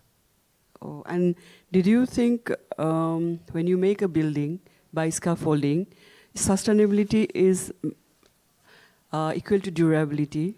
How can you design if will protect by fire? Because this is all bamboo. Then did you give any fire extinguisher or anything for protect by fire? For the MEP part or fire installation part, I think design is like a group design, and my intention is to push the boundaries of bamboo scaffolding through my design. And to answer your question, I think that kind of technical issues we designers very much need to resolve with other expertise in other professions. Thank you. Thank you for because sustainable means we have to think of durable also. Sure. That's why I'm asking technical question. Sure. Thank you. Any other questions, comments? All right. Yes, Sim? Thank you.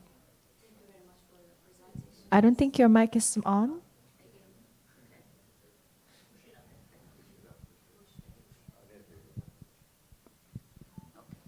Thank you. Thank you very much for your presentation. It seems very iconic. This can be iconic a building in the city, maybe. It goes like this, I think.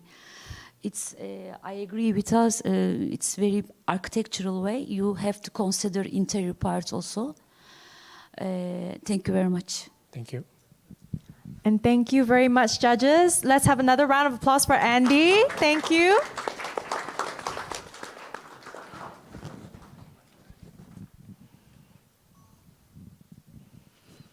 A moment for judges to write down any notes or comments.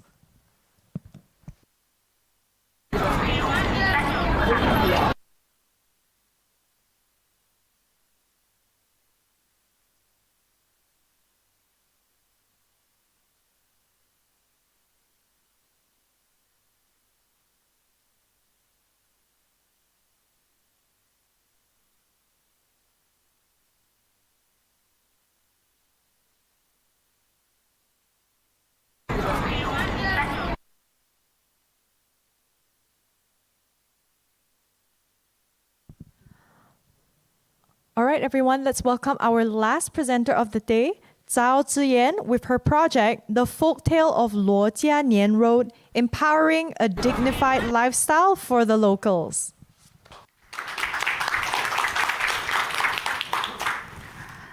Good afternoon, respected judges and guests. I'm the last finalist of the interior design category. I'm Zhao Zi. I'm from China. I'm super excited and really thankful for this chance to share my design to you today. So let's get started. My project is called the Folktales of the Lojian Road. You might wonder why this name. It's all because the street where I grew up.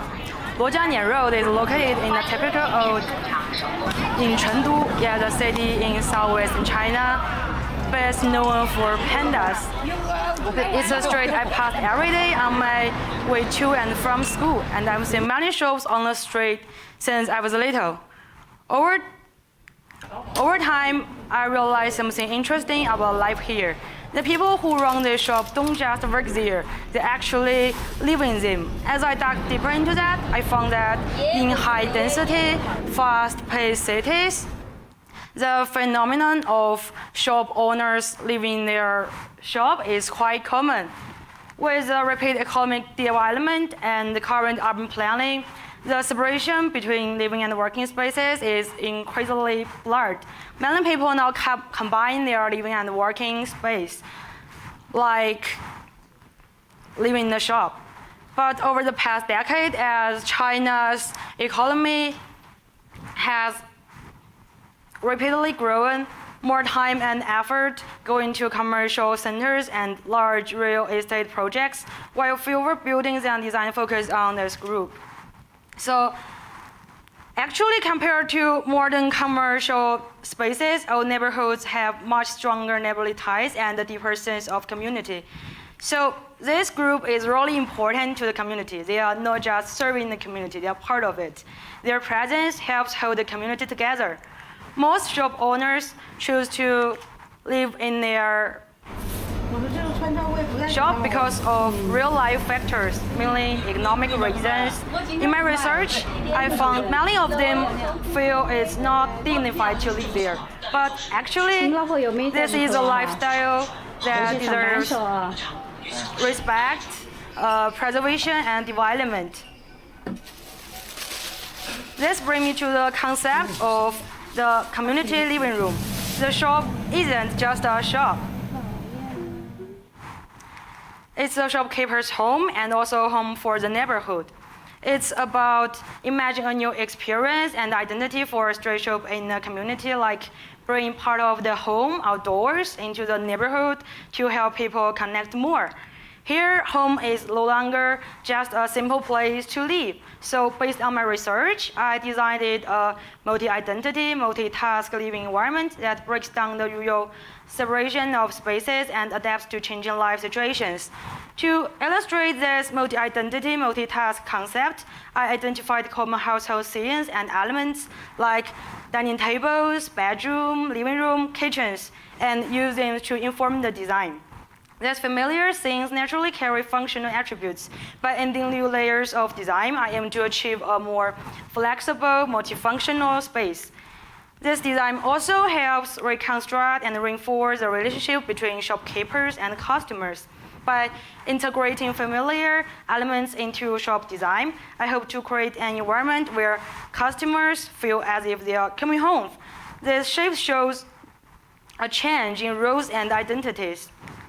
In January 2024, I spent a month researching the street and took a close look at 8 shops, including a print shop, barbecue restaurant, grocery store, massage parlor, barber store, liquor store, snake store, and auto repair shop.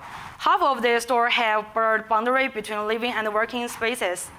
I found that each store has its own unique way of using their space. For example, in the print shop, the large desk on the right side of the store serves multiple purposes: working, eating, resting, and even acting as a chair. In the barbecue restaurant, the dining table serves a similar function, including cooking, eating, and even being used as a bed at night. Although each store uses space differently, they all blend living and working activities in a single space, which contrasts with traditional home that separates functions like bedroom, living room, and kitchens. This gave me the inspiration for my design.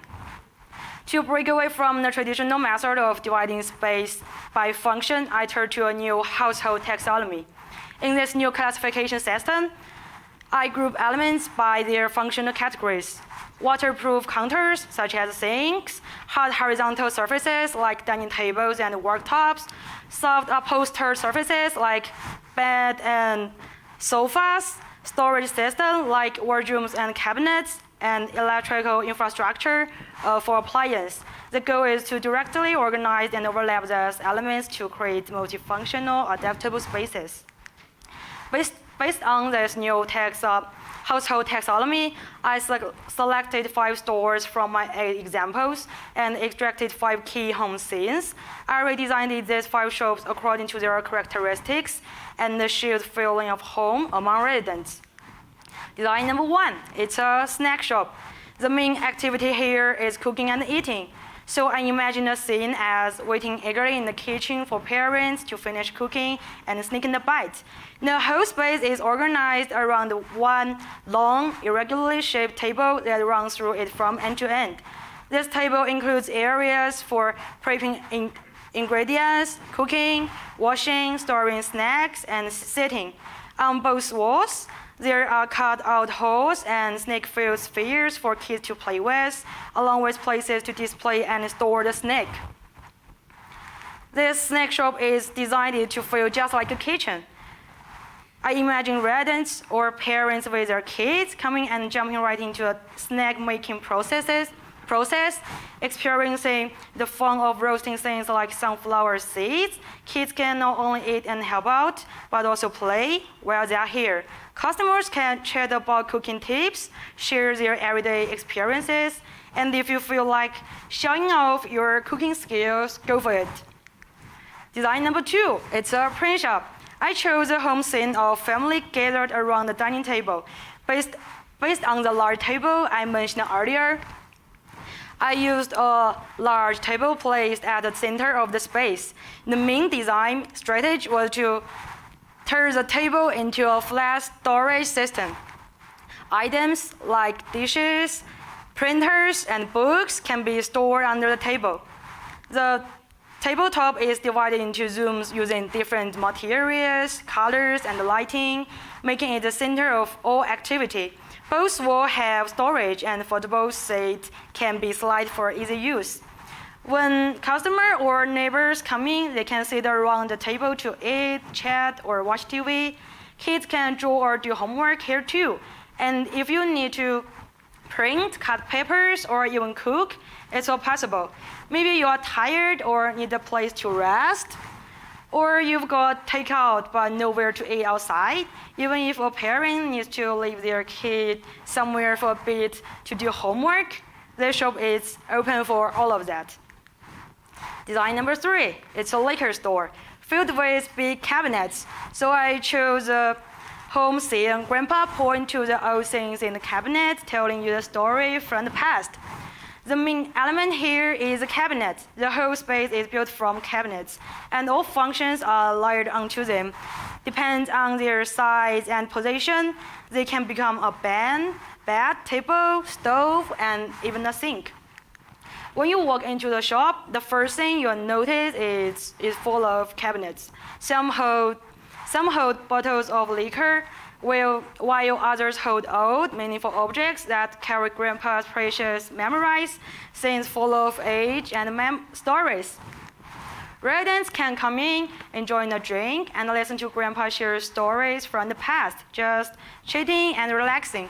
What I really hope is that this becomes more than just a shop. I want it to feel like a small gallery, one that shares local memories and neighborhood warmth. If you have something to display or a story to tell, you're welcome to bring it here. Design number 4, it's a barber shop. Since people often watch TV while getting a haircut, I chose a scene of a family sitting on a sofa watching TV together. The key elements I used from their living room sitting are the sofas and the TV wall. At the center is a double-sided sofa with TV walls on both sides. These walls are full of openings in different sizes and depths, blending in all kinds of functions, like a shoe changing area, a hair washing sink, a big mirror, TV space, storage, even the fridge, and built-in movable tables and chairs.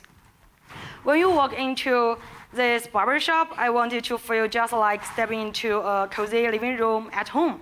But here, you can watch TV and chat with strangers. More importantly, you get to enjoy the experience of watching TV, talking, eating, and getting a haircut, all at the same time. Design number 5, the last one, is a massage shop. The most basic element here is a bed, so the scene is families sitting or lying on the bed chatting. I took the bedroom and the bed as key inspiration. The massage bed are arranged in a circle around in the space. The area inside the bed has a raised platform. When you sit inside this enclosed space, the bed act like a chair. Let people face each other. During the massage, curtains are put around each bed for privacy, and the therapist works from below the platform doing cupping, massage, and so on. I want people to feel like they step right into their own bedroom when they enter this massage shop, sitting or lying on the bed, just like at home.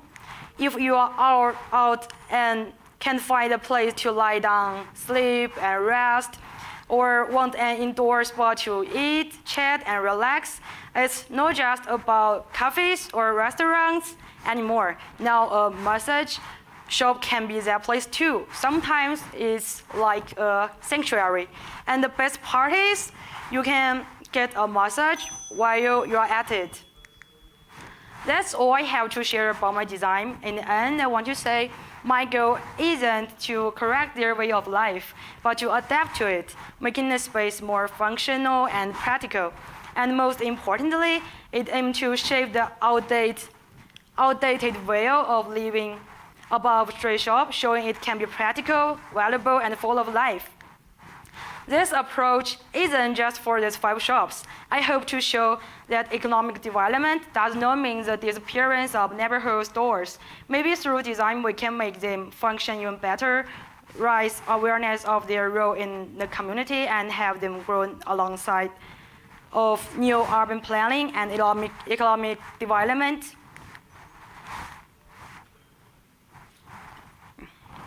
By combining traditional home elements with the commercial needs of street shop, I create a multi-identity, multi-task living and working space that's both practical and welcoming. On one hand, it depends how this space can be used for work and life. On the other, it helps busy city residents feel a warm human connection and deepen their bonds with each other. All right, that wraps up my presentation on the folktales of the Lojian Road. Thanks so much for listening. Thanks so much for all the time and dedication. I really appreciate it. Thank you very much, Cao Ziyan. Okay, we'll hand you a new mic. In case you need to go back to the presentation slides that you missed, you can always flash those up during the Q&A. For this, we'll need the help of a translator, familiar face. All right. So judges, as they're setting up the tech, you can compile your thoughts, comments, questions. Yes, Brandon will be our translator. No, not yet. Someone's taking over. All right. All right, can you stand to that side? If not, I have to squish over here. All right, judges, questions, comments? Yeah, I really want to jump in and say that this is on one level there's an incredible amount of research that went into this, which I think it's actually quite daunting once you kind of realize how much you mapped out every different store, and I'm kind of scared of it at the same time because it's the most personalized type of design, right? And design, sometimes you aspire to like universal solutions. And I think this is one of those where it's about not universal solutions, where it's about solutions that's just tailor-made for this particular person in this particular space and their particular lifestyle. It's not about a universal system that works. It's not about a universal algorithm.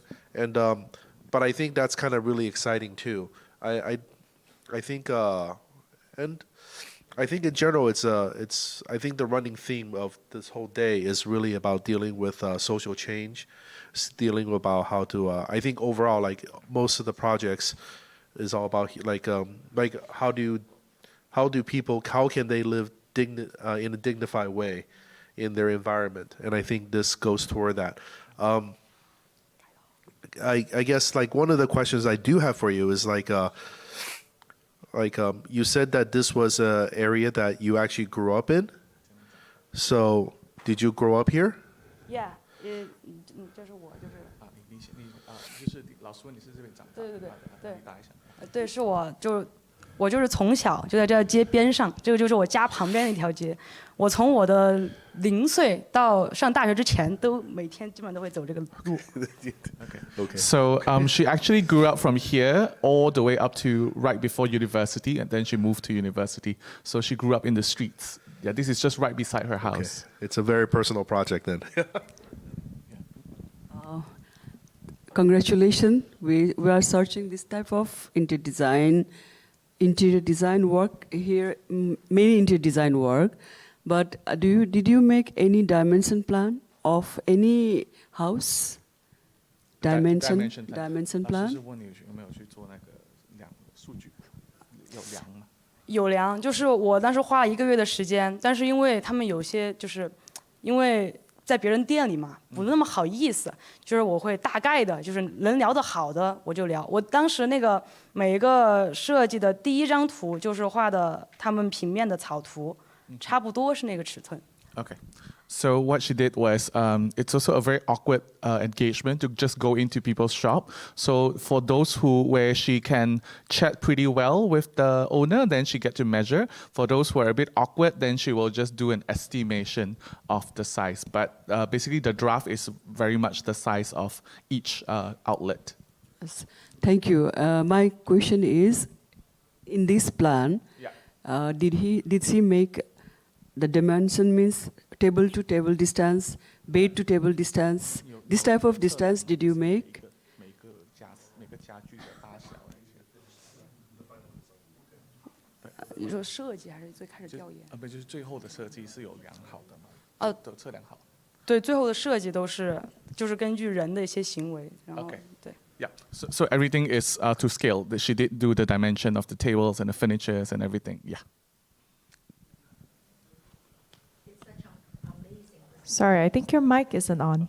It's such an amazing presentation, and initially presented us the historically the black and white picture of the space and the transformation that you did in all these spaces. I see colors, and they're very interesting color application, and I see it is a well-planned space. And she already asked about how you plan it, and if you have considered measurements, dimensions, and hearing from you that you also measure every little part of it, the exactness of the pieces that you put there made a space by the picture that I see on the screen, that you were able to use ample space, the right use of the space, the ample space, and the right furniture that are needed in each space. So congratulations, you did a very good transformation from the old to the new. Thank you. Thank you, Lilian. Okay, it's a very interesting take on the design. I think, and the presentation is very comic-y, meaning like, it has a lot of playful elements. I think it actually enrich your concept. So I really enjoyed looking through the ideas that you had. We see shop houses in mostly every Asian countries. And this is an interpretation which I have never seen before. It's you actually cross over between a traditional way that they've been living and executing in your own creative way. Is that how you actually made your decision on each of the 5 shop houses? That why you chose to for example, the liquor and then the cabinet. How did you inspire? How did you think of each concept? Was it from the user of the shop houses? 就是这个设计，它其实是，就是中间提到一步，就是特别重要的是，就是个key home scene， 就是所以说，就是因为它一个柜子嘛，一个老爷爷住在那儿，你就很容易想到老爷爷就是有很多旧的东西啊，然后就是让一个家庭场景。就是因为我目的就是把这个家融合到这个社区里，所以说就是要找那个共通点。To her, it's about integration. So, for example, for the wine shop, it was run by an old person, and the old person has a lot of belongings. So the whole idea is to like open up a wardrobe, and then it's like a treasure kit where there's a lot of stories in it. Her approach is not to change their lifestyle, but to integrate a lifestyle with a bit more dignity, so that they can live comfortably with the community. And then the user, meaning the customer, will actually know the personality of the owner, shop owner. Is that what you want to execute from the design?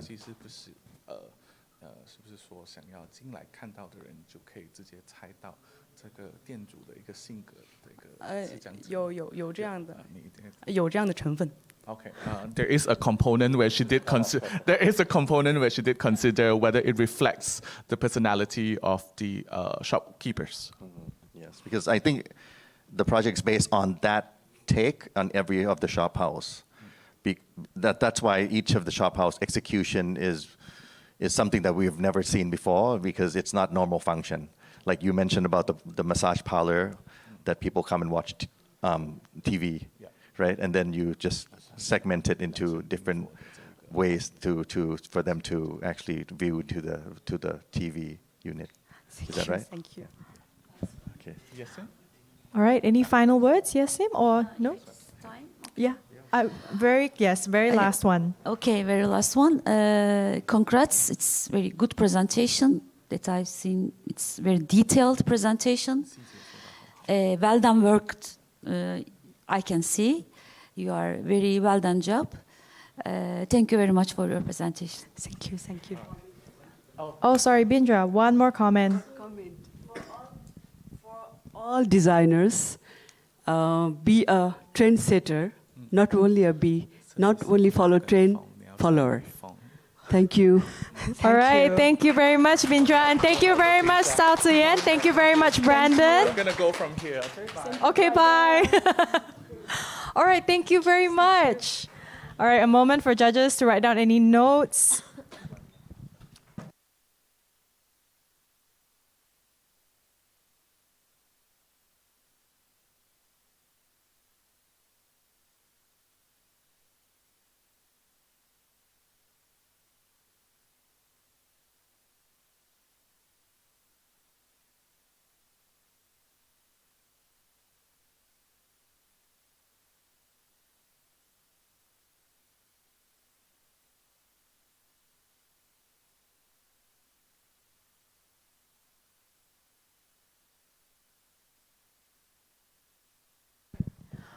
Okay, don't leave yet, until I make the final announcements. All right, ladies and gentlemen, everyone that's in this room today, judges, you can finish writing down your notes and tabulating your scores. For everyone else, you may be wondering what's going to happen now. Well, we have witnessed 13 finalists present each individual project today, everyone from a different country, everyone slightly different, all revolving around the idea of socially conscious design, right? What's going to happen after this is the judges are going to tabulate their final scores. They're going to deliberate to figure out who's going to win the title of AYDA Designer of the Year Interior Design category, which will be announced at the award ceremony tomorrow. Exciting stuff. So no rest for the wicked. You finalists get to wait nervously while we have our dinner tonight. We'll be seeing most of you, I think, at the networking dinner tonight. And I think that's about it. Generally, I feel it's good practice to end either all events or projects with either a word of thanks or gratitude. For us, it'll be applause. So can we have a round of applause for our tech team? Very nice, thank you.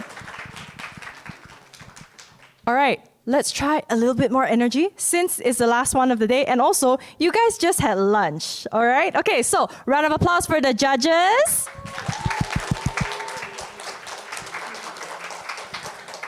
For our photographers that made us look so good. I saw the photos.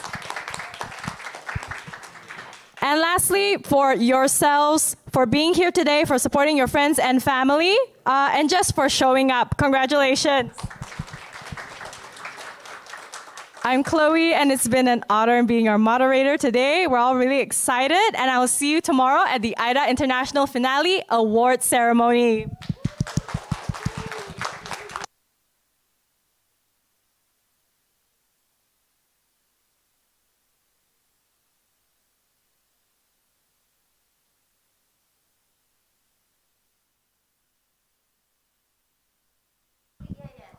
All right, everyone, please don't hate me. We're going to take a very quick group photo. I promise I'll make it quick because after a certain time, you all just don't look happy. All right, so Henny, where do we want the group photo? All right, so everyone, could you please sit? Do you want to sit or come to the front? All right, could everyone try coming to the front? Judges, stay. Yeah, judges will be seated.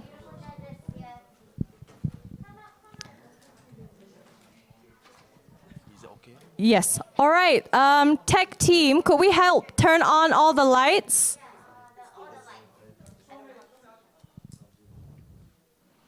Okay. All right. While they figure out the lights, can we all have one line here? All right. So here. Yes. Forward. Sorry. Gonna need you to stand up for a bit. Yeah. Just come here. All right. Just forward. Is it better? Sorry? Do we need the ID from... Are there lots of ID finalists outside? Thank you, Amanda. All right. Sorry, guys. Maybe don't smile yet because we're still waiting for a little bit more people. Okay? Melody? Go in.